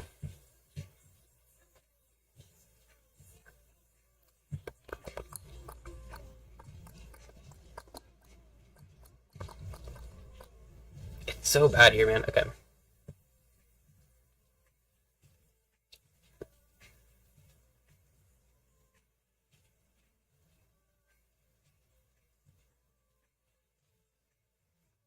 I could just solo here. No, I can't. I literally can't even play solo, man. It'd be really hard to... Oh, okay. It's so bad because if I don't have any creatures, it's like even. I mean, he probably has removal anyway. Like, doesn't he have Crash? But if he wasted his Crash, he probably has like something else.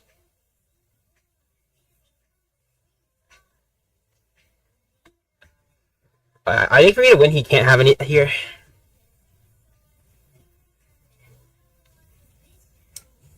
So. Mm-hmm.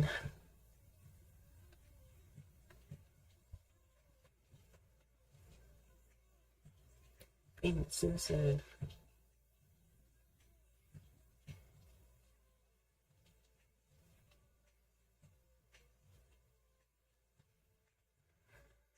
Do I turret that? No, I can't. I can't. Draw. 1, 2. I think go 1, 2, 3, 4, 5, 6.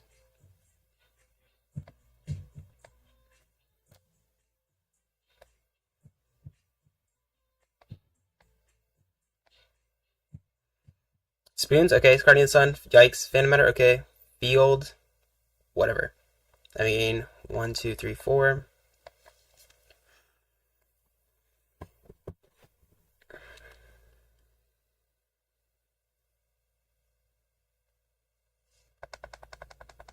I need.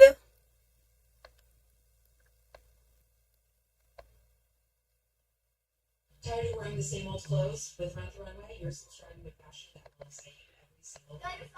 Dropless Claws, Guardian Sun, Soul Shroom, Abomination. Dude, there's no way. 10 cards in deck, haven't seen Moon yet. That's insane. Okay.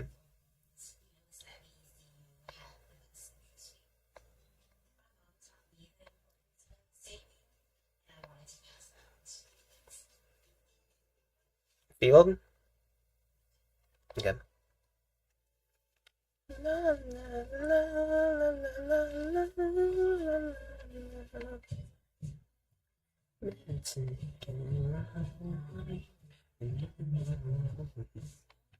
Can I even like?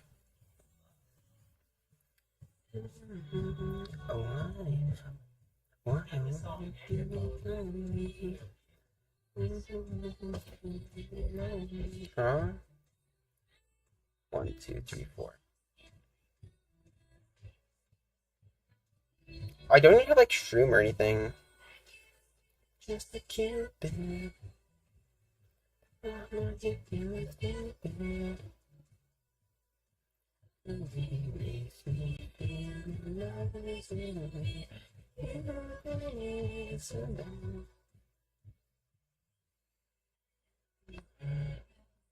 Are all my soul shrooms dead? I have 1 in deck and 2 down. 2. What the hell, man?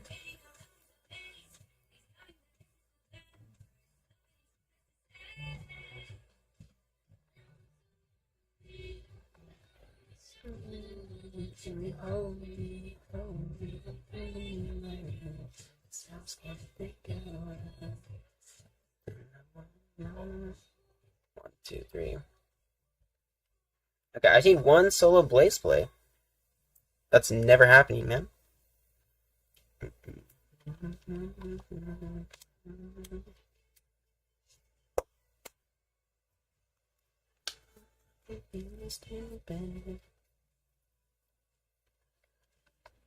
Draw. 1, 2, 3, 4. Good no.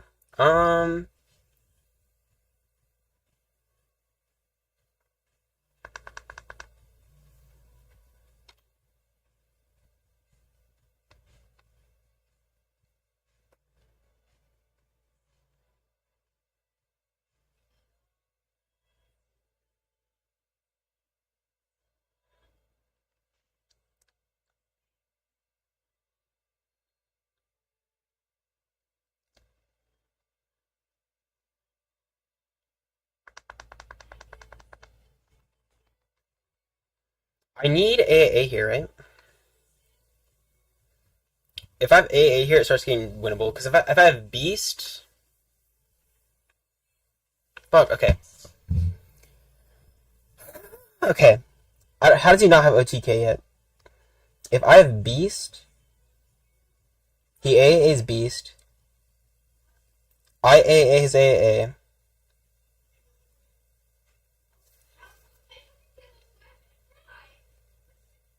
I need both AAs to guarantee.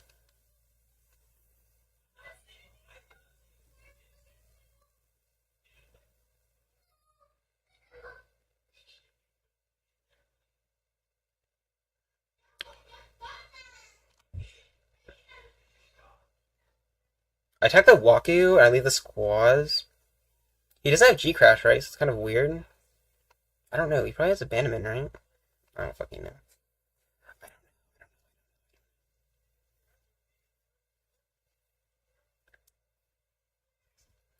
I think it's super GG's though.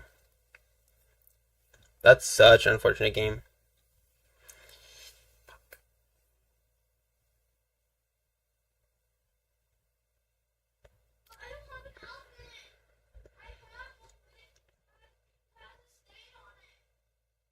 Squaws? Okay, that's a good sign. Not a good sign. I mean, this is a Thunderbark angle? Glut angle. Oh, that's a good sign, right? I mean, dude, there's no. How does he not have his Dumbledore? What's going on? Okay. It's giving me so much anxiety, Jesus. Okay.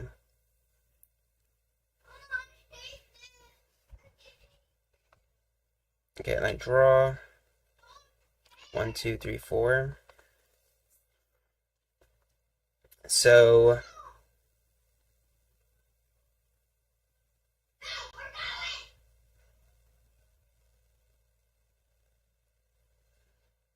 I wish I had Time Flash to kill my moon.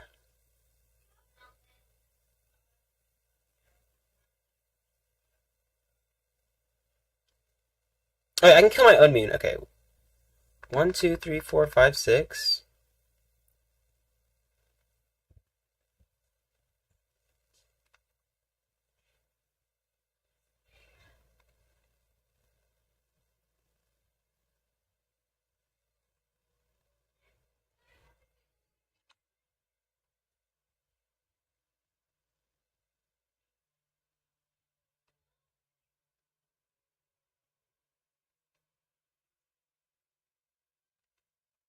I get GG's. Unless I like super low rolled, and we just both super low rolled, and that's the game, then I get GG's.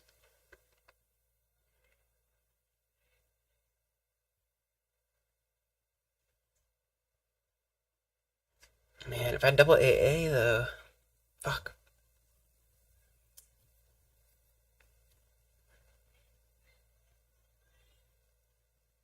He's probably playing so comfy because he got soft field, got milled too. Dude, this is so. Ugh. Did any of my blazes get milled? I think so. No blazes milled. So I have 2 blaze in deck, 1 moon. 1 moon, 2 blaze, 1 AAA. I don't think it matters what else is in deck, but we have. Oh, that's killed. Not a good sign. Not a good sign. I guess he goes lethal here, right? There's no way he doesn't have it, man. There's no way he's like mauling about how low roll he did. How low his roll was. I should have killed Moon earlier, probably. I think this was salvageable, but I didn't salvage it.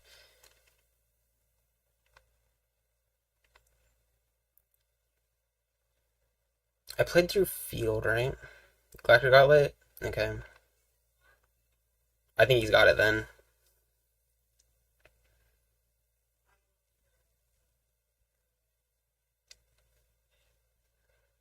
He only has 1 resource zone, though, so. Oh, yeah, maybe he's just like Hail Marrying, actually. He's gonna buy a second resource zone, right? 1, 2.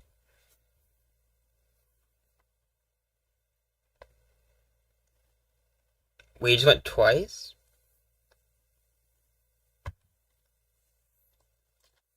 Can I eyes emoji him?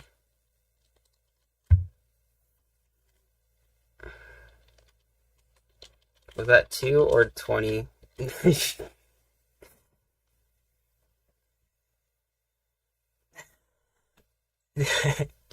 Okay.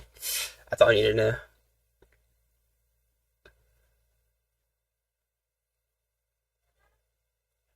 He's about the second resource on here, right?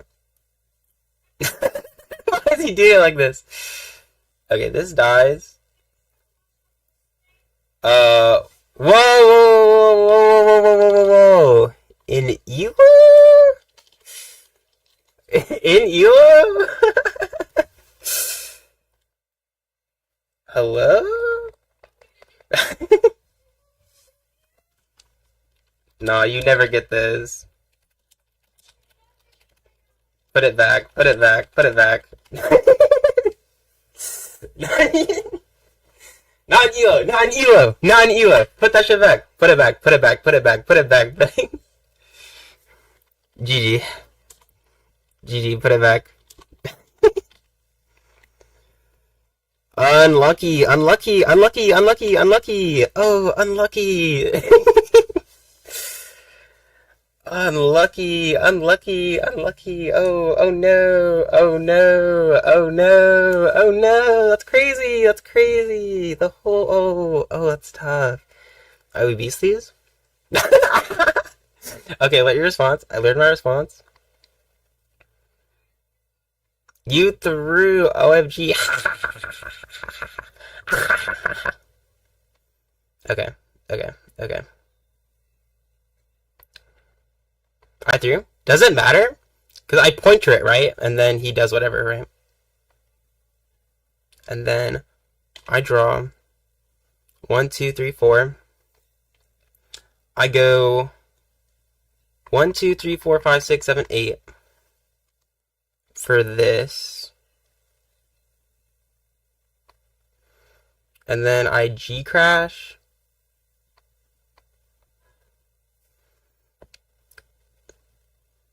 And then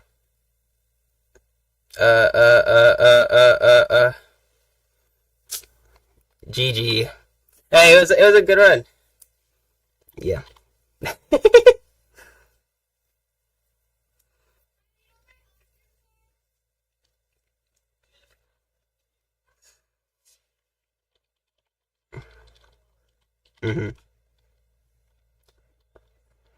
See ya. Fuck, man. Wait. No, see ya. Play the lethal? I didn't lethal him. Okay. Okay,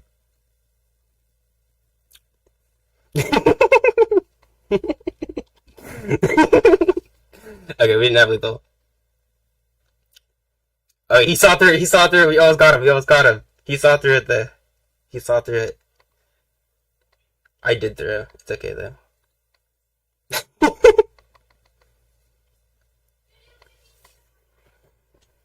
Wow.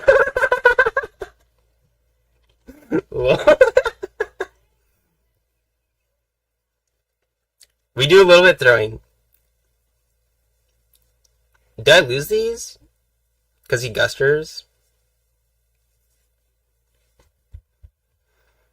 Hey, man. We do a little throwing.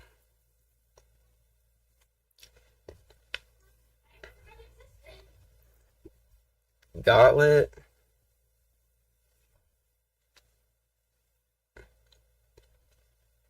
I don't know. What does he do?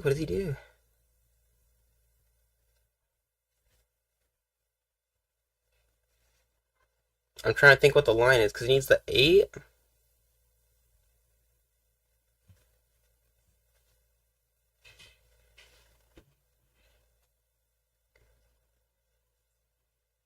He needs 8, 5, 8 plus, he needs 8 plus 9 for Guster. Calamask, right? Calamask zone. I think it's still winnable, man. This is winnable, man. Okay, yeah. We draw 1, 2, 3, 4.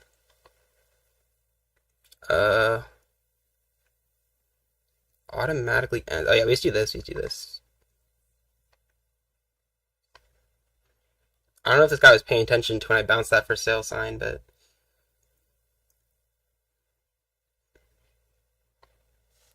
what?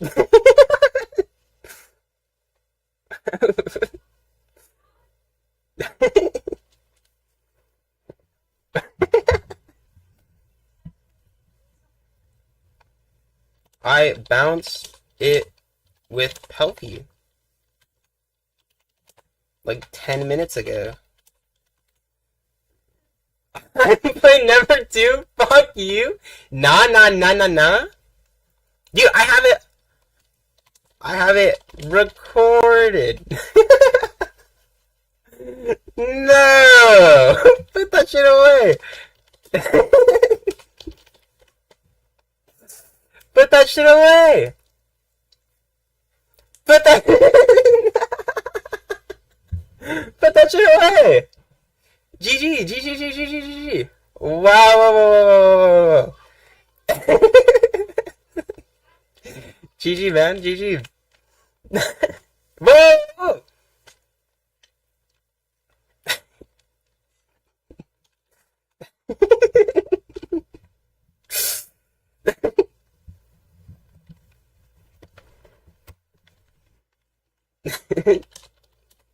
Not how the card works.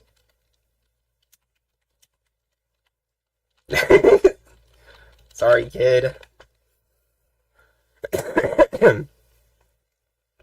Should be 2A and turn hand? Okay.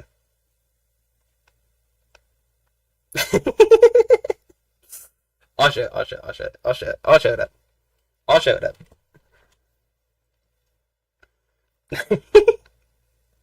Okay, good. Unwinnable then. See? It's fine, it's fine.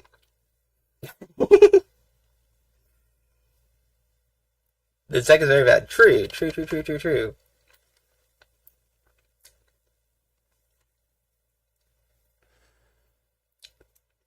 Okay, chat, we clutched it up. We clutched it up. Why do you lose to 3 zones? That's true, that's true. Ah ha ha ha to that. Dude, I love reading Fish's laugh because it is his laugh. That's how he laughs. He goes, nice casual match. Question mark? That was ELO? That was ELO? We should play ELO again soon there. So true, so true. Okay, we report these up. We report these up.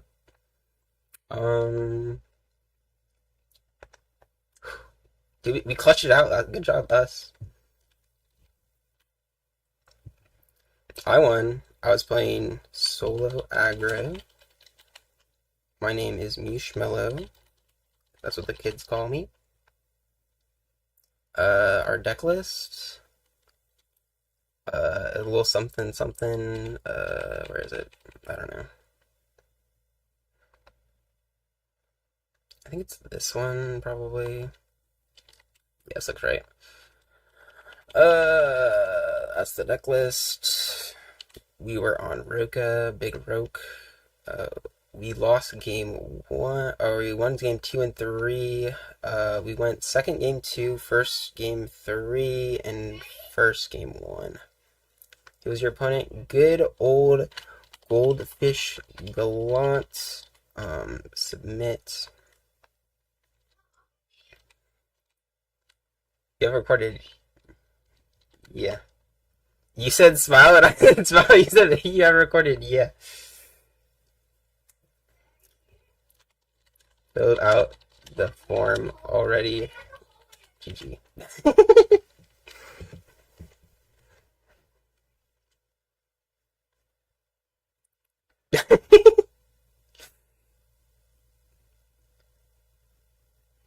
I don't have a side yet. I thought I did. GG.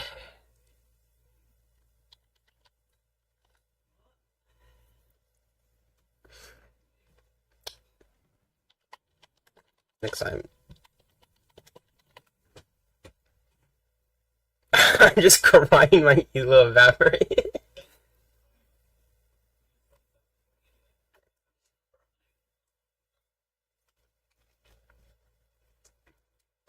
like like legit okay, but I have well I just win like bruh. Yeah.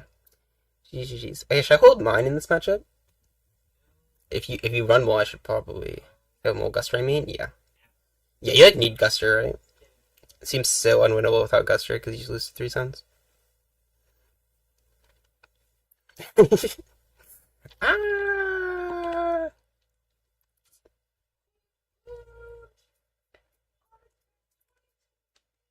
BG's. Those were some of the worst games I played this week. On the low. BG's, BG's. BG's, we both drew bad. Go, go, go, go, fish, go.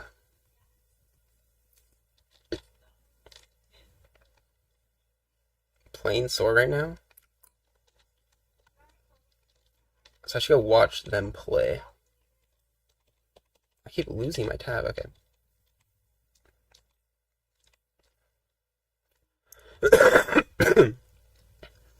Fish. No, I won.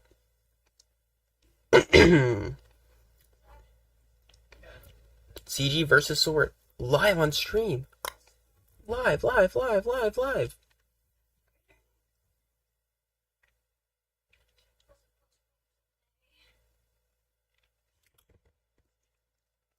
I hope Sword wins. I'll say it now. Actually, depends on what decks they're playing. Is Sword a Gaios MCer?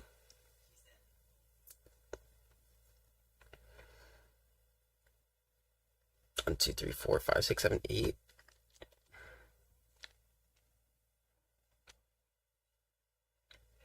Wow. Secret. Okay. I have to finish this tier list later. It's so long, dude. I made so much progress, though. This show is awful, though. I don't know. Sword with a big Thornglebark swing to start it off. Oh my goodness.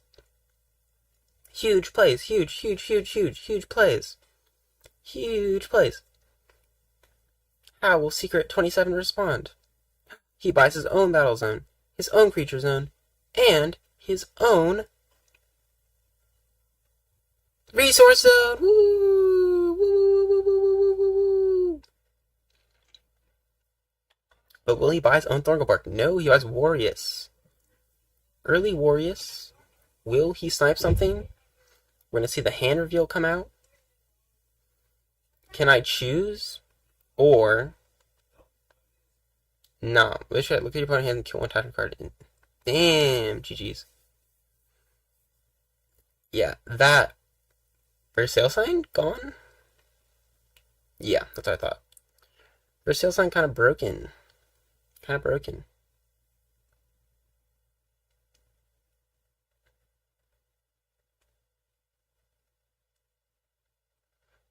Yeah. Yeah, Warriors is kind of messed up.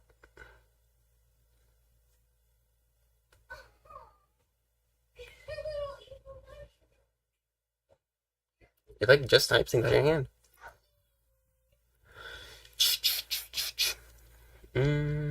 I want a pink fight club? No. Let's go for it. Is Sword running Gauss Midi maybe? Maybe.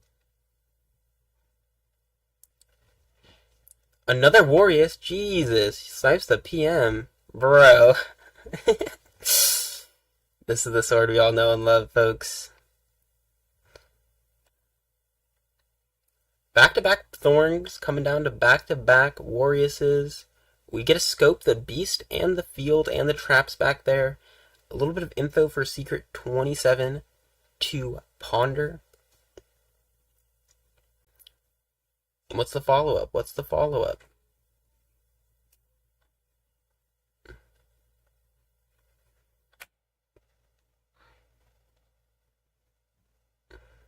Noff. Okay. Noff. The GOAT. Am I allowed to watch? Are you allowed to watch? I'm unaffiliated with the event, so I don't know what the rules are. I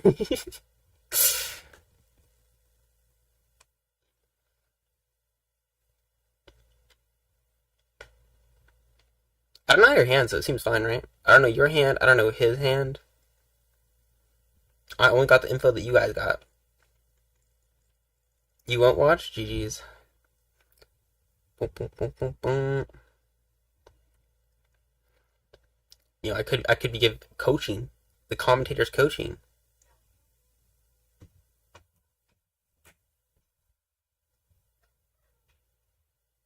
Walking Man. Are we gonna see the traps here? Probably not. Seems like a traps holder. Not gonna deny the draw. It's looking like APC versus Gaios Midi or Gaios MC. Probably Gaios Midi, right? F's in chat. Dude, Cal OTK got off stream and we got 2 more viewers. Say less.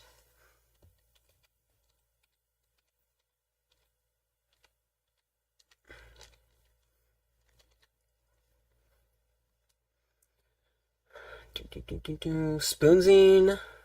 I didn't look at what happened. I missed the spoons. Mo got killed. Turret went to bottom, I think. What to hand? Thank you, sword. That's good. The viewers want to know. Guuk? Okay, Guuk to hand. Mole dead. Third, was it turret to bottom? I don't remember. It was something to bottom. You see the diab come out? What type of list? Does sword know?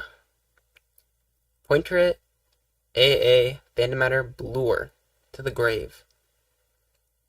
What type of list? Question mark. That's quite the question. This is APC, baby. Does sword know? I don't know what sword knows or doesn't know, actually. It's hard to say. Oops, I leaked a star. GG. GG, GG, GG. Didn't want you. Yeah. Play it out there.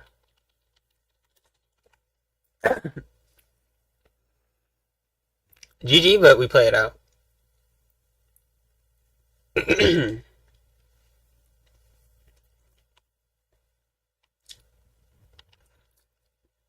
What lady sword leaked 1 star. He's in shambles right now. His mental's destroyed. He's thinking about every. Oh my god, he just spent 17. Okay, he'll never leak a star again. With the truant Noff, dude, he mathed that all up. He's like 6, 6, 12, 15. Bam. Wait, I think he spent extra stars. Am I wrong? 8 plus 9.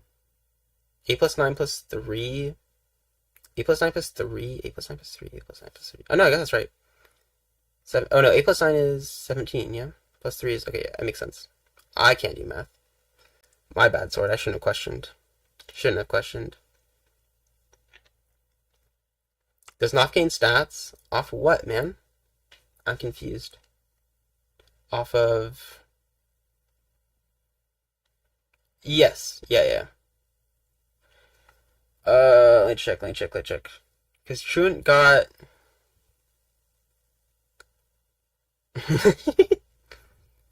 I think so, yeah. When your opponent kills a creature, you change the. Yeah. Noff does gain the stats. That's true. Sword knows.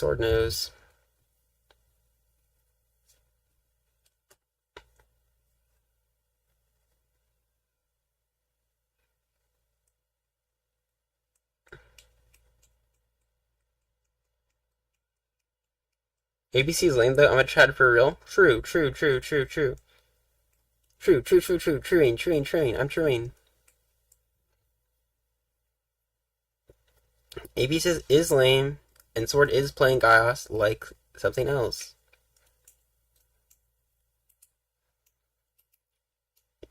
This is how the Romans played Gaios. With Noff and Truant and Traps. That's how they did it.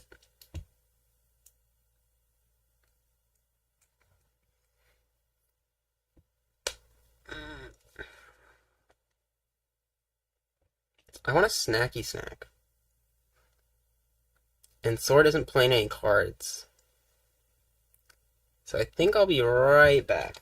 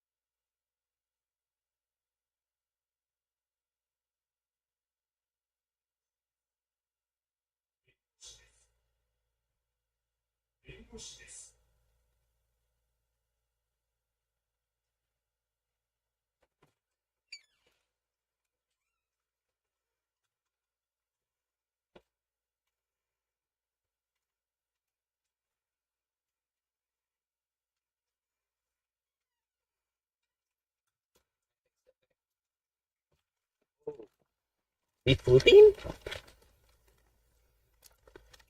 You'll commentate? Good job, Seekers. Thank you, thank you, thank you.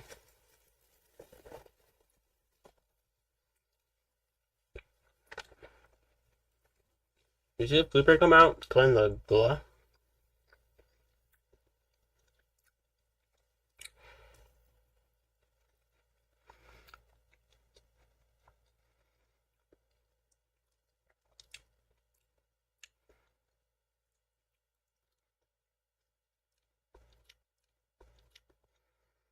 Soulstream. Soulstream Diab. Interesting.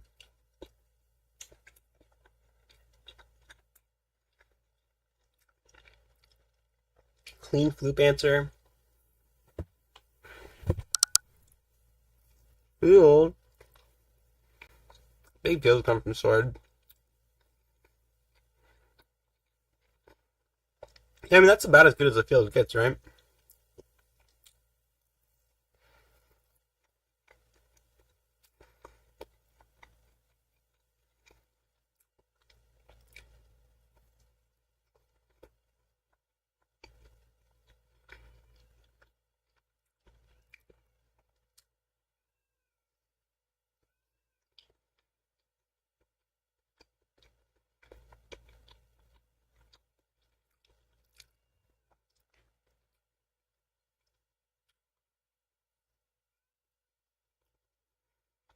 Man, this isn't happening.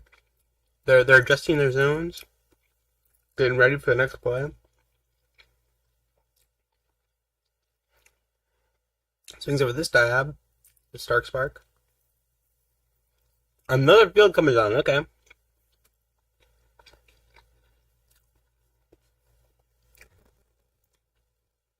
Both players really protecting their, position. You saw AAA come down on the field. Give me a big AO. Swing for 4. Beast. No response.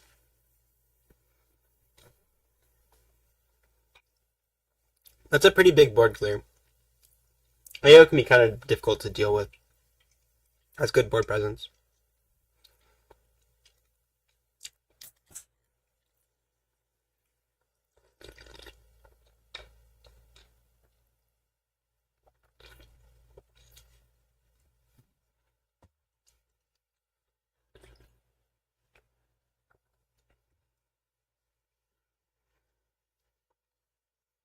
Secret DMs real quick. Okay.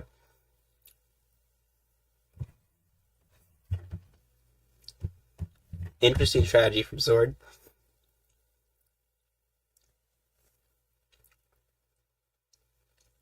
Important trust, edit out of video.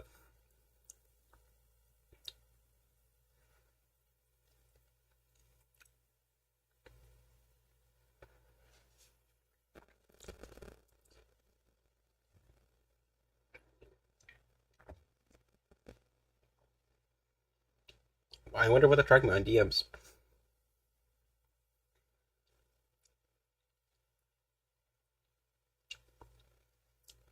This may be the slowest tournament match known to man.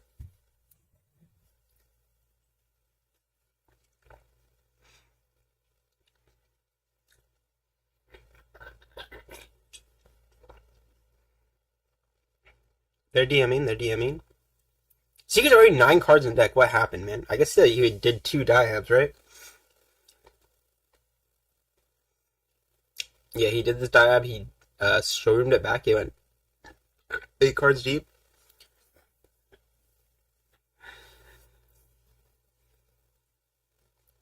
No Serpent here,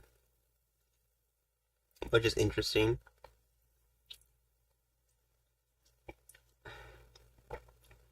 Sarge got some gas in the tank, but Secret definitely has the zone, the card advantage. Sword has a massive amount of stars there, like just insane.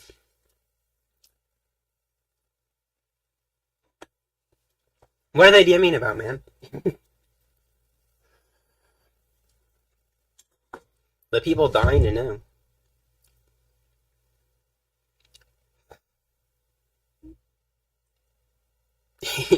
Pass.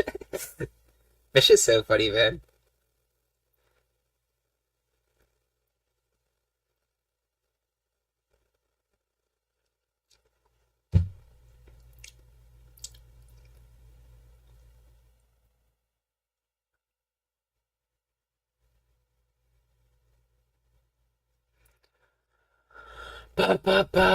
Sword, come back! Secret, come back! Get out of your DMs and back into Untap. Jesus Christ. Shithand ICVA. Whoa. Damn. Okay, a scoop from Sword. I get it, man. I've been there. You leak a star, you leak 1 star, you just gotta scoop the game. I understand.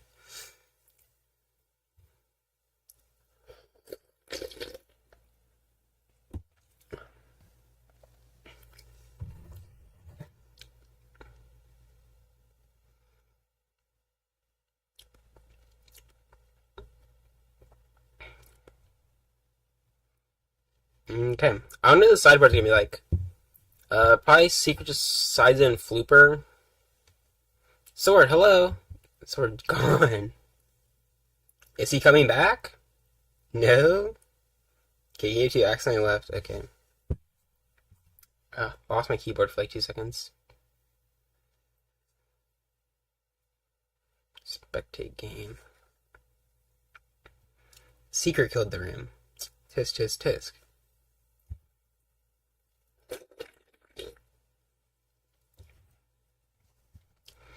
And Sword joins back now.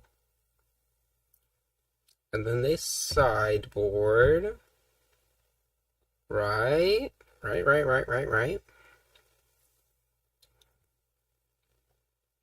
there they are.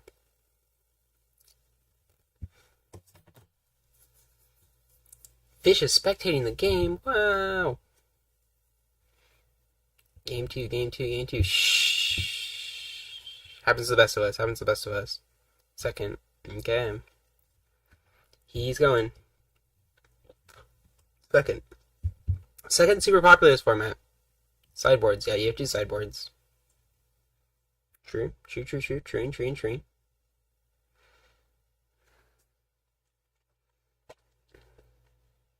Yes, don't forget your sideboards, guys.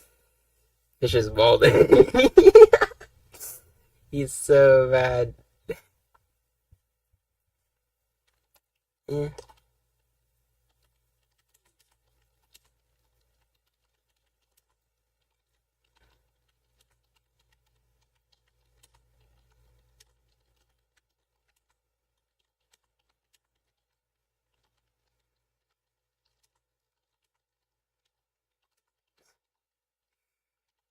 Could have gone either way there. True.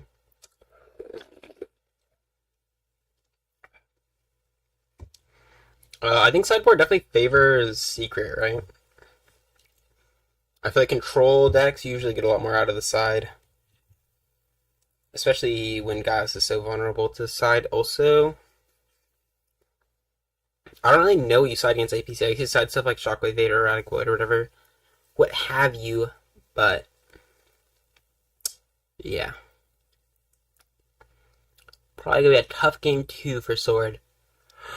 Hopefully he doesn't leak stars though. As long as he doesn't leak stars, he'll be in a much, much better position, right?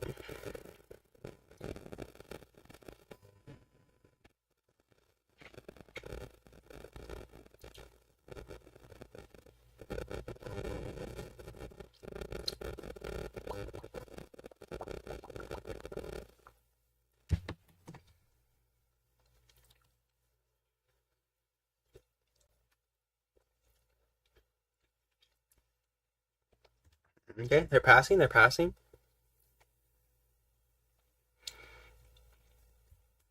A lot of passers. Oh, I have to change my up to my ELO, by the way. Because we are now officially 9-5. 9-5. A little quick W versus the Cal TK. Similar opening to last time. We see the thermal work come down once again. And then...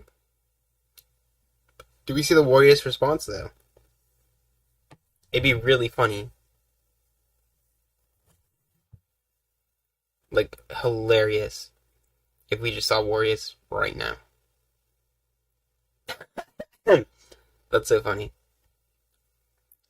What does it kill? Last time it killed first L sign. This time it kills PM. That was the second Warriors killed PM last game. Now we're probably not gonna see the Thorn Warriors repeat again. Surely not. Surely not. Because Secret probably won't want to Warriors again when he didn't see any other attachments. Unlucky, yeah. Reboot, yo,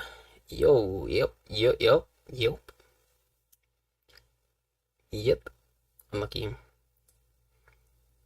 Unlucky, I mean, yeah, unlucky. Happens to the best of us. Sometimes we get Thorn Warriors 3 times in a set, it happens. 3 times in 2 games, even.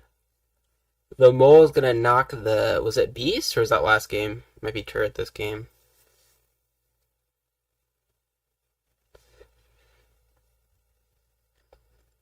I choose, right? Right. Yes, you do.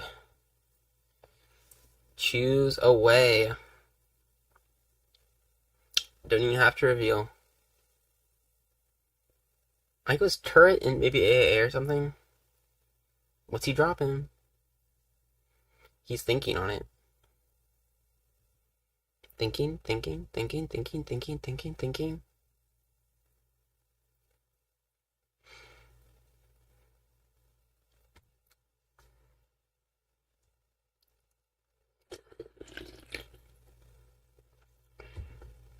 This is the longest thing ever. Sword's a slow player, I've decided. One of the slowest players I've seen all week.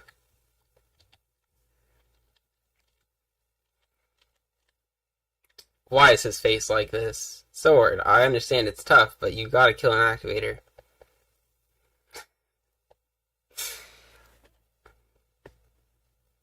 Yeah, Turret. I figured that was I thought that was what that was. Thought that was what that was. I don't even think you had another choice. Unless I missed something. Maybe it was like Turret or Beast or whatever. Turret or AAA or whatever.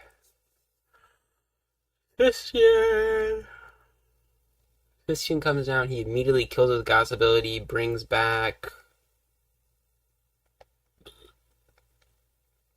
Thunderwork, right? Thunderwork? Out of the creatures killed by ability, you can feel it. Okay, yeah.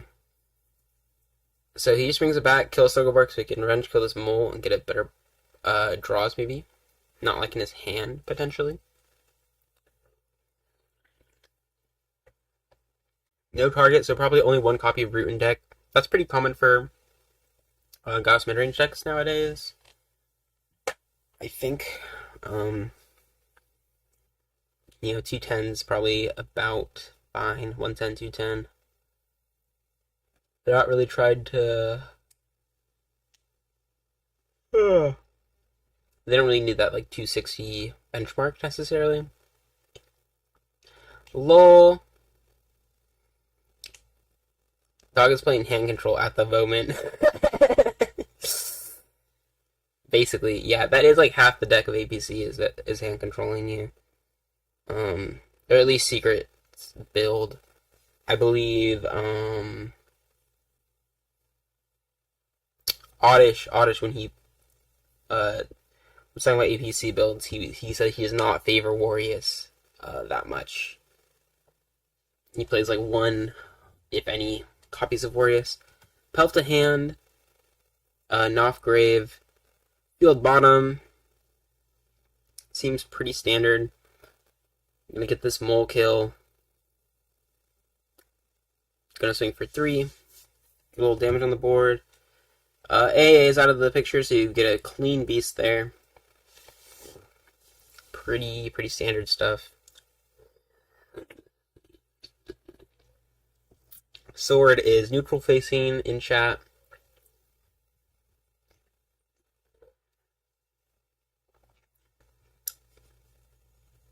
He's truanting on field. This time from the response. Maybe he baited that. He baited that beast actually, Sword. Baited the beast on the post so he could get the optimal damage off the truant. Good plays by Sword. Proud of him. He's tempo trapping here on this bluer. So that he gets more damage, right? We said Rowdy come out.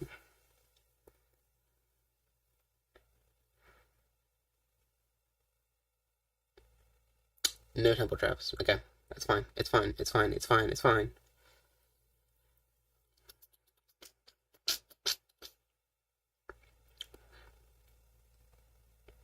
What's next, Sword? What do you got in the tank? What's the answer to bluer? Bluer. Anything? You should have plenty of ways to deal with this, right?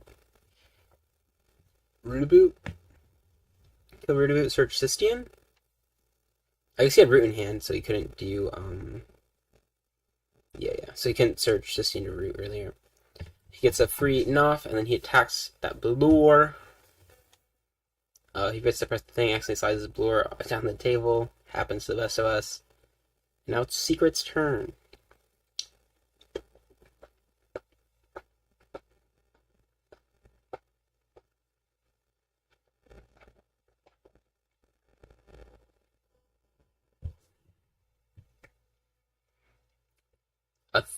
Oh, no. Okay. First Darkspark of the game. Ooh, Mills at Darkspark and a Waku. Holy shit, high rolled. Holy high roll. That is so unlucky, man. For Sword, that is. It's going to be such a bad position. Because he gets 3 stars. Feel like Oddish right now. You look like Oddish right now, Secret 27. You look like Oddish right now. Secret 27. I gotta let him know. Everything going his way.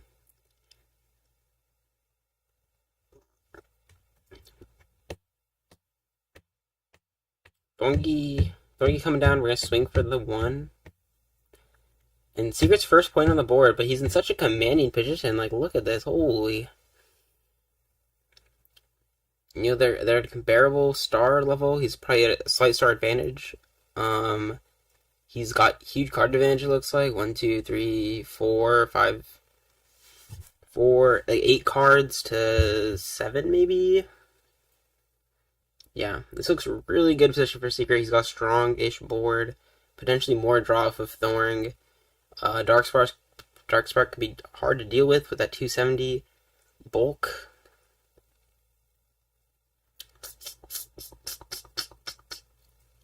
Let's see what he's got. We see the Sistian, he kills it. No target, I assume. Grabs Thorngobork again, kills that Thorngobork. Trying to draw some cards, trying to make something happen. Secret definitely still in a good position. He has like 10 cards in hand right now. 1, 2, 3, 4. And he's going to get the Serpent to deny Thorngobork's draw power. And get a huge swing for 5. And now he's taking the point lead as well. Uh, yo. No draw off Thorn Shirley.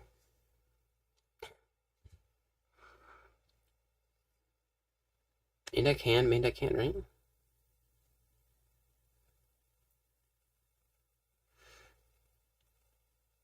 Oops. Yeah, happens best of us. I understand the.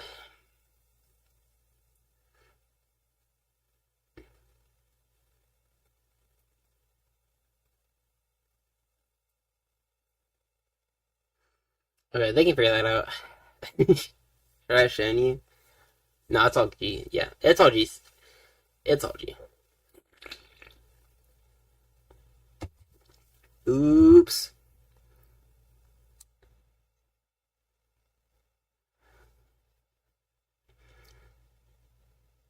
Yeah.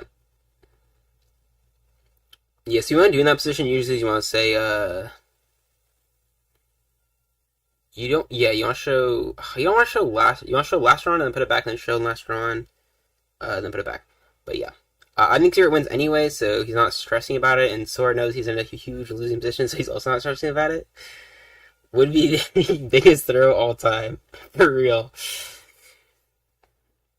Yeah. Sword leaked 1 star and scoop.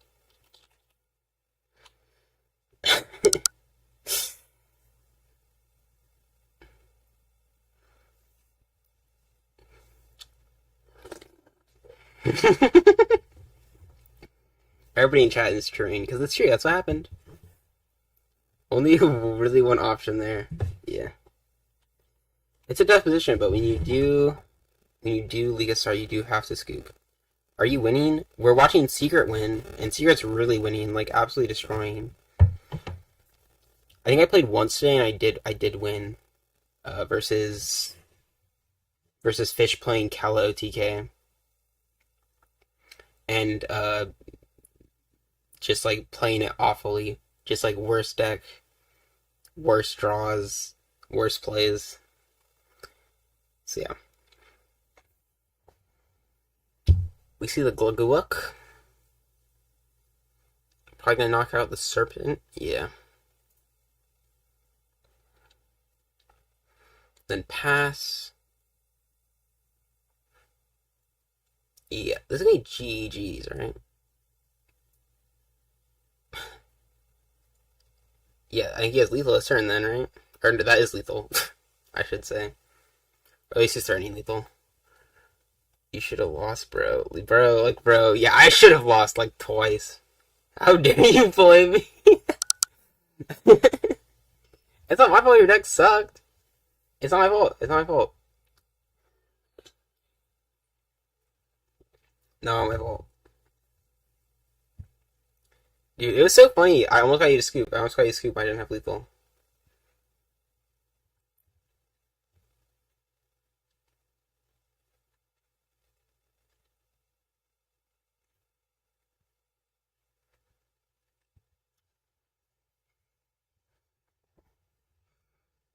Boom, boom. Okay. That was the set that happened. Secret kind of cooked. Uh, Nothing crazy. Nothing crazy. I guess we're back to this. I think I can finish this. I think I can finish this today. Style Electronic I think is bad, but it's like not the worst thing in the world. Kill something when you get a zone. The main issue is combiner, right? Like if that was an effect on a normal creature, I actually think it might be kind of good. So I'm gonna put it in the almost something tier with those guys. It's the first time each turn, so it's only once per turn, but still pretty cool. We are gonna put the Angel Spray Crafts. We also are gonna put that in almost something. I like this card, but the card pool is not nearly where it needs to be for this card to be good. So I'll put it there. This card is kind of a joke. It's kind of a big wall though, so I'll put it Lost Pocky Blue up here somewhere. I don't know. It's probably better than Infinite, to be honest with you. Infinite Galactic Squire is actually the GOAT. We're putting Infinite Galactic Squire way up. Way, way, way, way, way up. One of my favorite cards, actually, low key. The issue is the Knights are kind of lame. But we can put in the cool card section, probably around like Fraxel, probably a bit of a Fraxel. Why is it called last stream? This is the last stream. I never stream again. I think tomorrow I'm gonna road trip down to Portland, Oregon, and then I'll basically be gone all day, and I'll come back at like midnight, and so I won't be able to stream tomorrow, and then Sunday I'm doing stuff with family, and so I won't have time then, and then come Monday I have to go back to work again, so I'll try to stream again on like Monday or Tuesday or something, but yeah, I don't think I'm not gonna be streaming as much for sure. And when I do stream, it's not gonna be for 7 hours like I have been today and the day before. I think Point Phantom is cool, probably like similar to Bagonk in coolness.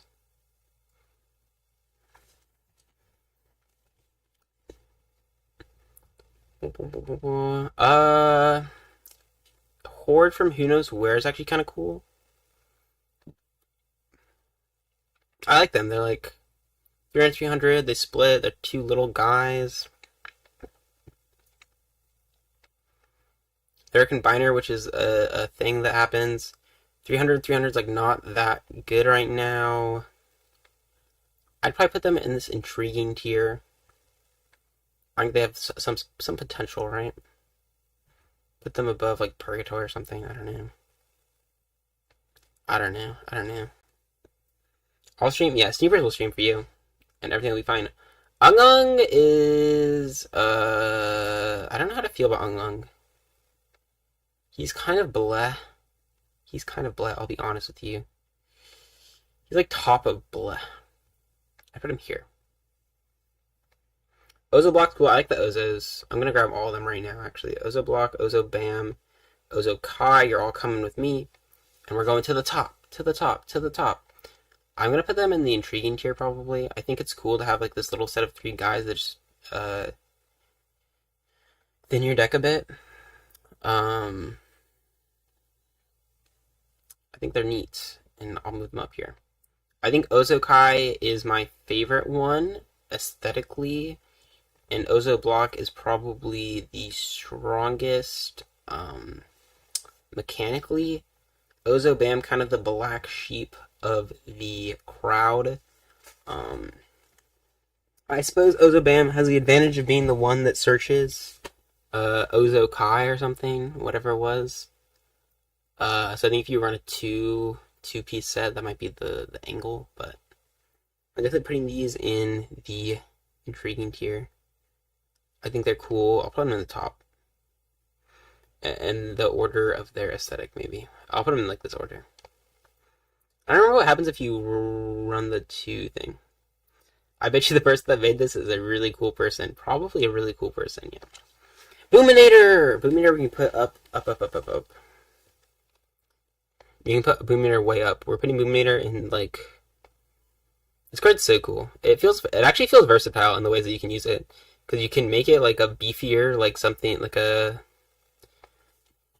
300 health creature, or you can make it like a 4-point swinger, or you can make other things offensively interesting. I think this card is definitely cool. I'd probably put it up high, actually. It might be one of the coolest cards in the game, I'm not gonna lie to you. When I think of Boominator, I'm like, wow, what a cool card. Trom is kind of bleh.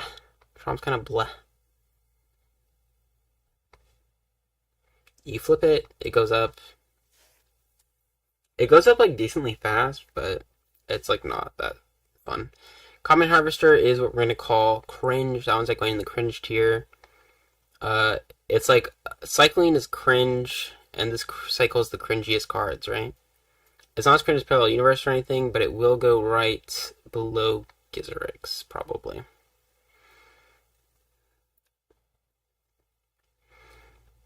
Is it worse to be degenerate than cringe? I think so.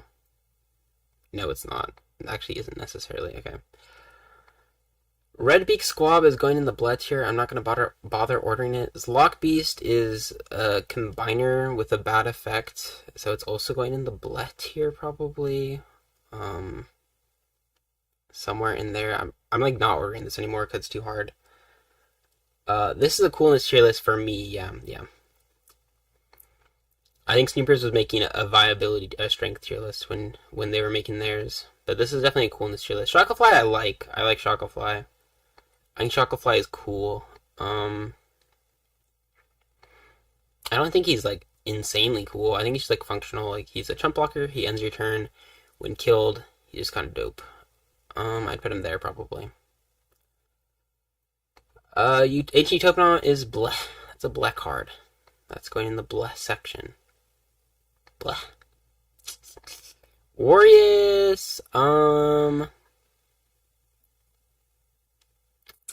Okay, so the thing about Warriors is I think that the hand reveal is corny. If that makes sense. I think the fact that it snipes attachments is like not that crazy. I don't know, I don't hate it. It's not like the worst thing in the world. I'm gonna put it like I'm gonna put it one row below. We are gonna make this, no, wait, that one was good, whatever color it was. I think it was this color. Yeah, okay. This is gonna be the corny tier.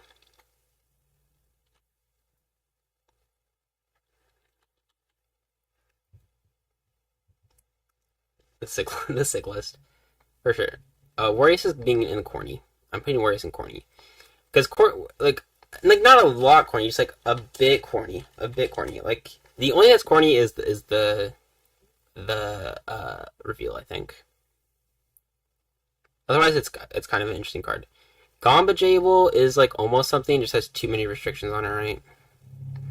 It would be almost cool if it was like a draw engine for 1-star like decks, but it's not, so it's gonna go there. It's almost something. Stylus is cool. It's bulky. It's like 470, if I'm not insane, which is a good number. 430 attack, I believe, which is also a good number. Or an okay number at the very least. It was better once upon a time, and it's still pretty okay. I'd probably put this in the cool card zone, or like I don't know. The issue is that Syndian cards are kind of a little eh. I'll put it in the functional zone.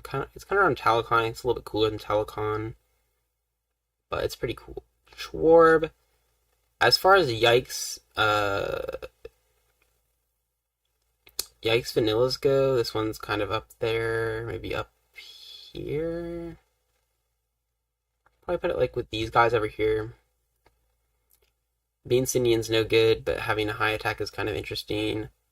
This card, Underwood Burrower, is like garbage, but it's like kind of, it like almost, it's actually just no good. It's blah, but I like its art so much. But that doesn't matter. I'm putting it in blah. I don't know where in blah. Probably with like the perm resource removal, wherever it is. Probably like combustion. I don't know. It's going over here. Garul. This one gains stars when you kill a tree, or points. I'm trying to remember. Garul. To gain 3 stars. It being 160 is kind of like good, but everything about it is kind of not good. I'm gonna put this one in the kind of blah tier. I'm thinking, I like that's a 160 though. It can go top of blah with some of these guys over here. Vodka Pecky Mac is definitely a mid vanilla. Actually, no, Vodka Pecky Mac, you're a cool vanilla. I'll give it to you. Hands up, hands down. Wait, what's the saying? It's like, oh, give it up. Give it up for Vodka Pecky Mac. Vodka Pecky Mac is going all the way to cool vanillas. Probably right above Ice and Slice, I'd say. Yeah. Now, Poketoka is the points one. And Poketoka is bleh. And Stekatoka is the star one. And Stekatoka, low-key, kind of cringe. I can't lie to you. This is like super biased, but Stekatoka is a bit cringe. Probably a bit more cringe than Terramorphine, but not as cringe as Ice Elixir, is what I'm thinking. Actually, maybe Terramorphine's over. Terramorphine's pretty cringe, actually. But Stekatoka's like this cringe. Like right between quad and double, that's where Stekatoka is. Like not quite as cringe as quad, but a little bit more cringe than double, I'm not gonna lie. Ozo's sick. Everybody loves Ozo, right? Everybody's a big Ozo fan. We can all just like appreciate Ozo for what it is. We're gonna put it in the cool card zone, I think. Actually, no. I'm actually gonna put Ozo in the top because this card is really sick. Like, its requirements pretty interesting. The draw power and like its versatility is kind of interesting too. Just a good card. Thornborg's going up. I don't know, any card that has like versatility in its usage is actually just like super cool.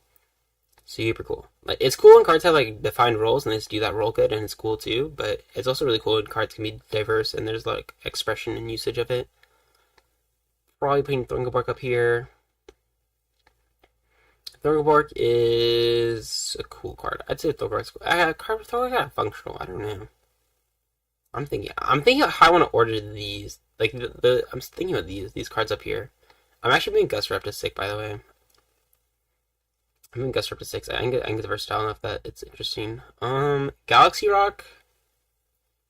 How do I feel about Galaxy Rock?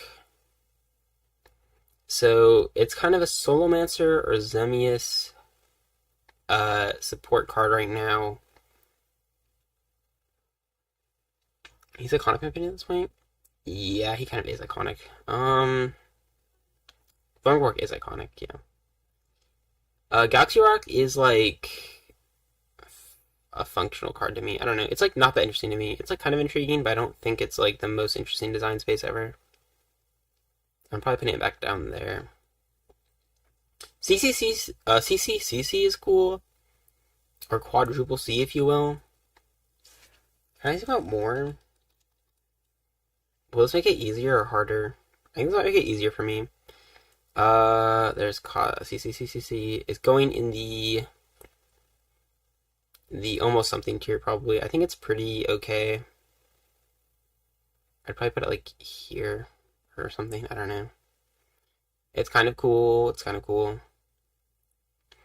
We get on here. Quill is a bit. Oh, that's RNG. That's gross. It's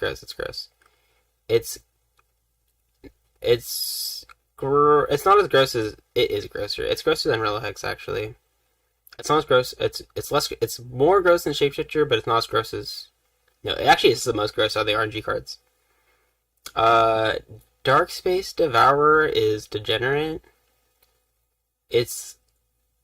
Ooh, I think it might be more degenerate than. Is it more degenerate than Cosmic? I don't think so.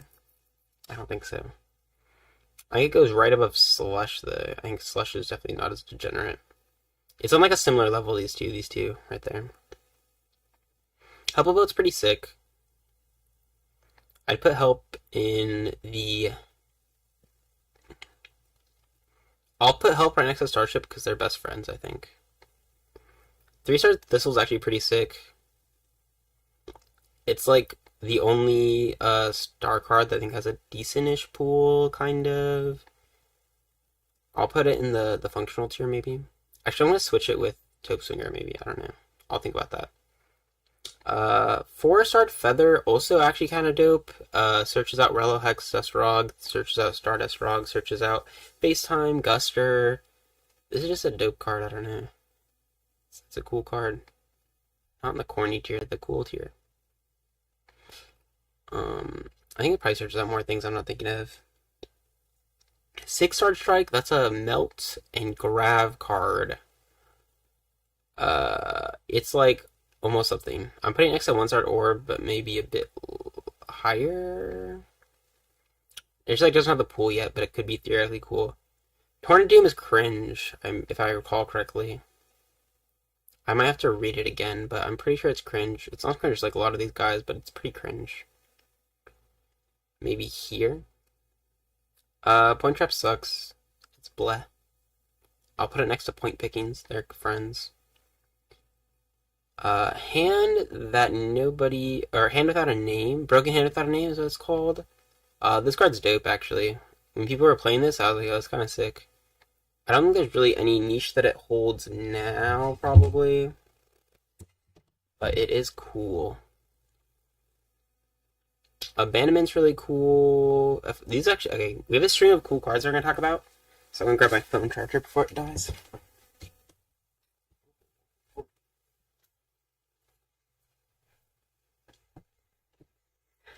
Plugging in my phone.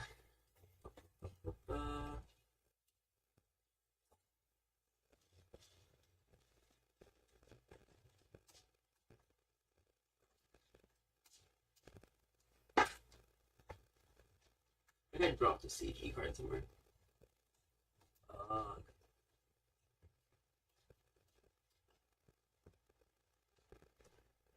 Yeah. 2% chances kill stream by plugging in my phone.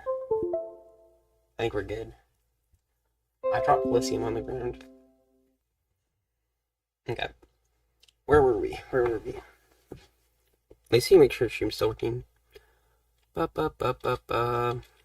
it's good. Okay. Abandonment's really cool. Countering decks that stray from their planet is kind of dope. There's not really... There's one of the cards that like makes it so like a disadvantage to stray from your planet. I'd put this in the cool card zone, probably. A bit cooler than some of these other cards. Force of Justice is pretty cool, kind of. It's a little bit less annoying than cards like Soul Shroom or Tomb that are a bit more direct and easy to use. I'd probably put this in the cool card category, maybe. Space Pit's actually super sick. Used to be an Orbov kind of killer. Now it's kind of a Skelligast slower. It's definitely going in the cool card zone. Shuffling's a really interesting kind of removal option that we only really see in Space Pit and Safety Cable. So that's nice. Twilight Angel, I know what Twilight Angel does, but I want to look at it again. So I can really absorb it. Yeah, kill one's own creature, free play, Galaxy Angel. It's like cool in theory. I'd probably put it a bit below. I'll probably put it in good support, bad archetype, maybe. Because I think that is probably where it goes. It's better than most of the... It's not as good as that, but it's probably better than those. But yeah, I think it's like imagine if that card said like you get, I don't know. What am I thinking of? Literally, what am I thinking of? Oh, like if it was like kill one's own creature, kill one's Indian creature, and then play a zone or a Galaxy Ozo, Titan of Justice. Maybe it'd be like imagine like that card, like a good archetype seems like pretty strong. Meteor Stop-Off, this is the one that kills your planet ability and then gives your no planet creatures a buff, I believe. I would like to see this card like reworked as like a moon or something. And also like given an actual effect. Because imagining imagine like a moon card, but it's like not a moon, it's like a space pirate ship or something. And then it like invades your planet and like cancels your planet ability. and then gives your no planet creature some kind of buff or like ability related to them. That's a little bit more interesting than this 50 health buff because this is like nothing. But yeah, it's cool that it negates both players' ability, I guess. It is also a permanent resource though, so that's kind of a struggle. I think it's kind of bleh, and it's. I mean, okay, I'll put it in the could be something, the almost something tier, because I think the idea is kind of there.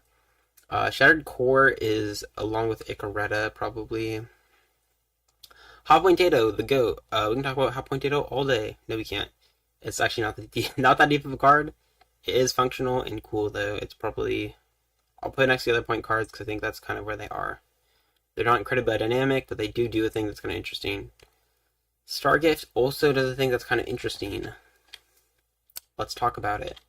Makes both players, creatures cost 2 less stars, right? All creatures and players lose 2 stars, except for one 2-star creatures. Yeah. So basically makes every creature 2 stars less, which is kind of interesting. The issue is that you're the one who played it, but you have the perm resource stuck in your hand on your field, and both players get the buff. So I think the idea there is kind of interesting. Execution, not there. Trillogram is definitely going in that cringe tier. Probably above Combine Harvester, even.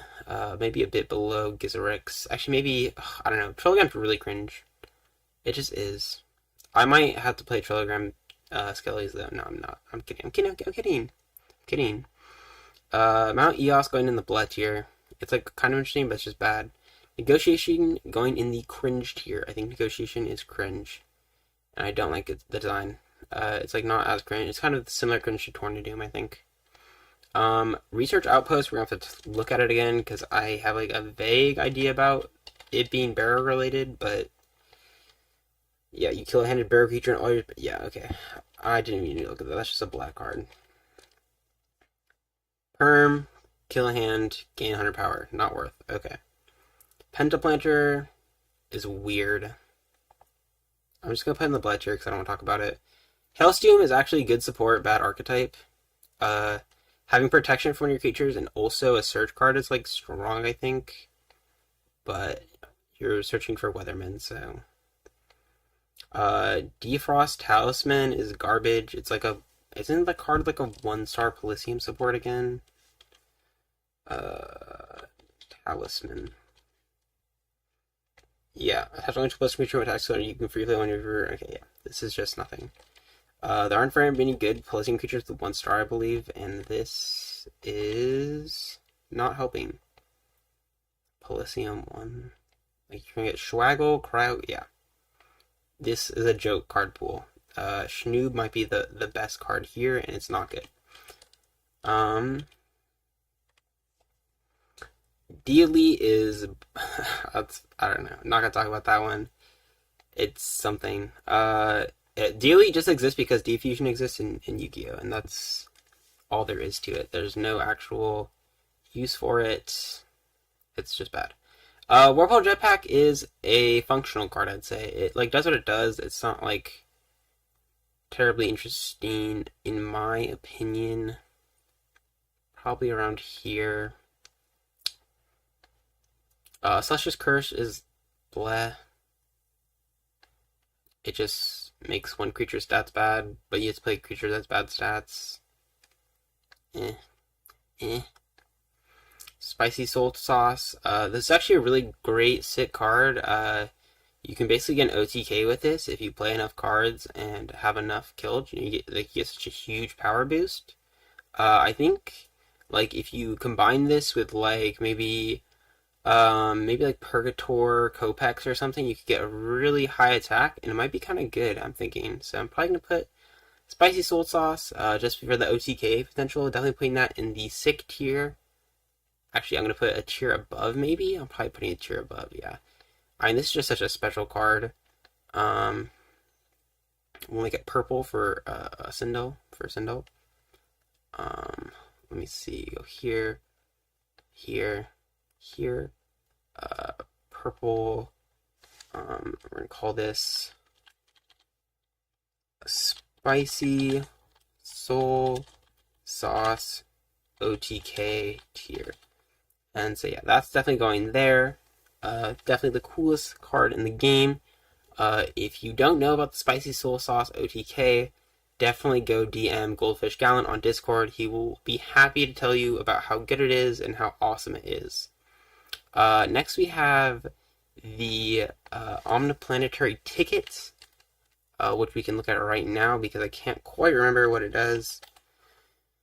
The ticket cards all getting mixed up in my head, for sure. Let's look, yeah. If you play one of either player's killed creatures to your planet, which has stars equal to the amount, okay. This one, I don't like this one. I just don't like this one. It's like not interesting to me. It's like a blocker, but it requires stuff. Anti-Conjurer, also not interesting to me. Homing Seeker, also not like that interesting to me. I'll put an Excess Gleech for fun. Black Hole Blocker, I don't know, that one's also not that interesting to me. Lost Probe's cool, I like Probe. I'll put Probe in the intriguing tier, probably. I think it's pretty interesting. Giving up your draw phase to search any card as long as it's not from your planet is pretty cool. There's not a lot of opportunities to use it, I think. Shockwave 5 is very obviously in the degenerate tier. Don't have to talk about that one too much. I think in pure degeneracy, it's probably the most degenerate card. So, yeah. We have 2 Skullcross Spears, so I'm going to put one in the Bullet tier, hoping that nobody notices it. And then I'm going to put one in the... I'm actually going to put it in the... So, okay, we'll put it in 2 tiers. We'll put it... Since we can, we'll put it in 2 tiers. We'll put it in Good Support, Bad Archetype tier. And then we'll also put it in the Intriguing tier for the Gehenna synergy, right? It can be in those both of those tiers. This card, Extra Small Rescue, is kind of bleh. I played against it today, and it's like, it's okay. It does what it does, and it does it well enough. I just don't think it's that interesting, to be honest. Damocloid's cool. I actually really like Damocloid. Big Damocloid head. Big Damocloid fan. We're going to go all the way up here. Probably going to put it in the cool card zone, I think. It's an Omni Negate for every resource card, but it costs stars, so it's interesting that it creates like a kind of dynamic where there's some part you don't. It's not always a consideration on the table, right? Because if your opponent have 4 stars, you don't have to think about it. You can play your other cards safely. You can play your G crashes safely. But if your opponent does have 4 stars and you think they might be running it, then it creates a scenario where you have to consider whether or not they are going to run it. But then you can also do stuff like, okay, they Damocloid, they're at 4 stars, they go to 0 now. What kind of responses do they have on their turn? There's just like things to think about with Damocloid. I think are a little bit more dynamic than something like AAA, which I think is degenerate and bad. Galactic Shield, I'm putting in the Blood tier. The Blood tier, that's going to the Blood tier. Well, we're gonna put Skizzard in the mid tier, probably. The Vanilla's mid. I don't know where they went. The Vanilla's cool. These are Vanilla's mid, yeah, okay. It probably goes up here, like right above Blue, probably. Inari's kind of interesting. It's cool that it shuffles away cards. It's just like not the right. It's just not right. 400 is just too low or something, or it like doesn't hit things correctly. It's like not in the right like zone. It's like so weird. This Pyranus card I don't care for. I don't really want to put it in black because there's some black cards that are much worse than this, but I'm gonna put it in black because I don't want to think about it. Same thing with Wick. I don't really want to think about Wick. A Crab Lab. I'm gonna put that one in the cool Vanilla's tier, right below Vakapeki Mac, I think. Mouth is definitely a sick card, actually. And he's going all the way up to functional, probably. he's kind of interesting. He scales with the game, so we can't enter any zones at first, and then he can enter more and more and more as you get more and more killed Shios creatures. Maybe get it going cool. I don't know. He's cool. He's cool. He's cool. I think Shios is just he's like overstated a little bit technically, even though he has an effect. The effect technically has a drawback. You know, it's a little bit different. Scoria Carrier. Scoria Carrier is also really cool. I'll put it in the cool tier probably. It's going right there, next to Mag, right above Max. Actually, it's pretty high. It's pretty high. It's cool. It encourages you to hold board presence with cards like Field or Firewall, so you can get maximum advantage out of it. It has decent stats. It has 160 power. I think it might be 160 actually. I'm pretty sure. So that's interesting. And yeah, you get at least one card draw off it, so it does have some guaranteed value, and then you get more and more value. I think Treba is kind of intriguing. Almost, I'll put in the almost something tier. It's interesting that you get to play it straight into a battle zone. That's cool. The trigger is just a little bit too obscure. This card, what is it? Lemel? I think it's Lemel. It has something to do with zones, right? It's like, what is it? Once per turn, after cosplaying like bear creature, add one creatures on your planet. Yeah, so as far as the zone game cards, this latest set, Beyond Horizons, this is one of the worst ones. I'm probably going to put it in the Bled tier. Do not care for it too much. It's kind of Wombam vibes. Just like not worth. The Tuntun is kind of a whatever vanilla. Not the worst vanilla. I think vanillas lately are a lot better than some of the vanillas. What is Soul Sauce doing up there? Secret. When I said this, I said Soul Sauce is super cool. You know, there's a really sick OTK with it. If you want to know more about the spicy Soul Sauce OTK, make sure to DM Goldfish Gallant.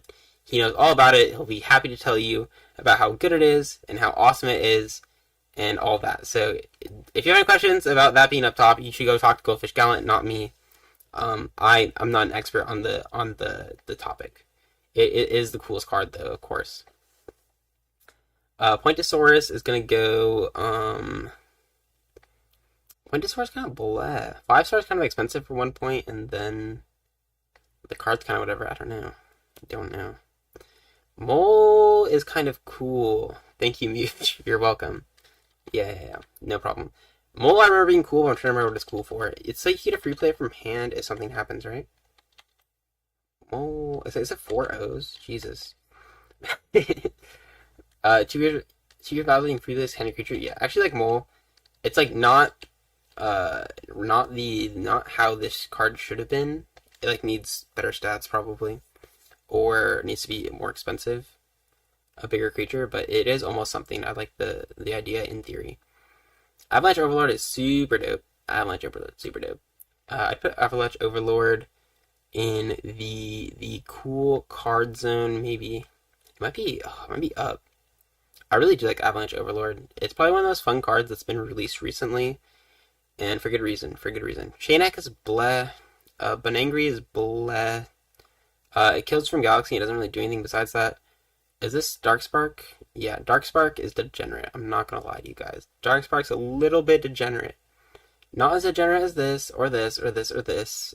Or this, or this, or this, or this, but it is that degenerate. It is a little bit degenerate.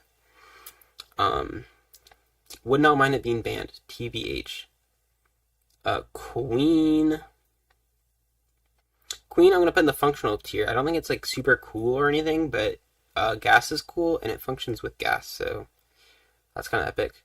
Bondbeak is super cool. I like Bondbeak's kind of versatility. It can set up gas. It can draw cards with Waku. It can gain stars with Diabolus. I think this is a really interesting card, and there's lots of functionality with it that makes it pretty sick, actually. I'm put it in the sick tier. I think it's one of the coolest cards to come out of the game recently.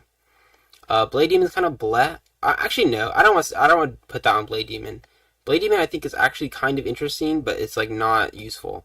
So I'm going to put in the almost something tier because I think conceptually there is something there. It's just like not it. Puppet Abomination is bleh, though. That is a bleh card. Drangeline.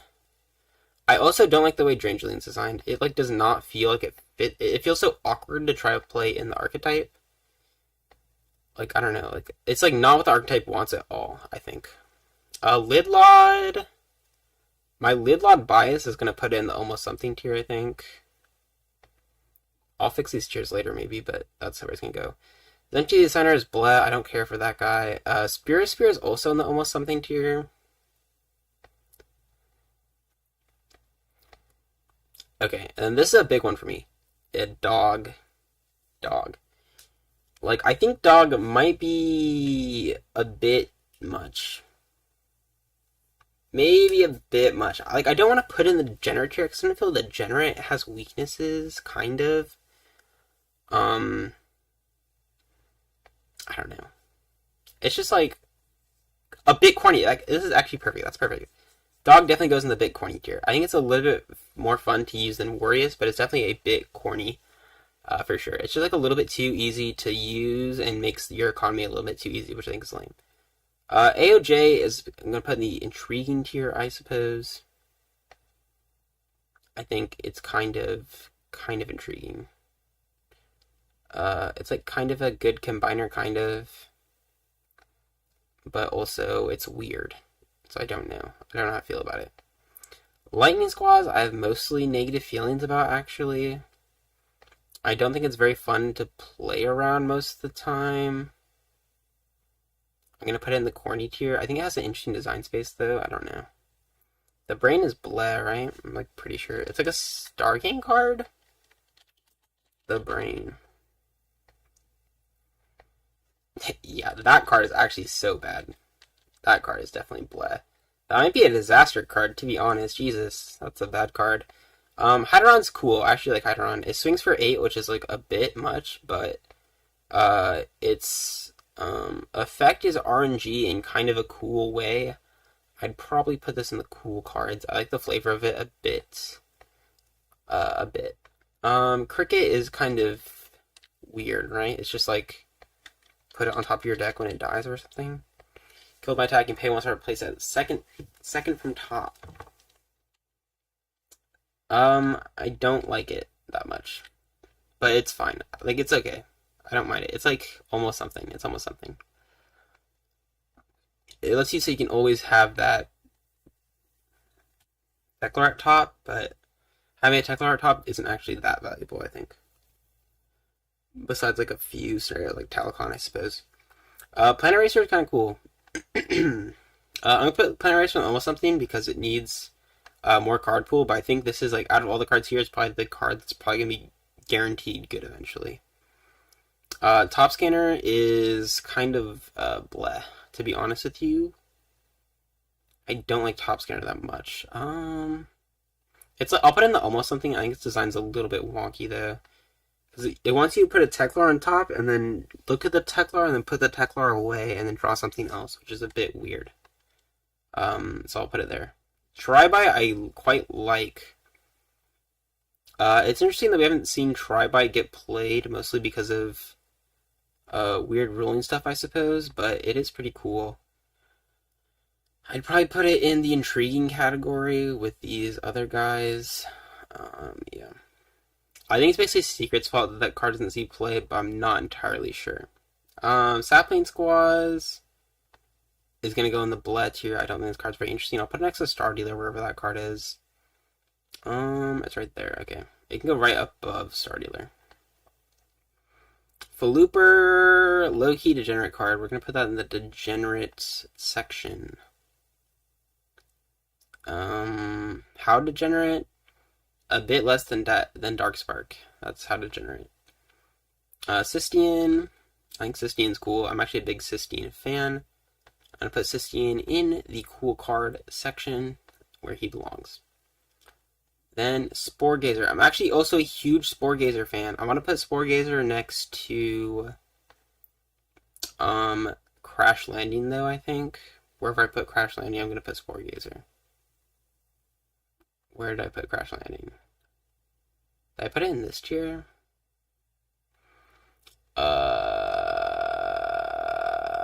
Where did I put Crash Landing? Did I put it up? How up did I put Crash Landing? What the heck? Crash landing, crash landing, crash landing, crash landing, crash landing. Am I insane? Wait, how is it my fault? I was one of the only people saying it was too weak. I don't know. I don't know. I just think it's your fault. I'm not sure why. Not sure why. I mean, I think the main issue with Tribite is that Dog and Darkspark are in the game probably. Okay, I don't know where I put Crash Landing, so I'm just gonna leave Sport Gazer over there, I guess. Temagrob, I don't think is that interesting. I'm gonna put it in the kind of bleh category.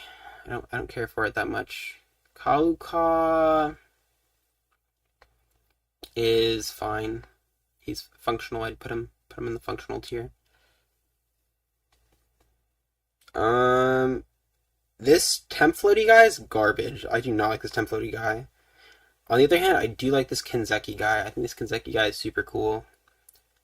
Putting him next to temp floaty probably, wherever that is. I'll put him right below temp floaty.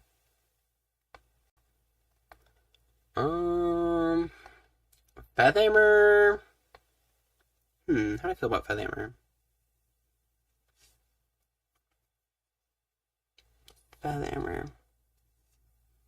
Probably. Featherhammer is kind of interesting. I'll put it in the almost something tier. It's like kind of underwhelming. I like the idea, but it's also kind of underwhelming. Clutter is kind of bleh. I wish Clutter was better, but Clutter is Clutter, so. Clutter is literally Clutter. That's so fucked up. I'm putting it right here, maybe. Okay. Now time for Scardians. Okay, Scardians on the field degenerate. Like, you'd put them up here. But when I'm playing them, they don't feel that crazy. So I'm just going to put them in the cool card zone, I think. They might be a little bit too good, I'm not sure. But I'm just going to put them up there. This Chryso card is no good. It's like an attachment thing that's not very good. Zamorzed's pretty good. It feels like kind of a healthier version of Dog, kind of. I put it in the functional tier. Droplet Squaws is cool. It's basically like Thorngoborg, but different. So we'll put it next to Thorngoborg. It has a bit better stat line, so I think I like it a bit more usually, but... Stomposaurus is a black card. I mean, it's a Yikes Vanilla is what it is. I'll put it right above Spineback Serpent, wherever that is. Schnoob is kind of bleh. Crazy Ice Hand's definitely bleh. This Galacta support is bleh. Spacetime Squaws is bleh. This Warrior is a Yikes Vanilla, probably up though, like maybe down here. Archean. I actually like Archean's design a bit. I think it's pretty cool. I'd put it like, I think it's intriguing maybe. Like, I wish it was a bit better, maybe. I don't know how to fix Archean, though. I don't know if it needs, like, some kind of support, or if there's, like, the card just needs to be better, but I wish it was. This Coin Cards is bleh. Eye of Evilness is a wee bit degenerate. Just, like, a tiny bit degenerate. I'm gonna put that one in the degenerate tier. Maybe around, a bit above Rewind, probably. Probably a bit above Rewind. Not as degenerate as Spins, though. Not as degenerate. Lost Souls is a black card, unfortunately. This is just doing nothing for anybody. Angry Totem is kind of intriguing. And I will put it up there. Lighthouse is also cringe or degenerate, I'm thinking. I think it's kind of degenerate, to be honest with you. I'm going to put it right above Eye of Evilness, I think. I'd rather that card not be in the game. I think Shoalstream's a little bit much as well. So I'm also going to put that up here. I think this card's stupid. Shockwave 8 I think is fine. I'll put it in the intriguing category, maybe. I think it's like an okay card. That's like okay. Jarskooch is kind of bleh. Old Bazaar of Barok is kind of a sick card, right? I think it's kind of has to go in the intriguing category along with some of those guys. 2-star Temple is just like lacking targets, I suppose. I'm gonna put in the almost something category because it's just a spear, and Orbov machine, right? Which is not a lot, but I do think it has potential in the future. Kind of similar vibe with 6-star Seagrass. Seagrass might be even worse, to be honest. That is a yikes card. PPP, quadruple P. Wait, I don't know. Is PP PPP? I think so. It's like 5 Ps maybe. That card's bleh. I don't care for that card. It's actually a bit cringe. I'm gonna put it in the cringe category. It's like the least cringe of those cringe cards, but it's pretty cringe. The Daily Chaos, one of the greatest arts in the history of the game. My throat is dead, but it is bleh card. Torch is kind of bleh. Whack-A-Planet, super bleh. Galdora's box is kind of interesting. I'd put it in the intriguing category, if anything. I'd probably put it up there. Cannon Shrine is a bit... So Cannon Shrine, when it's either bleh or degenerate, I'll put it at the top of... I'll put it in cringe. I'll put it right at the top of cringe next to this guy. I don't think it's terribly interesting. Abomination Team, I'm putting in degenerate, I think. It's like too good and too easy. I think it's like not interesting enough to justify its existence. Probably below Spoons, but above Soul Shroom. Actually, it's not even degenerate Soul Shroom, I think. Soul Shroom's kind of stupid. Whirlwind Wings is bleh. Sword of Life or whatever it's called is bleh. Kayoyo I wish was cooler, but it's kind of bleh. I'll put in the almost something tier because maybe there's something that will benefit this. Like I think you could like do Blade Demon stuff with it if you wanted to get crazy. Star King's kind of bleh. Helder's Cauldron is kind of bleh feeling. Seal of Eternity, it's kind of just lame, isn't it? I feel like Seal of Eternity is just kind of lame. I'll put it in the intriguing category, maybe. I don't know. It's like not that cool. Planet Power is like disgusting. Crimson Grenade, I actually like the design of quite a lot. Crimson Grenade is going in the intriguing cards. I feel like we just haven't gotten to see this card's potential really explored because the card pool doesn't like help it, and the format also just doesn't help it. Star Boost is nothing. Galaxy, what's this card called? It's like Comet Collision. I don't remember. It's nothing though. This card. It's like Divine. No, it's not Divine. What is the card? Is it Doom or is it Divine? What it's Ultimate Doom, right? When you're probably sure the stars are also to do more color. I actually like Ultimate Doom. I think it's kind of interesting. It basically just it prevents a very specific kind of big board from being played, and I think that's kind of cool. So I'll put that one in the intriguing tier. I do think it's well designed. Altar of Alignment is bleh. Point 2 is probably almost up there with Spicy Soul Sauce OTK, but I'm just going to put it right next to point 1, just in sequential order, so that's fine. We have Geroda. I think Geroda's kind of bleh. Reef Wanderer is a disaster card. Deep Space Devourer? Not, is that what it's called? It's called Deep Space Devourer, I think. Devourer, yeah, I actually do like this card a bit. Kill top 4 is good, is like fine, and then gain 100 to the end of turn is like decent. I think this card is like top of bleh. This is kind of a black card, but it's like the best one. Okay, Zamodel. Oh, Zaber is a disaster card, by the way. Zamodel is going up. I like Zamodel. Heavy bias probably, but I actually do think this card's pretty interesting and goes in the cool card zone. It's probably a bit weak, but it's fine. Atomic Key is one of the coolest vanillas in the game, probably, mainly just because of Bone Ladder synergy, and just being a good target for that. I'd probably put it like up here. It's pretty cool. Let's see who else. We have Gi. Gi is kind of bleh.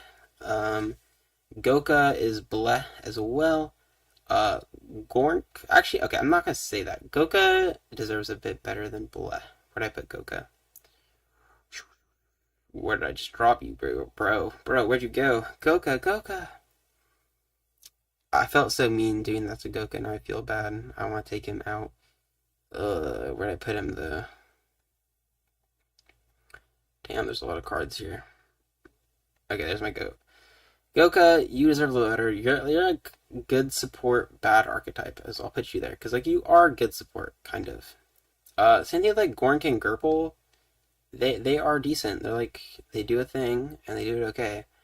Uh, whatever this one is, Goopadoop, that card's a disaster. That card's no good. I'm not gassing Goopadoop for sure. These two can go up here.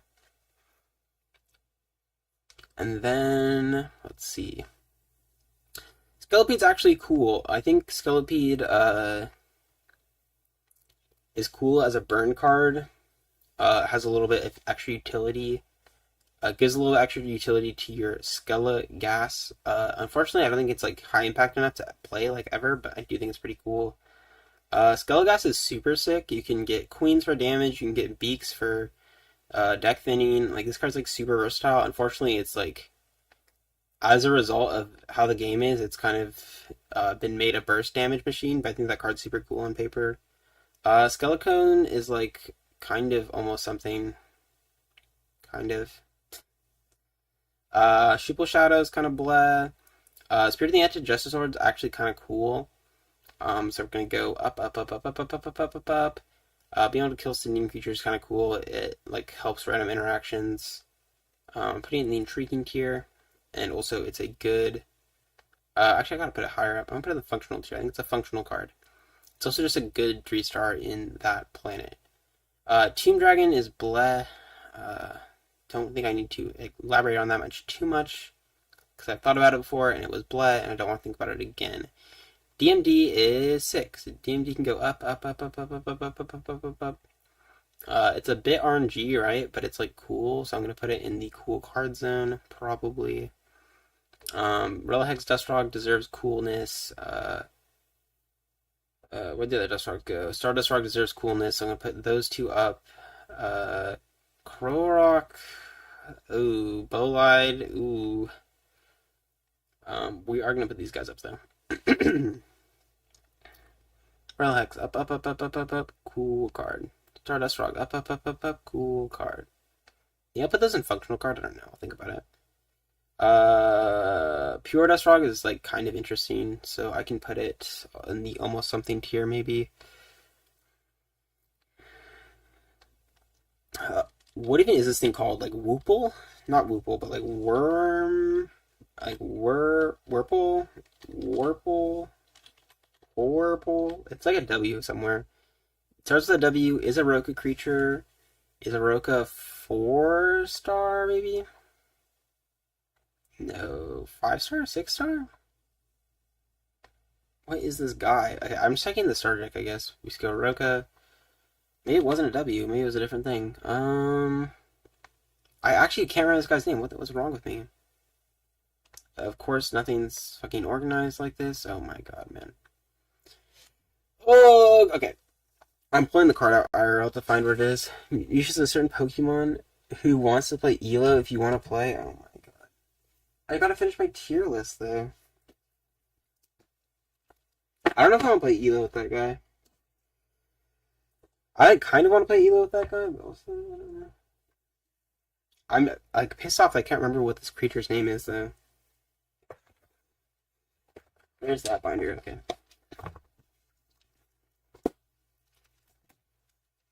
What was it? Goreblue. My bad. Goreblue, yeah. That's like that is so rare that I don't remember what a card's name is. Goreblue. That card's fucking a joke.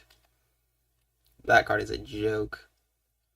That is a disaster card. That is a disaster card for sure. 20 power and hell, Jesus. Whoople Windmills, bleh. Atomic Wasteland.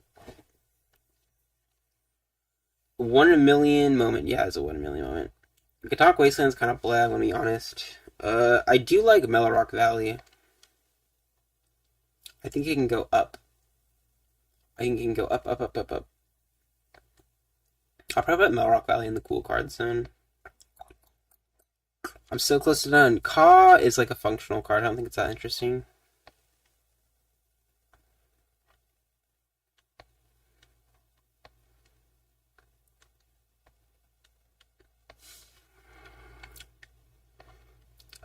Go is bleh. Dustrock Crystals is bleh. All the Kazas are just degenerate and awful and annoying, so I'm gonna put them where they belong, which is they're just cringe. They're all cringe. Okay. They're like different varying levels of cringe. I think Gizzrex is cringier than most of these guys, but they're all cringe. They make me cringe, that's all I do. Stackron's bleh. Kazrak Creator's kind of cool, but he's not like that cool. Where'd he go? I'll put him like here, maybe. Tuple Tech Board or whatever is bleh. Talk is a disaster card. Safety Cable is super sick, actually. Being able to shuffle is like super unique, and it sets up stuff so it can combo with a lot of other cards. That's definitely a certified G, no doubt about it. Combo Conjurers are bleh. Yangelion's cool. I'm almost done, man. I'm almost done. Yangelion is cool. Yangelion is cool. Cool card. Can I zoom out more? Where do you put Relihex Mine? Don't even worry about my placement of Relihex Mine. There's no placement of Relihex Mine that will satisfy you on anybody's list. Okay, this is Dura. Dura is kind of almost something. Thaddeus is here, and Thaddeus is a kind of a disaster card, but I'll put it in bleh. ACAB and Etch are sick, so I can put them in the cool card zone. Turn Tokenaut I can put up in intriguing cards.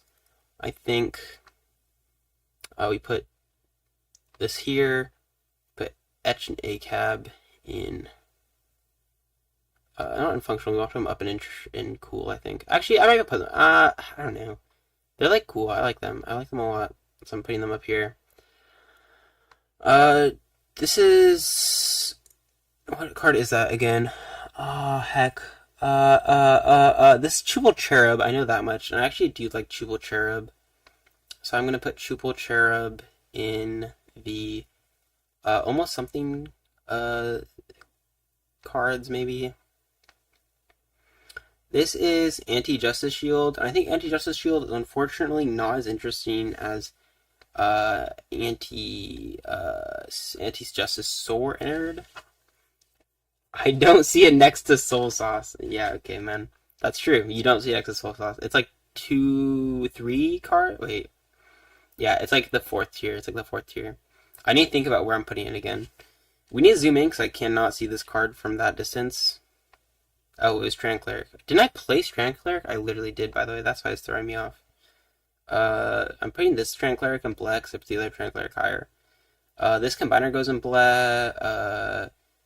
I'm zooming out again because that Strand Cleric pissed me off. Okay, Emblem of Justice or whatever, or is Emblem of Unity? Emblem of Unity is the draw card, and I'm gonna say that it is good support bad archetype probably. It's not that good to support, but having a draw card and archetype is rare. Emblem of Bravery is also like actually really good support in a bad archetype. Kaza Creation or whatever is bleh. Is this Protection Conjurer again? I already ranked this as bleh, I think. Mantilossus is good support bad archetype, I think, probably. And it's probably high up there. Snail Aggro is bad. Wait, no, it's a Yuck Vanilla, right? Yeah, okay. Double Drop's pretty sick. In the meantime, though, I'm putting,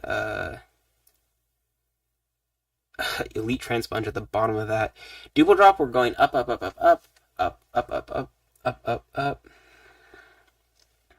Where did I put dual? Oh, I already lost double drop. There it is. Okay.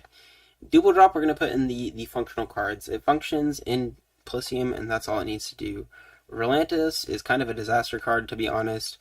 Jim Norris is actually really good support in a really awful archetype, so I'll put it right below that guy. This Snot card is bad. This Talisman card is bad. Elasmobon is bad vanilla, if I'm correct. This other guy from Nanораys that gives you a point when you put him on Relantis is bad and bleh. This is Cryocross. Again, I'll put it next to the first Cryocross I ranked. This is Mystical Beast of the Deep, and Mystical Beast of the Deep is cringe, actually. Behemoth is really cool, though, so we're putting Behemoth up, up, up, up, up, up, up. We're putting Behemoth in the... I think Behemoth is a certified G, I'm not sure, though. I'll think about it. Fubo Flame is a black card. This Combiner is a vanilla. The Blood Eclipse, Darkness and Light. Shiozine Lava Hole is bleh. Shiozine Lava Target is bleh. Shiozine Lava Bat is a good card and a bad archetype. What is this card? Cursed Bellows is actually kind of cringe. I don't like the way it's designed at all. I'll probably put it like right here.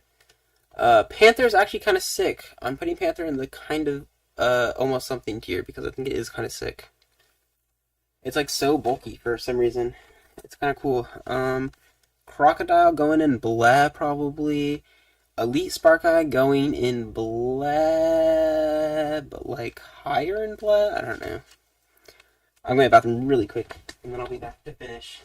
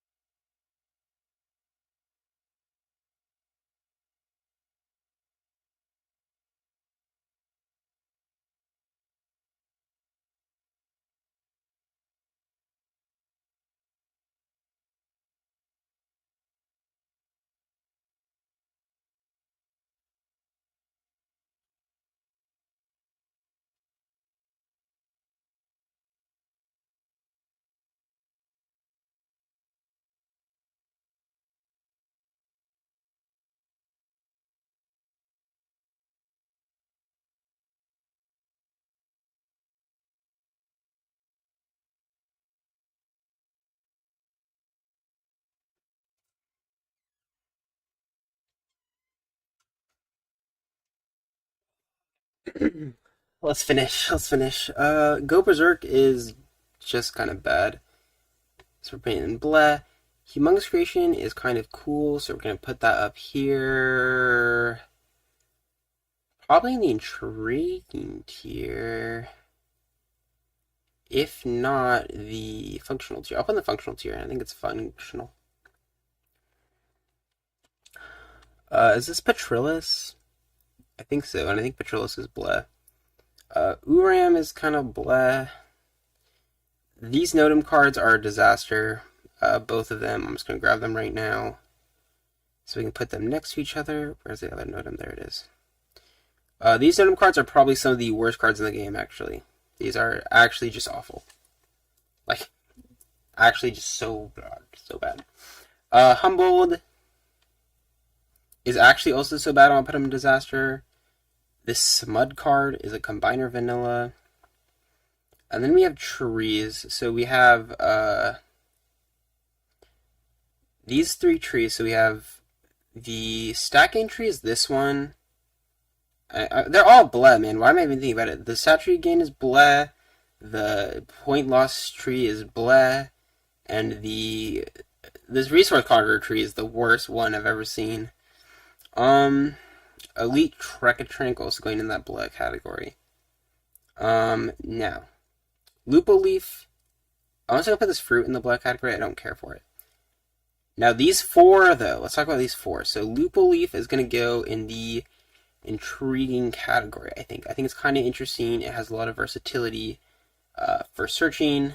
It's kind of just like a pure search card that costs 2 stars. I think it's kind of interesting.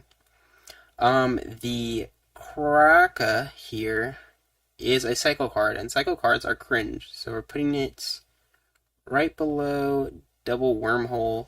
It's not the cringiest cycle card. It's very specific, but it is a bit cringe. Togma, I actually don't mind Togma. I think of Togma as Adatrox.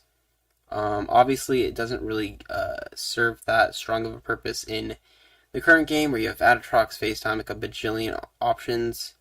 You could do Togma Guok as a combo if you just wanted some bulk on your field, but also it's like not, the stats just like aren't there. I think it's like a 130 power or something.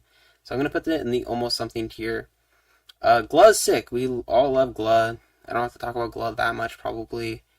It's just a cool card. It has a nice removal effect. Searches for Thorngleborg. Everybody loves Glaw. Guok, kind of a similar place. It's got draw 2, which is very strong, but obviously it only works with a couple cards within archetype. And the draw is delayed till the end of the turn, so it's not even that crazy. TBH, that's a cool card. Berserk Boulder Dragon's a joke. We're putting it in the blood category. Booble Brick is low-key a disaster card, but we'll put it in the blood category. This is Solomancer, right? I think this is Solomancer. Solomancer is cool. I think Solomancer recently is starting to border on degenerate for me. But I will put him in the cool card section for now. I think he's still pretty cool. He requires a little bit of setup at least. I don't think he's that bad. The Violet Boulder Nest. I need to remember this card. I think it's bad, but it might be good. Kind of. Yeah, I think it's not good enough. It's probably just not good enough. I wish I could say it was good support bad archetype, but it's actually just not there. It's not on that level, so I'm just going to put it in black. Which I already did. Okay, cool. Baby Boulder Dragon, I like a tiny bit. Boulder Dragon, I'm putting in Yikes Vanillas. I'm putting Strange Violet Boulder in RNG Gross. That would be a cool card, but it's ruined by the fact that it's on a coin flip. Baby Boulder Dragon, I'm putting the almost something tier. If you need star gain in bugs for some reason, that's your guy. This Nano Ray Nano Stinger is I want to say good support bad archetype, so I probably will. Balor is very good and pretty cool. Rowdy is a bit degenerate, to be honest with you. I'm gonna put Balor in the functional cards probably, and I'm gonna put Rowdy. Is Rowdy corny or degenerate? I need to think about this one. Okay, so Balor is going to functional, and then is Rowdy a bit corny, or is he like degenerate? Yeah, I think Rowdy is probably.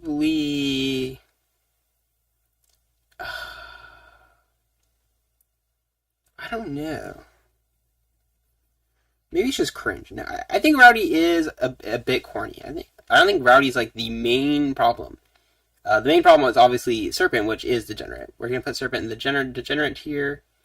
There's a lot of degenerate cards, so Serpent's not like the main issue, but it's probably right here. I mean, it's probably more degenerate than Eye of Evilness, to be honest with you. And I'll be right here under Tomb. It's actually like pretty bad. Pluga is really cool. I think everybody loves Pluga, and for good reason. It's kind of an interesting revival effect. Has like its own kind of mechanical quirks. It's fun. I'm putting Pluga up in that cool card zone. Garita also kind of goes up here. It's a cool bounce ability. It's not versatile in the same way that Pelfam is, but it does have its niches, right? And its synergies. This is, we're gonna go Batara first. Batara, oops. Batter. Everybody loves a good batter. We're going to put it in the cool cards section again with the other bugs. The bugs are all pretty much universally cool. I will say I think Queen of the Burrow World kind of transcends all of them. I think Queen of the Burrow World gets to the sick category. I think she has quite a bit of versatility that not a lot of cards have. She can be a wall breaker with her 400 health. She can be a piece of burst damage with the with Blaze. She can kind of be like a board cleaner, whether she's flipped or unflipped, depending on what kind of board she's trying to deal with. And if she is able to deal with the board unflipped, then she can kind of be a very bulky wall as well. There's kind of a lot of diversity in how you can play her, and also work her with your other bugs to like, I don't know, she's just like super cool. She like and she also like requires the use of your other bugs because she does need to kill them to actually get her effect going. I feel like that archetype is just so well made. Dark Burrow is probably the weak card here. I'd probably still put it in cool cards though. It's just cool. Calamask is also cool. It's probably, as far as like cringe, I forgot. Calamask, you are cool, but unfortunately you have to go in the Degenerate by Association tier. I'm so sorry about that. I wish it could be different, but it is what it is. It is what it is. Okay, Saberflute is kind of bleh. This Violet Boulder Nest card, I think is what it's called. I think that's what it's called, Boulder Nest or something. Control Shift. Violet Nest, right. This card is good. It's good for a bad archetype, right? So that can go up. In the good support bad archetype. Darkstone Beast is also cool. He's not as cool as the other. I'll probably put it on the functional tier. I don't think he's as cool as the other cards that came out around the same time, but he is kind of cool. Galasha is kind of bleh to me. I don't know. I'll put it in the almost something tier. Having a burn moon is kind of interesting. Enox is very cool. Enox is very cool. In the meantime, we're going to put Scalecraft in the bleh tier, and we're going to put this Pally Falls Perm in the Disaster Card Design tier. There's also Greel here, who we're going to bring up with us and decide where he gets placed later. So, Enox is definitely a cool card. No doubts about it. He's basically a 500/500, and then he has one of the more interesting revives that has a little bit of versatility. Can be used a little bit different in different situations, and it's kind of interesting. Greel here. This is a Greel, right? Yeah, this is a Greel. I'm like 90% sure. Let me zoom in 2 steps so I can look at it. Where'd it go? I lost him. I was literally looking at him. What happened, man? Yeah, that was a Greel. Okay. This is a Greel. I don't really care for Greel. I think he's kind of bleh. I'll put him top of bleh. As sympathy, though, I do think he has kind of potential. Inglorp is just a disaster. Sodrius is kind of almost something. I'll put him good support bad archetype, probably. Leviathan Crown, it's like borderline degenerate, but not really. I'd probably put it up in the functional cards area. I don't think it's like sick when I see it get played, but it is pretty functional, right? Jubba is gonna go in the. I'll put him top of mid vanillas, or like bottom of mid vanillas. Like, I want to give him a little bit of credit for being overstated, but he's like not good. This is a ridiculously rare cop, right? I already ranked this, so I'll put this cop next to that cop, I guess, because I think they're both really cool, and I like them.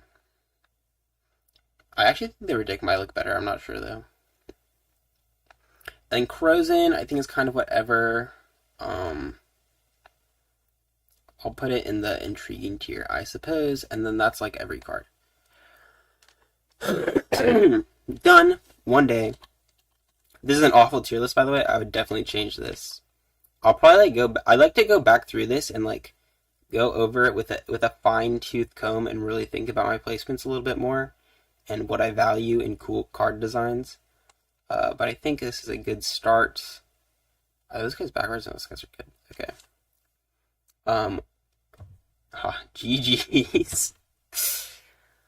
Some cards had duplicates in here, which was annoying. Whoever made the tier list, big L on that one. Sorry about that. Didn't include all the alt printings, but did include some of them. Quite strange, if I must say so myself. So yeah, big disappointed with whoever made this tier list, but also it's fine. So yeah, that's the tier list. I did it. What now? Do I have to play best of 3 with this guy? I think I do, probably. Okay. We'll go ELO question mark and see what he says. Should round 3 start soon? Probably soon, right?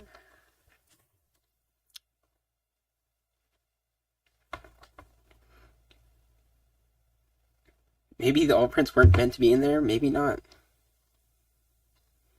Maybe not. Do I have an untapped tab open still? Yes, there it is.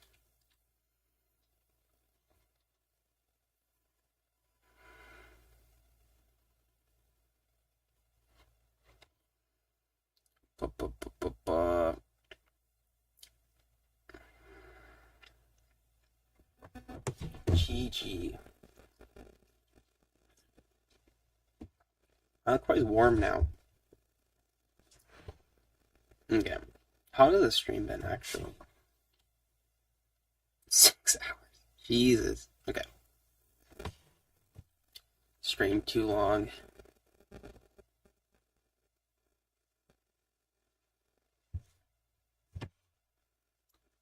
Ugh.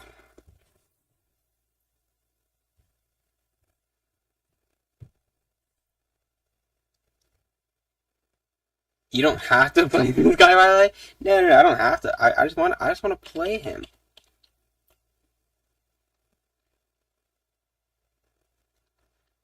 ELO with my bestie, Unseen Oddish. There you go. Why wouldn't I want to play with the Unseen Oddish?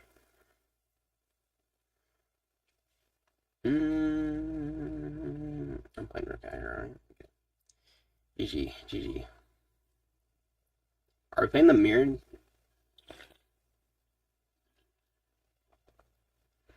I don't mind playing the mirror.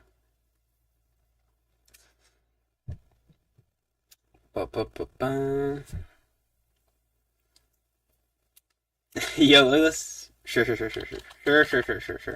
I won't talk about my hand. We'll keep it under wraps.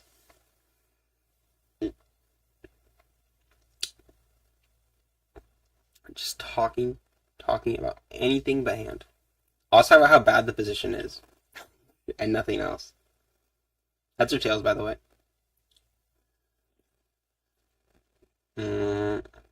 Fine. Tails.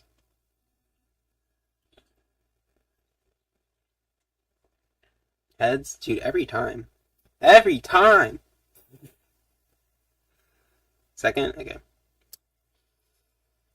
Fine. Draw 5, gain 1, 2, 3, 4. And we move. Okay, I open this card. I was talking about the hand. Whoa. I didn't talk about the hand. I wish I opened Guardian, though. Eco creature. Guardian of the Moon? Okay.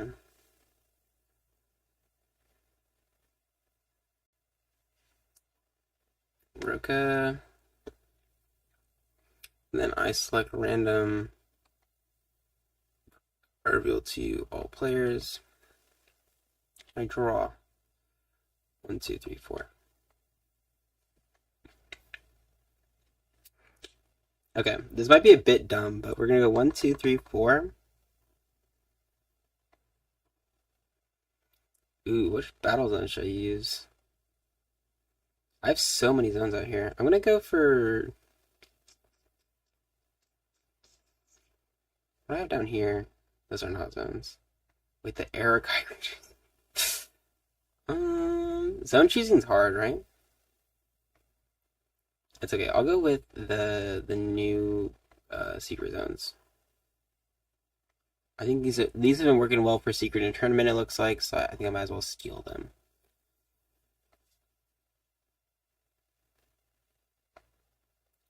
One, two, three, four, five, six.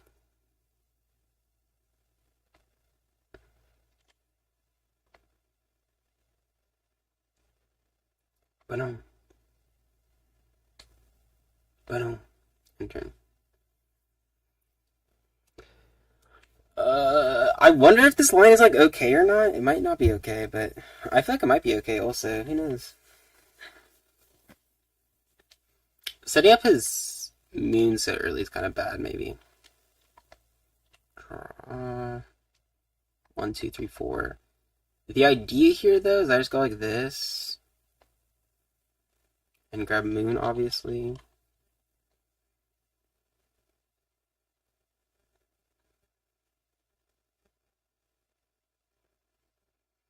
And then I attack for one. And shake this. And turn.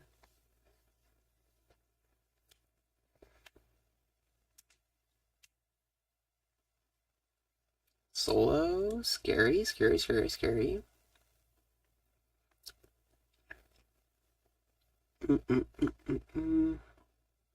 Surely no outs. Oddish, right? No outs. Resource zone? He has outs. Oh no. Oh no. No outs! Never punished. Okay. Shaky, shaky. Wait, thinking? I'll try to do this, by the way.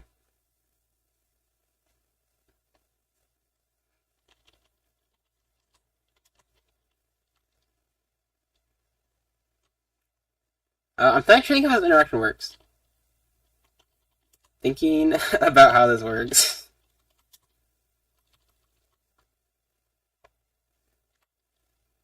Because, okay, it works when Moon goes to grave. Okay.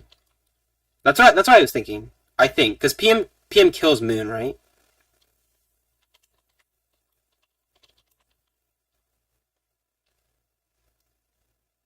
Okay, I think PM kills Moon. Yeah, okay. That's what I think too. I think we're on the same page with this ruling.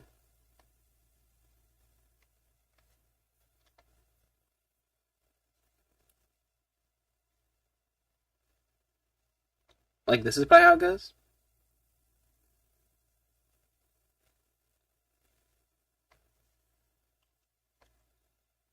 Let me, like, shuffle, draw. 1, 2, 3, 4. Okay. That makes sense to me. Response, I'm going to go 1, 2 on this for the resource zone. Just so I have all my zones up and I can do things. We'll super for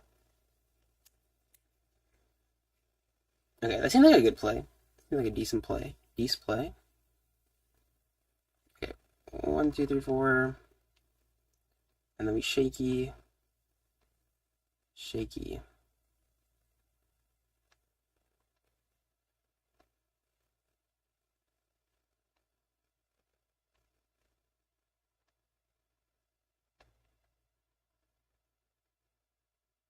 And we enter. Okay, he's another moon in hand. Interesting, interesting. I can't do the same thing twice.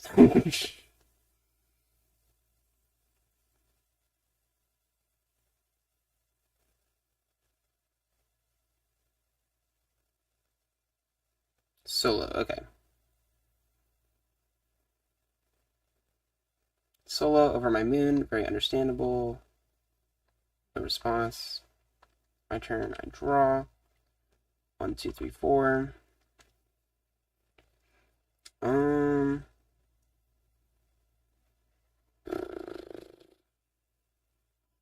gonna go 1, 2, 3. grab this.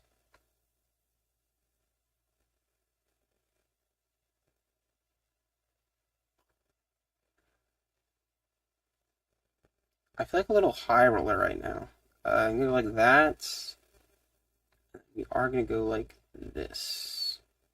That was the worst draw ever. I'm gonna go like that probably. Okay, 1, 2, 3, 4, 5, 6, 7, 8, 9, 10. Cool, cool, cool.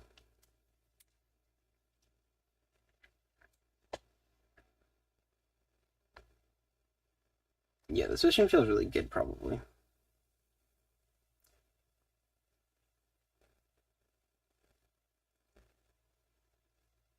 Yeah, and there's like 0% chance you buy back, you just kill it, right? Yeah, that makes sense. Oh, he did buy back, okay. Insane plays.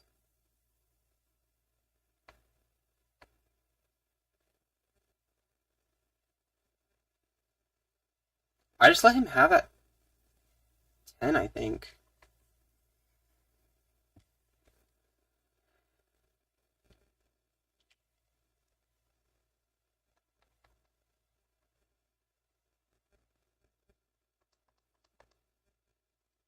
I'm gonna go like this for this. There's like one hand that he could have that might mess me up, right?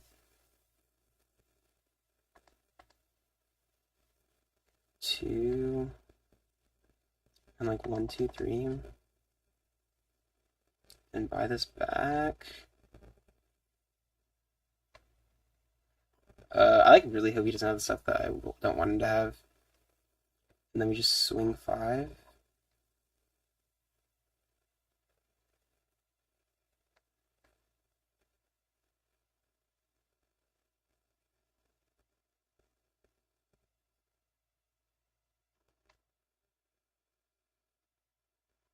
Swing face? Yeah. Is it gonna be a turret? Turret angle? Okay. Rip? Yeah, unlucky probably. Yeah, that's a rough position to have to play out of. You probably like you could have played safer and just killed the thing, but I understand playing it that way too.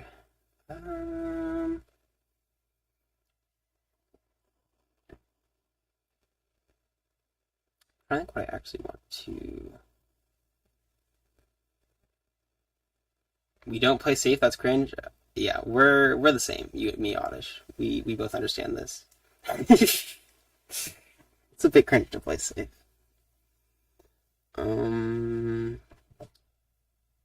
Siding this matchup's kind of weird, right?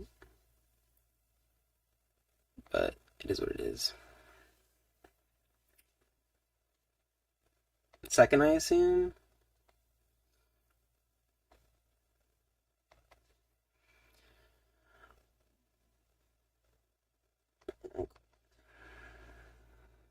Second, yeah, okay.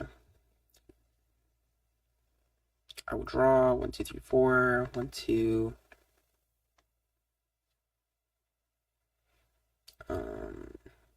Going old school this round with the secret zones. Grinding turn.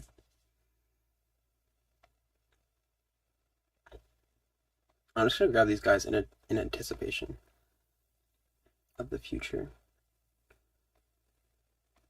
Okay, and then I'm gonna play Rilla Hex Response. Okay, draw.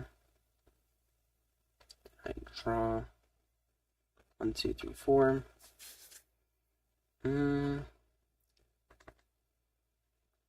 We go 2. We go 6. We pass. Yeah, Ruka. I remembered. Abandonment. Yeah. Mine. No response. We both got turn 1 mine. Wow. Yeah, probably. Do you pull? Okay. Then we're gonna shake this like this. Find card. Sun.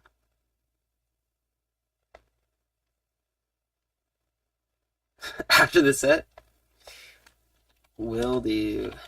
Okay. And then we draw. Gain 1, 2, 3, 4. We are gonna go 2 for the battle zone. And then we're just gonna swing into it, right?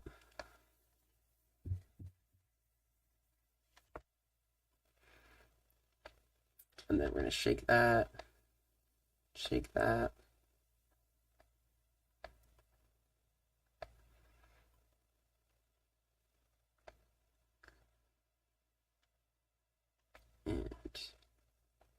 And turn. Roka effect. What did the Roka effect hit? Whoa! Whoa! Worst Roka hit ever. Maybe ever. Maybe ever.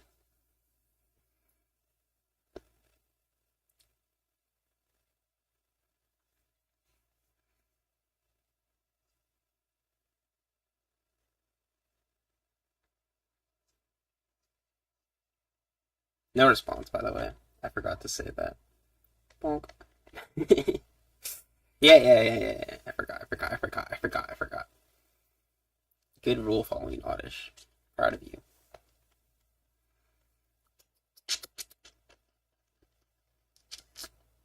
Can I just like high roll and clutch this one out again?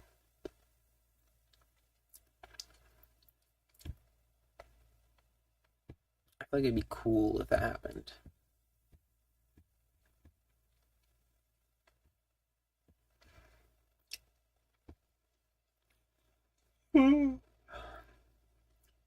What will he do? Hard to say. Could be anything. Really has no out though. He's gonna drop another Droplet Squaws. No out, but it's Dark Spark. Bad Mills? Turret Blaze, Beast, Spoon. Those are not great mills, right? Far from ideal, I'd say. Yeah, we shake the guy. We grab the other guy. We shuffle the guy. Draw 1, 2, 3, 4. I'm just gonna go and attack that guy, I think. Nothing too crazy. And I'm gonna shake that. I'm gonna shake that. Tomb, okay. I'm gonna find card. This card. I'm gonna shuffle these cards. I'm gonna pass. I don't know how to fill out this position. Oh no! Oh no! The mirror. This is the weird part of the mirror,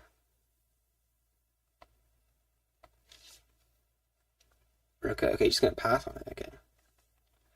Oh, I have to select random. That's reveal. Oddish. And then I have to shake this guy. And then I have to find card. How to do it. I understand. Boom, grab that. Shuffle, and I draw that out here. Draw. 1, 2, 3, 4. Never lucky. Okay. Thinking. We're gonna go 1, 2, 1, 2, 3, 4. 1, 2, 3, 4. Huh. No. I mean, I could, yeah.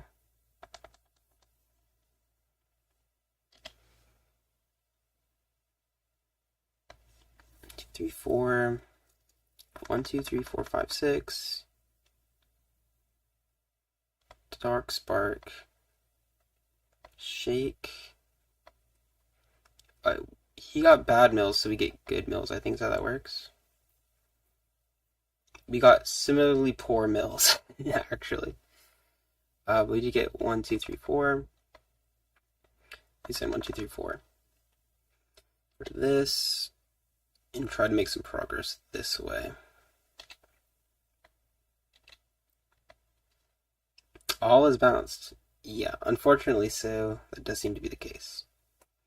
We did get 3 points out of that, which is something kind of. His position looking a bit better than mine, probably. But that's how it be sometimes.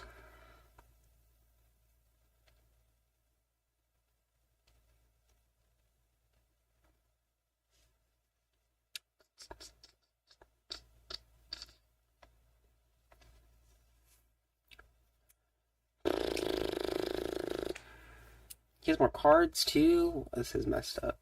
Does not feel balanced at all. I guess we have the same amount of cards technically, but he has more cards in hand. Wow.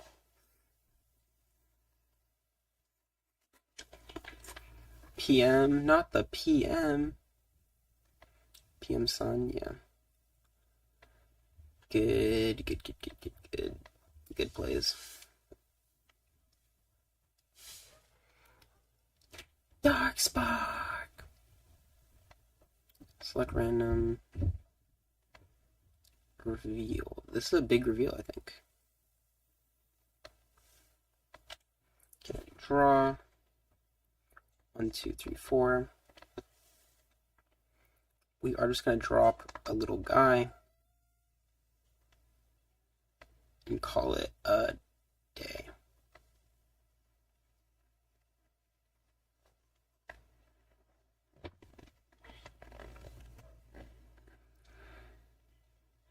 No response.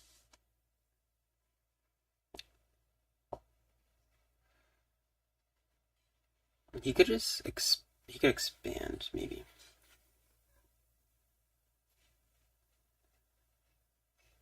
Nine to 5, yeah. He's going.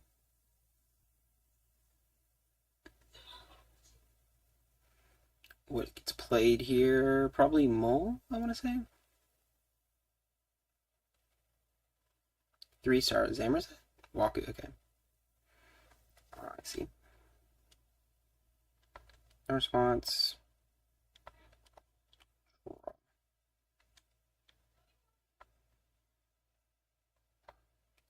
Select random. Select random. Okay, we can reveal that. Okay, and then I'm going to hold that, and I'm going to draw 1, 2, 3, 4.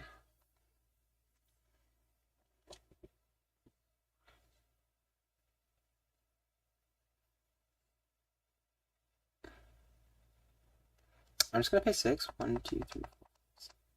Oh, he's typing? What did I do?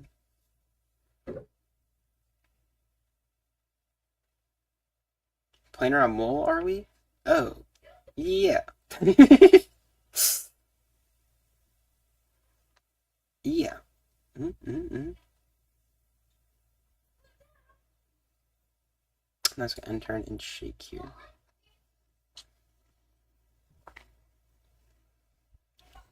I'm super playing around Mole, for sure. I gotta play around Mole because Fish said it was good, so I believe in Fish.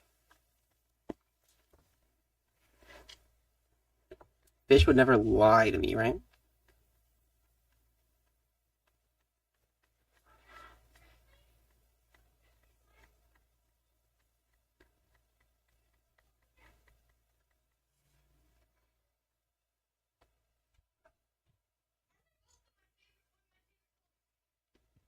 Yeah.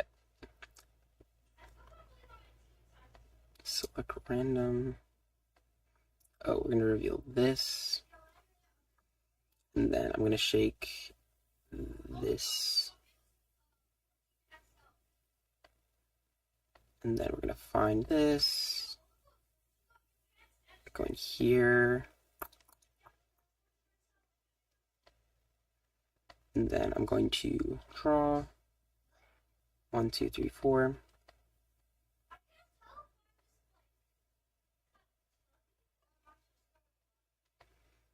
I'm gonna go.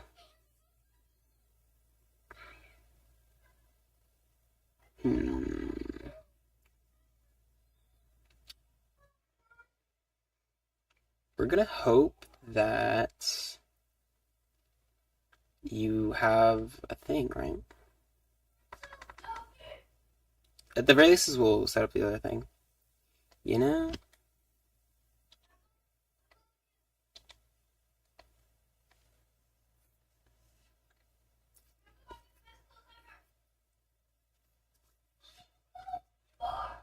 He's thinking.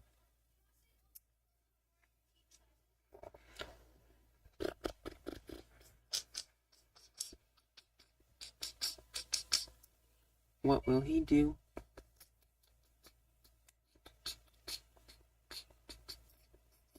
I don't know if he's thinking on a field, probably.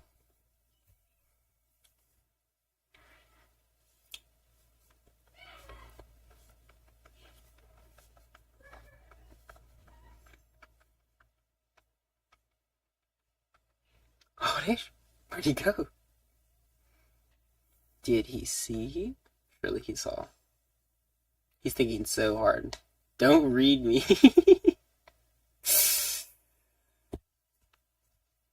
You surely just play with field here.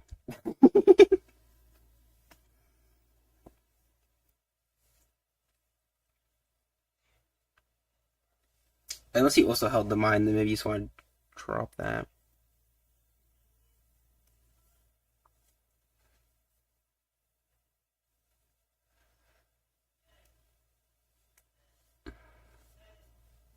Yeah, okay.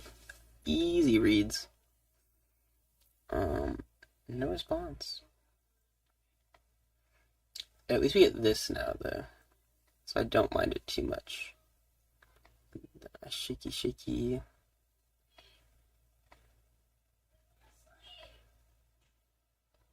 Auto taking so much time. So true.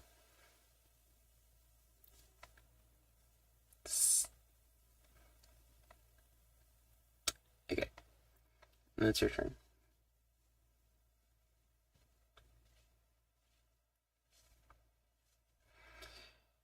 Who won game one? I won game one. I high rolled game one for sure. This dies.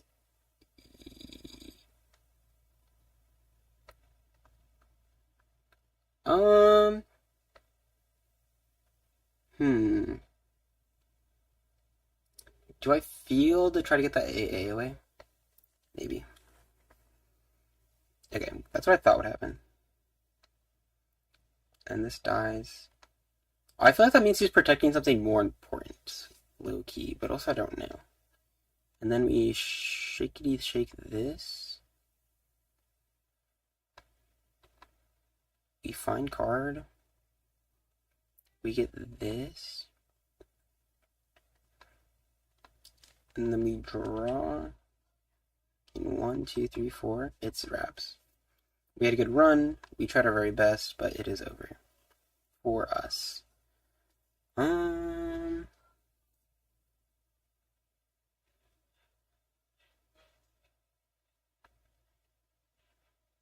this sucks. Okay.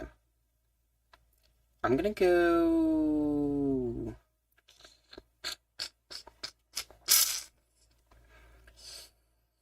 1, 2, 3, 4, 5, 6, 7, 8, 9, 10. I guess I'll go 1, 2, 3. Drop this. And grab this.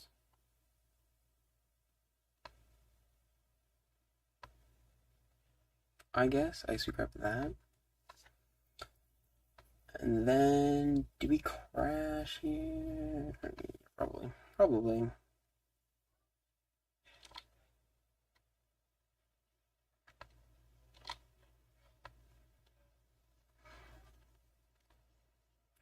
I don't really like this position that much, but oh well. Whoa, don't reveal, brother. Who's Oddish's bestie? Oddish is our bestie. Surely crashes Sun? Yeah, we crash Sun. We crash Sun every time.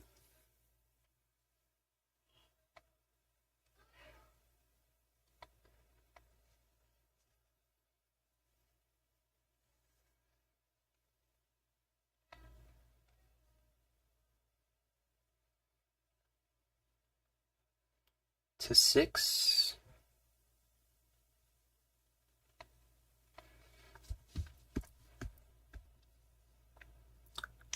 The Dark Spark hitting the board. Worst mills ever right now. Double Shroom. Shroom. Oh, just the Sun Shroom. Lame. Only did 2. So lame. Should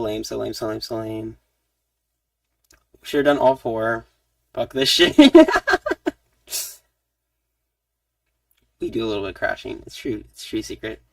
Soul Shroom, no. The fuck this shit into Soul Shroom combo.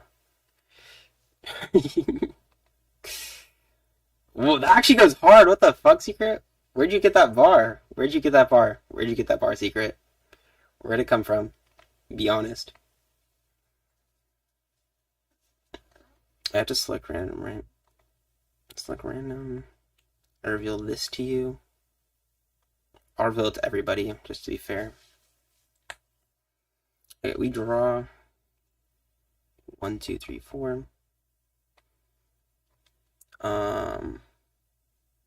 Both moons dead, so no switchers. This actually makes a pretty interesting scenario, I think.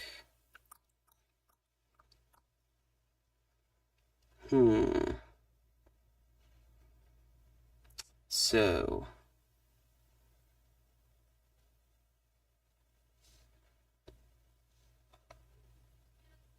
I'm gonna PM Dark Spark here. And then I'm gonna go 1, 2, 3, 4, 5, 6 for this guy. We're going like this and like this.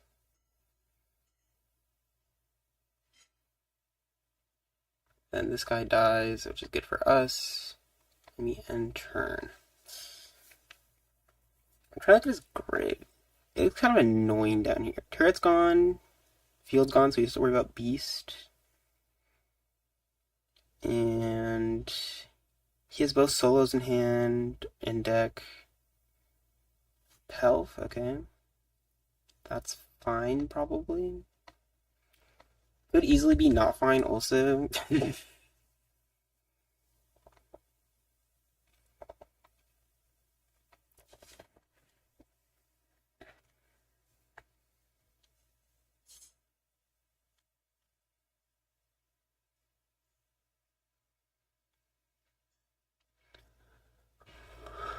That was off the dome. What the fuck? My bad. I don't know what came over me. No, yeah, that was good. Write that down. This is gonna be the... What is this? 7? Oh, another Guardian. Dude, it becomes Guardian aggro. What the hell? It might be GG's for me. You draw 1, 2, 3, 4. I'm gonna be spoonsing here. Try to play Pelf, AAA, TFP. AAA hand.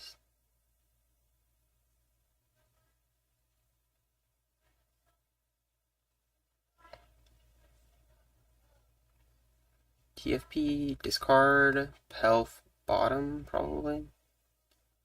Probably the angle here.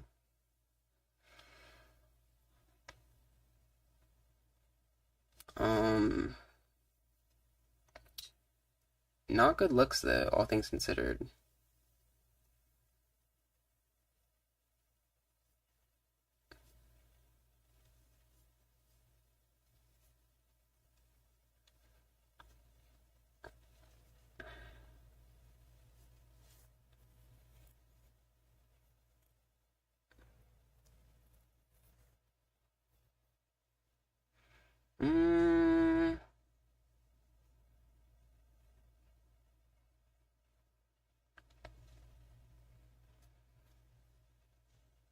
I guess we crash here.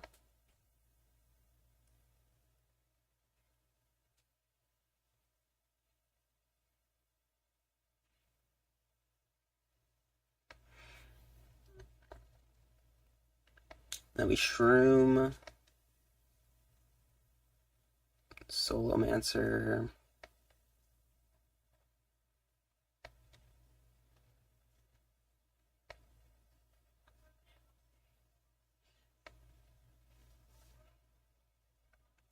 And swing for 5. I think it might be GG's today.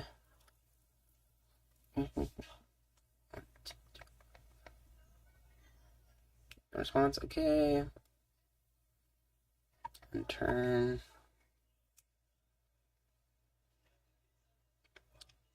First sales line, no. First sales line plays. Hey, that's how I won last game.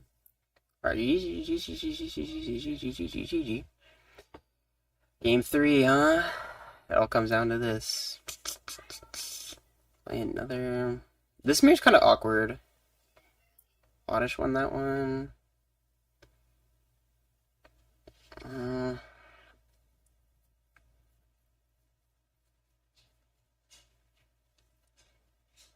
Man, I don't know.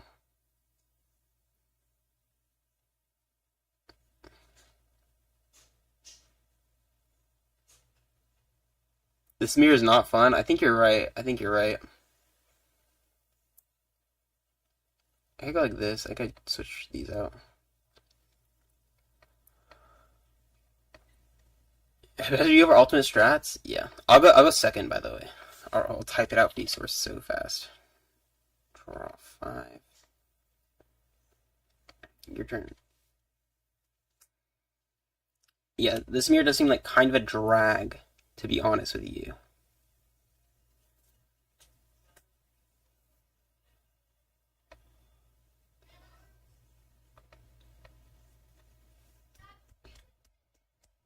Yeah.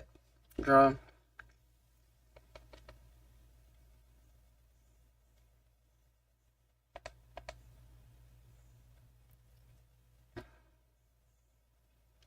I think we steal zones for this one. I've been watching. Is it boring because no one can kill scars and then solo plays? Maybe something like that. Not entirely sure. I like this. I understood this last time, so it must be good this time, right? Oh, shake the thing, by the way. You know the vibes.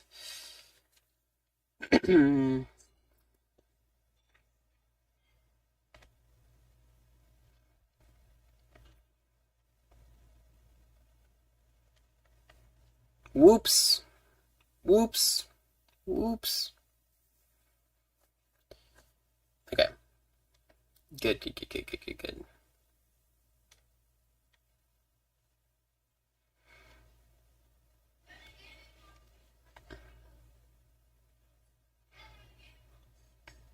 Dark Sparking. Double Shroom, double Blaze right here.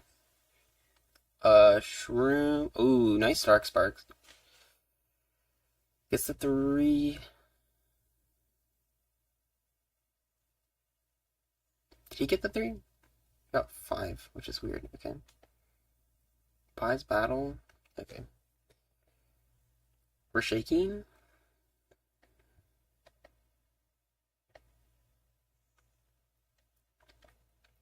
We're Scardian?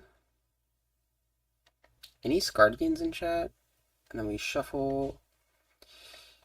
We draw. 1, 2, 3, 4.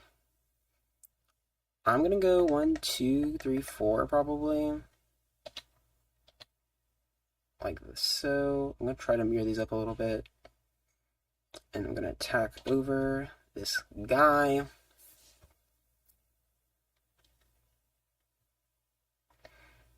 Yeah, shake. Shake. You know the vibes. AA on deck. Okay, that's good to know. Good to know. They never have the outs though, so it's probably okay. I kind of like that when you're finding a card and you shuffle it, closes the find card menu. I think that's really convenient. Rare instance of untap having some quality of life, I think.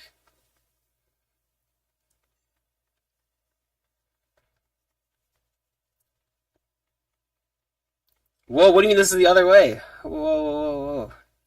You mean, oh, I have no Scarring answer, so I can't play any cards. That's what you mean, right? Not like I have double TFP and solo Blaze in hand, right? Okay, good, good, good, good, good.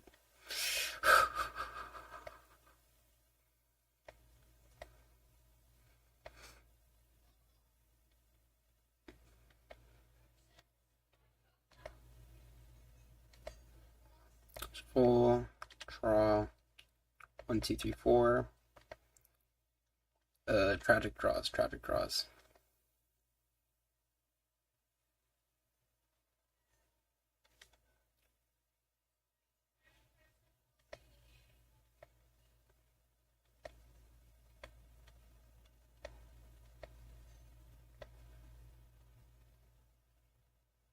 Solo in hand, huh?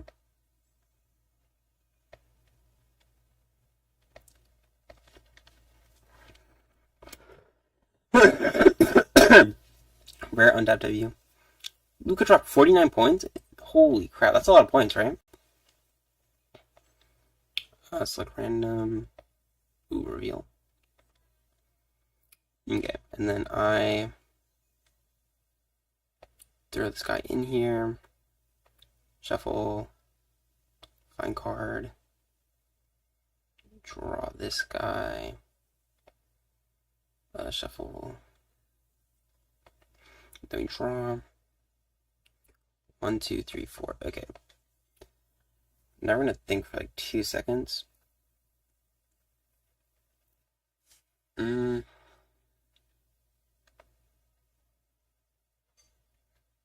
How bad is setting up your Scarred for you?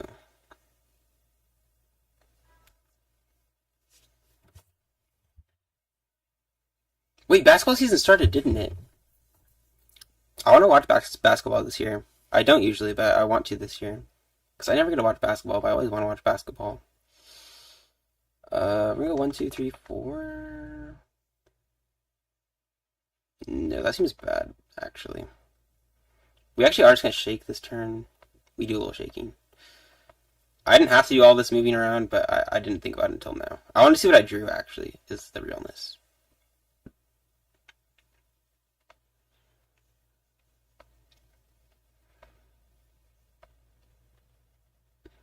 End turn. Shaking, shaking, shaking. What was it? 2 AA! Whoa! Watch with me in QIMO? I will. I'll totally watch it. I will.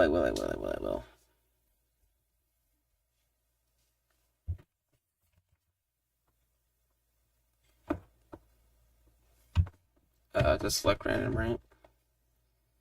Select random. Reveal to all players. Okay. And then my turns, I go like this. I go like this. You know, keep my options open. Do this every single time, just in case. Just in case. You know, you never know when it's time. 1, 2, 3, 4. And then here I'm comfortable doing it, I think. 1, 2, 3, 4. Zone. 1, 2, 3. Zammer Z. Like so. You go like this and like this. 1, 2. This guy dies. And then no Roka effect. I don't want to move a Guardian, at least for one turn.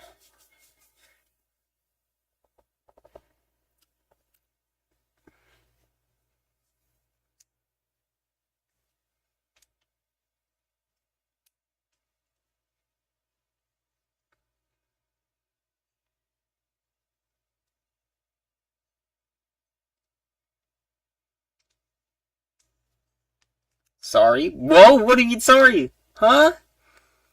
Oh, it's GG. Okay. It wasn't GG. Select random. Okay. Man, I didn't want to reveal it, but it's here.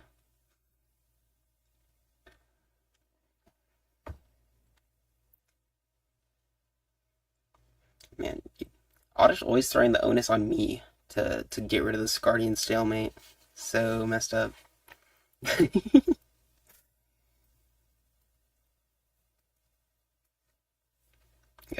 then I draw 1, 2, 3, 4, and then tragically, I do this play. 1, 2, 3, 4, 5, 6. He's gonna drop the "it's optimal" in chat. Drop that. We shake this. We pass turn. Good luck finding a card by random. 3, 4, 5. Fifth try. Fifth time's a charm. Field. Okay. That's good to know.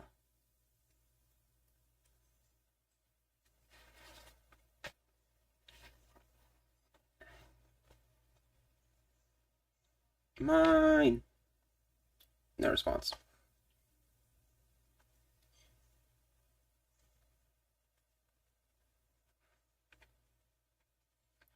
Let me see Sun come out.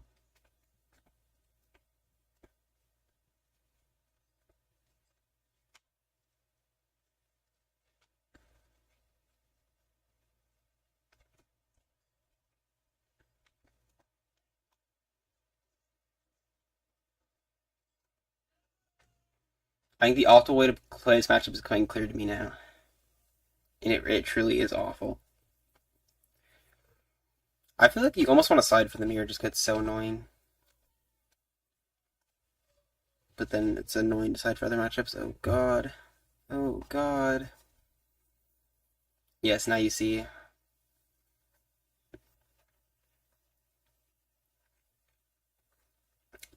Yeah, it's all becoming so clear to me now.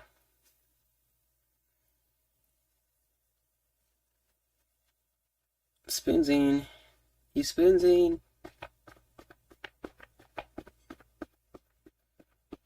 Surely he trashes moons. Stream to hand. Conjure to bottom. Oh, I got it wrong. Conjure bottom. I guess he needs one in. Yeah, he needs one. I forgot. We already had one set up. My bad. I didn't mean it. I read it wrong. I'm sorry. Select random. Okay. Now he knows I have this. Do I bother switching? I have to bother switching just in case, right? You know, just in case. What if the perfect thing comes up and I need the answer, you know?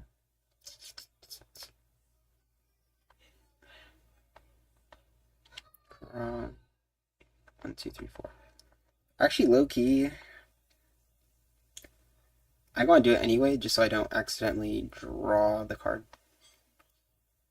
But yeah. We're ending again. We're shaking again. We're shuffling again.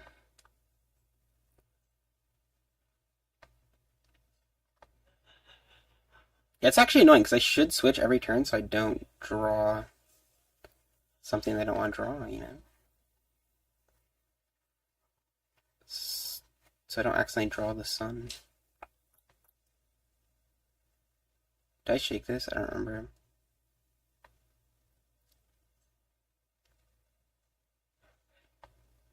I think I shook this. I don't know. I shook this, I think. Ba, ba, ba, ba. I broke his 7-game win streak with the best deck in the format. Good title, good title, good title. Request reveal?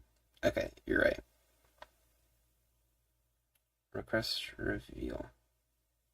Request reveal. There you go. That's how God intended it. Oh man, what is this hand? I don't like this position anymore. I don't like it anymore. Don't like it one bit. It's GG right now. And there's nothing I can do.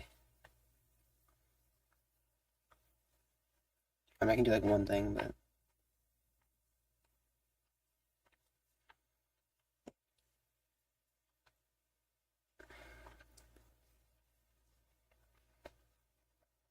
It's wraps. It's wraps.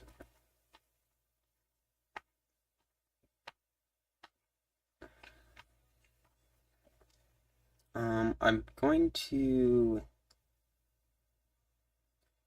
just eat that probably, yeah.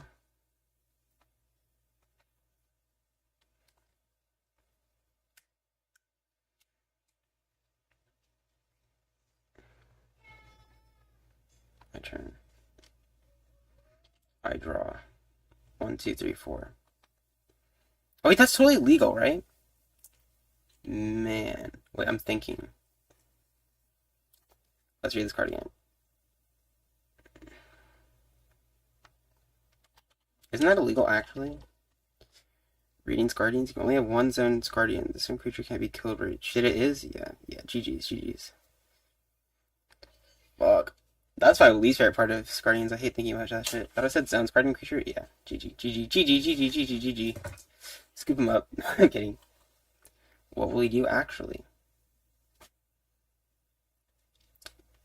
Oh, just tell me how to fix the position.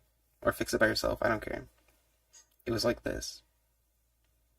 And,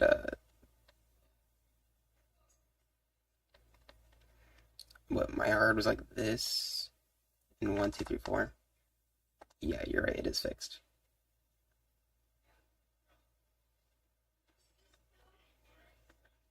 Okay. Wait, and then... I'm confused. Is it my turn still? Do I take my turn? Or do you want to do something else? And should I pass it back? Yeah, my turn? Okay. I will just... I mean, I do this. Yeah, no? Take your turn? Okay. My turns, I do this. I find this card. I do this. I shuffle. Draw. 1, 2, 3, 4. Why is this deck so fucking awkward? Okay. Dude, it's actually so fucking bad. I hate this matchup. I've decided. Okay. We're shaking. And we're shaking as we do. God, you actually can't make progress in this matchup. Matchup from hell, for real, for real. Jesus. And turn, select random, I guess. Like this. Requesting. Yeah. Ugh, soul room. There you go.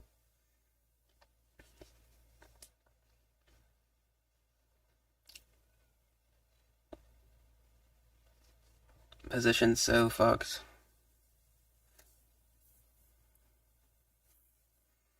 Okay, considering this hand, I'm going to select random, reveal to all players, and then at the end of your turn, I'm shaking this,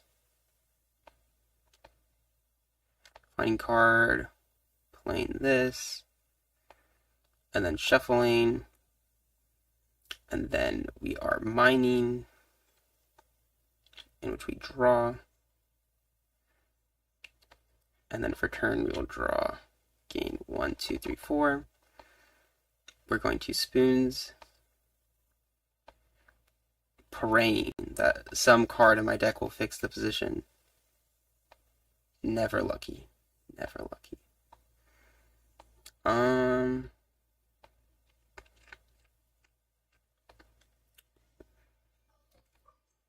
going to...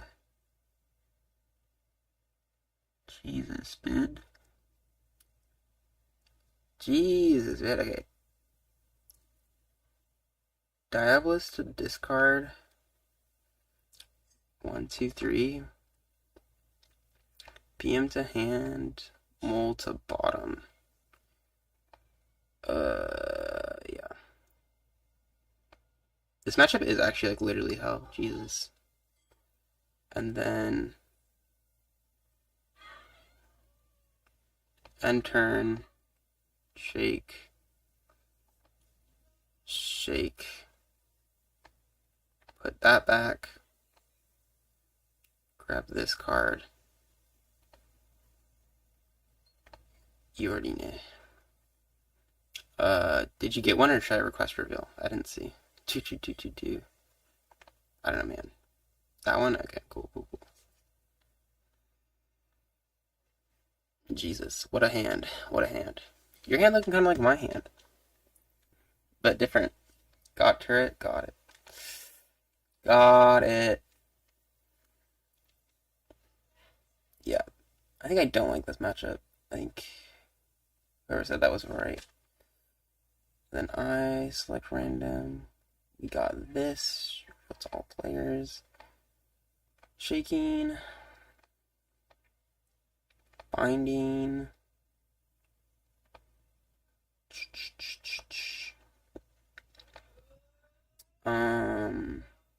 Shuffling. Drawing. 1, 2. I leak stars. Oh god, oh god, oh god. 1, 2, 3, 4. Like this.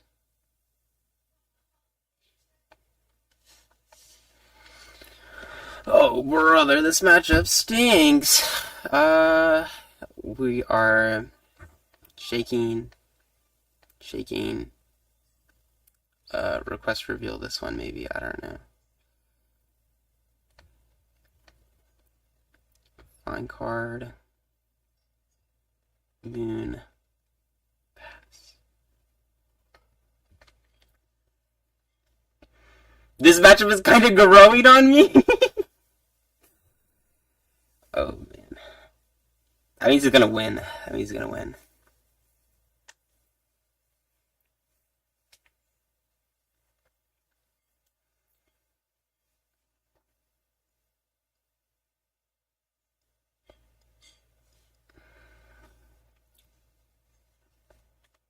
Okay. And then we select random. That was already one that I had. There you can see the other one. This card's getting shooketh.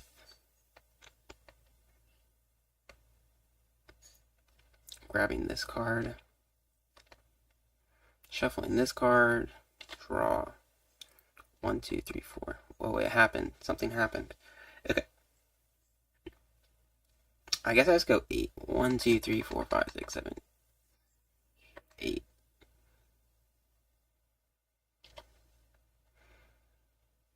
This cannot be real. Okay. Then we end. Shake. Request reveal. Shake. Fine card. We're getting to the end game. The end game is approaching. Something has to happen soon, baby. Is he making his move? This Guardian of the Sun coming out? Oh.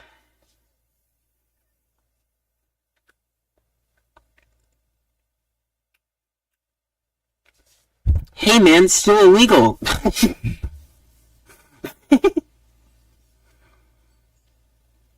Hello? Question mark?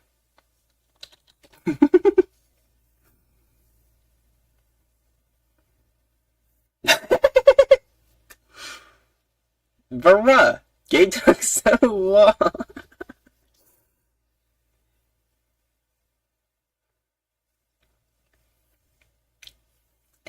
Matchup's growing on me. This matchup sucks, man. Ugh. What the fuck was this to do? That's what I'm saying.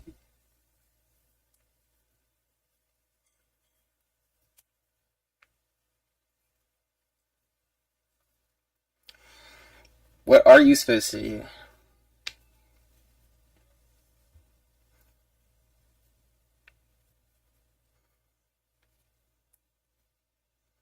LMA. Select random. This one, you get this one. Okay. And I draw. 1, 2, 3, 4. I forgot to do that, but that's okay because we didn't draw it. We shake this. We can request reveal this one. And then we can enter.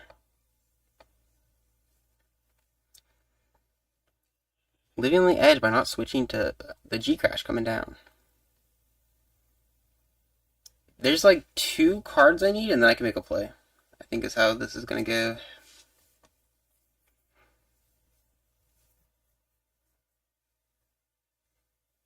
It is kind of like terrible though. You're right.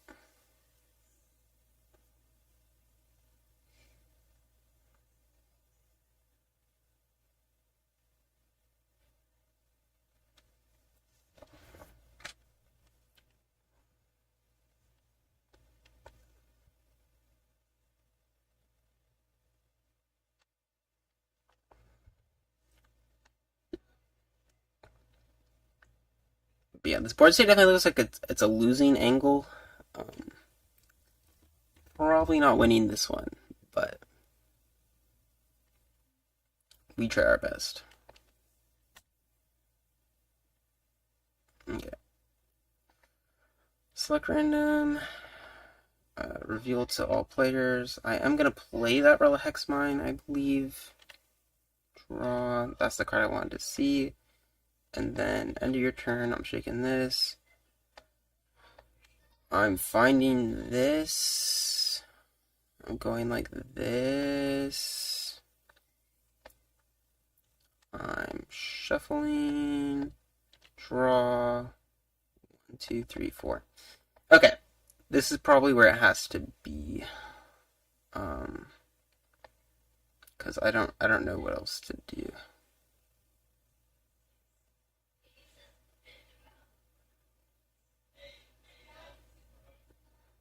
What do I do, man? Like, even in this position where, like, I have all the tools, right? I feel like I do not have any tools.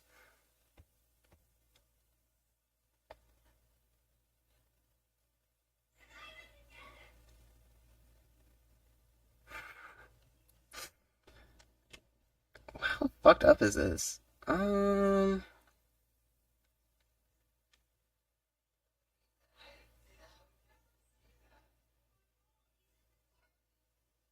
Never mind, I think this matchup is sick again. Okay, you got it.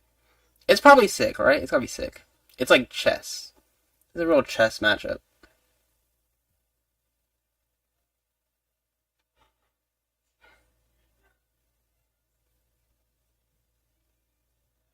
What cards do I have created? You play until your opponent gets bored and misplayed. I am getting bored, and I might misplay. Thoughts?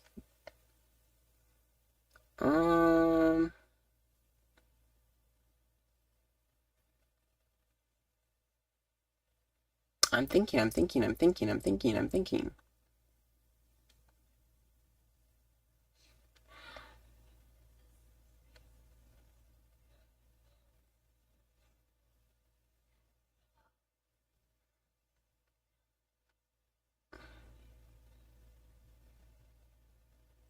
Okay, I'm PMing this dog, I suppose. And then I get this battle zone or something. Dude, I really am bored. 1, 2, 3, 4. for this guy, I guess. And then we do one of these.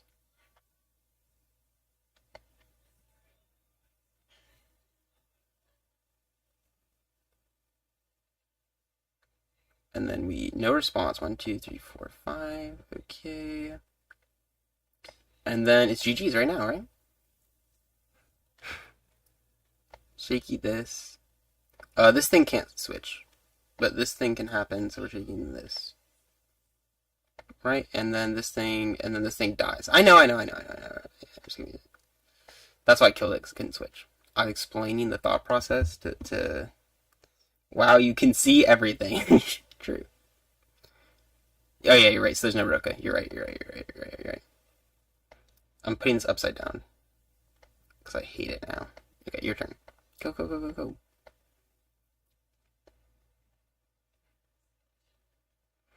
Oddish. I'm sleepy, dude. This matchup's too long. I'm sleepy. I didn't mean it. I didn't mean to make all those mistakes. It's just GG now, though, right? You just like swing for 1,000,000 and win.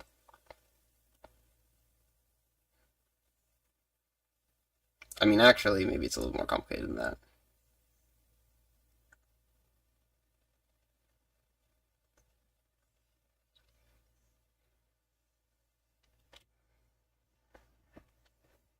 God, playing through Aki seems annoying. Jesus. Okay.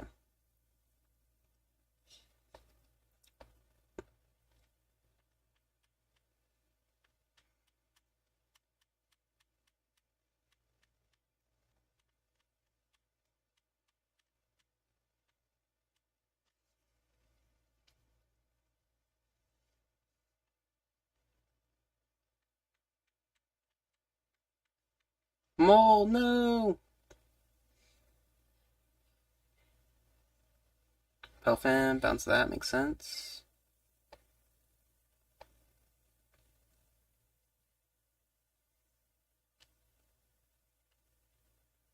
I mean, yeah, we just field that. A. Thinking...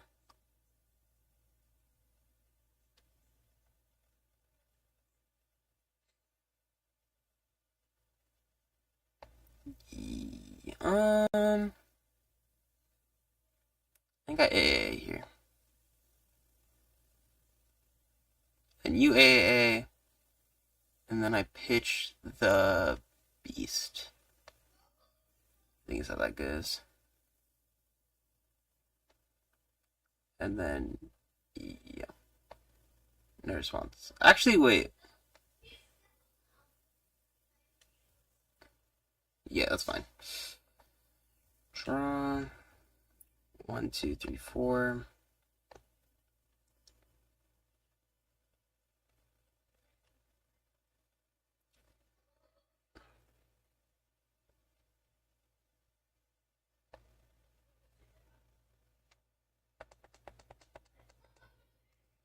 One, two, three, four, five, six, 7.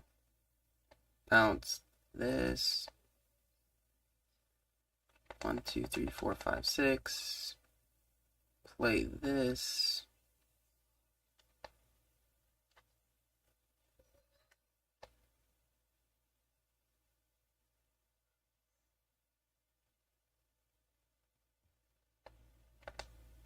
One, okay, and then we shake this.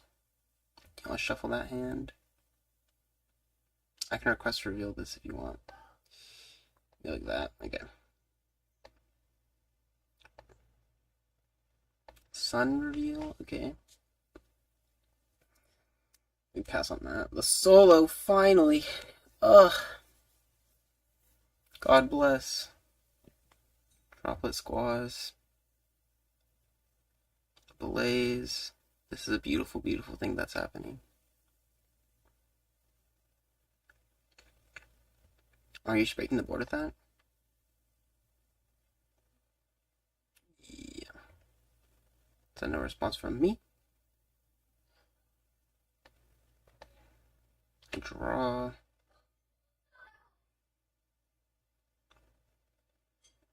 One, two, three, four, 5. 1, 2, 3, 4.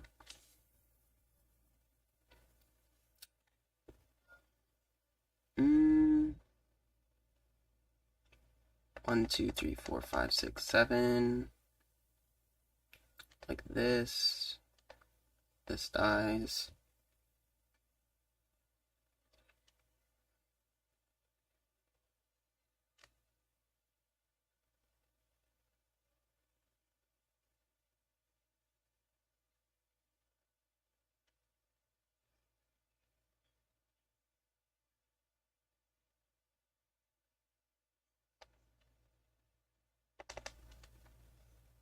Is this dumb? Maybe so.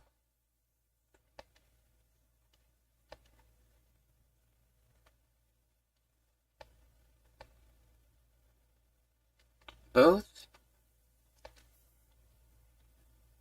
Yes.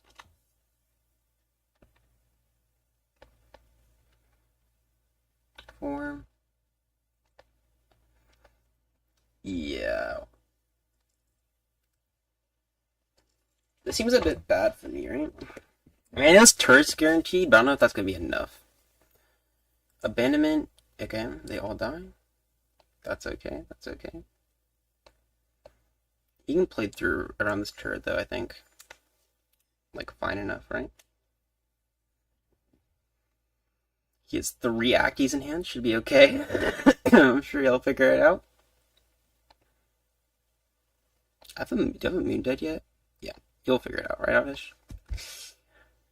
You've calced these?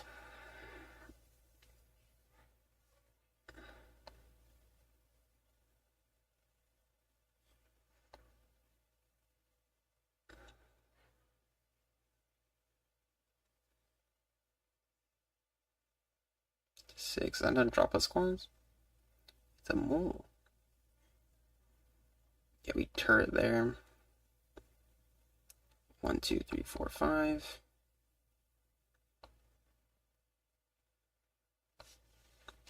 Then we draw. 1, 2, 3, 4. I just need a 3-point.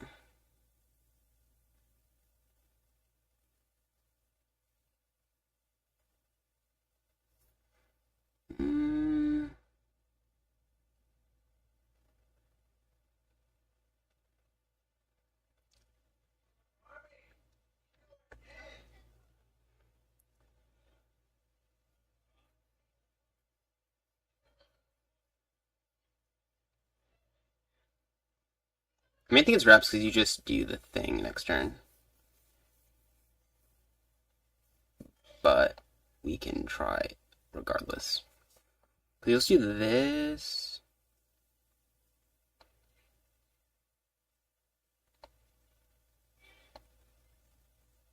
And then I'm doing this, I guess.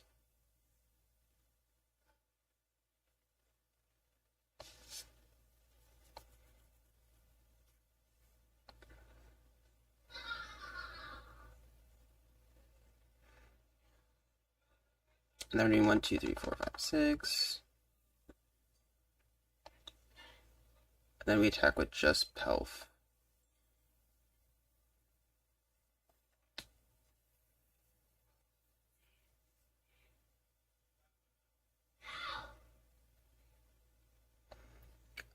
Who is that laughing? You can hear the laughter back there? That's actually crazy.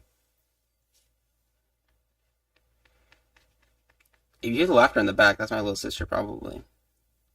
They're going crazy out there. Response? Question mark? Turret? Yeah, you're good.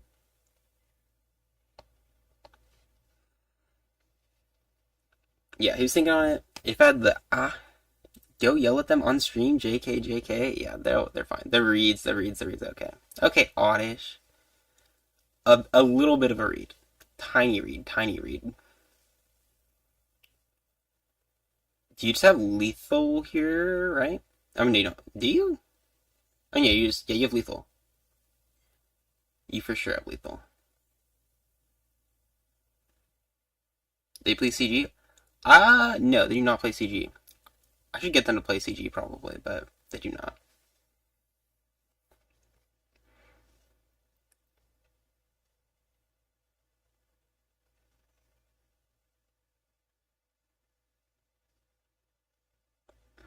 I guess I don't know if you have the last card you need for lethal.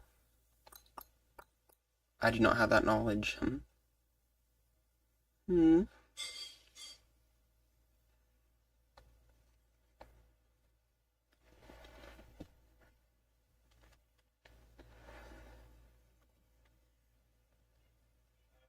Good investment? Probably good investment. You're right, Secret. Secret knows.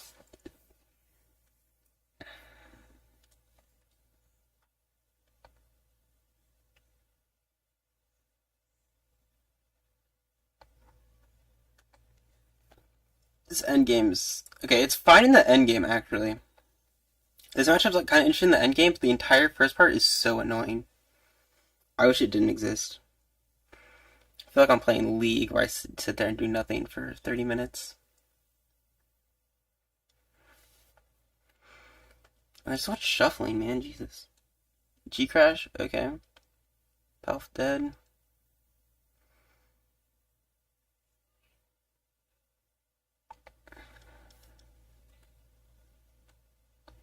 He has the out then, right? Oh no, he literally can't, right? Unless I'm insane. No, he can have it. He can have it. Soul's Room, yep.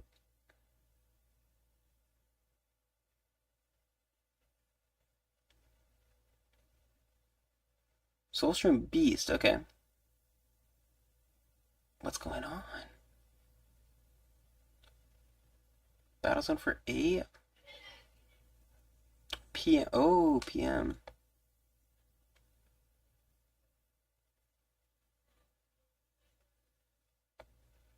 Sunsguard? Overlord, okay. That is this guy.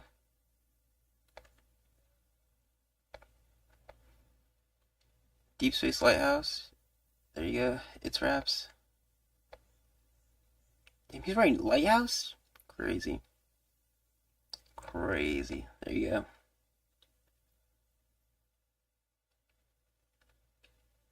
GG's. GG's, GG's. GG. Matchup kind of sucks when your opponent sees Solomancer and you don't see Solomancer. It's like really annoying.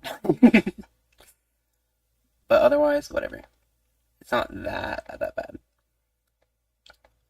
Oddish wins. Robbed? Tell me about it, Secret. Tell me about it. Ass matchup? Mm-hmm. Yeah, you have to like... Yeah, the endgame's really annoying, and then... Once that person gets to initiate, they're probably in a favorable position because they got better draws. And then they just have to play decent, and it's GG's. That is 9-6. 9-6. Tragic drop again. Close set though. Close set though. I need to switch. I need to fill up the form. That's what I need to do. That's what we went here for. Boom, boom, boom, boom, boom. I don't know if I already had the form open or not. I did. Okay, well, doesn't need to be there anymore. Those can be closed. Lost the set. Close. 9-5 is it. Found the win. Then found the sequencing out of layouts. Yeah, it was actually a good lethal sequencing. That name is not. It is solo aggro.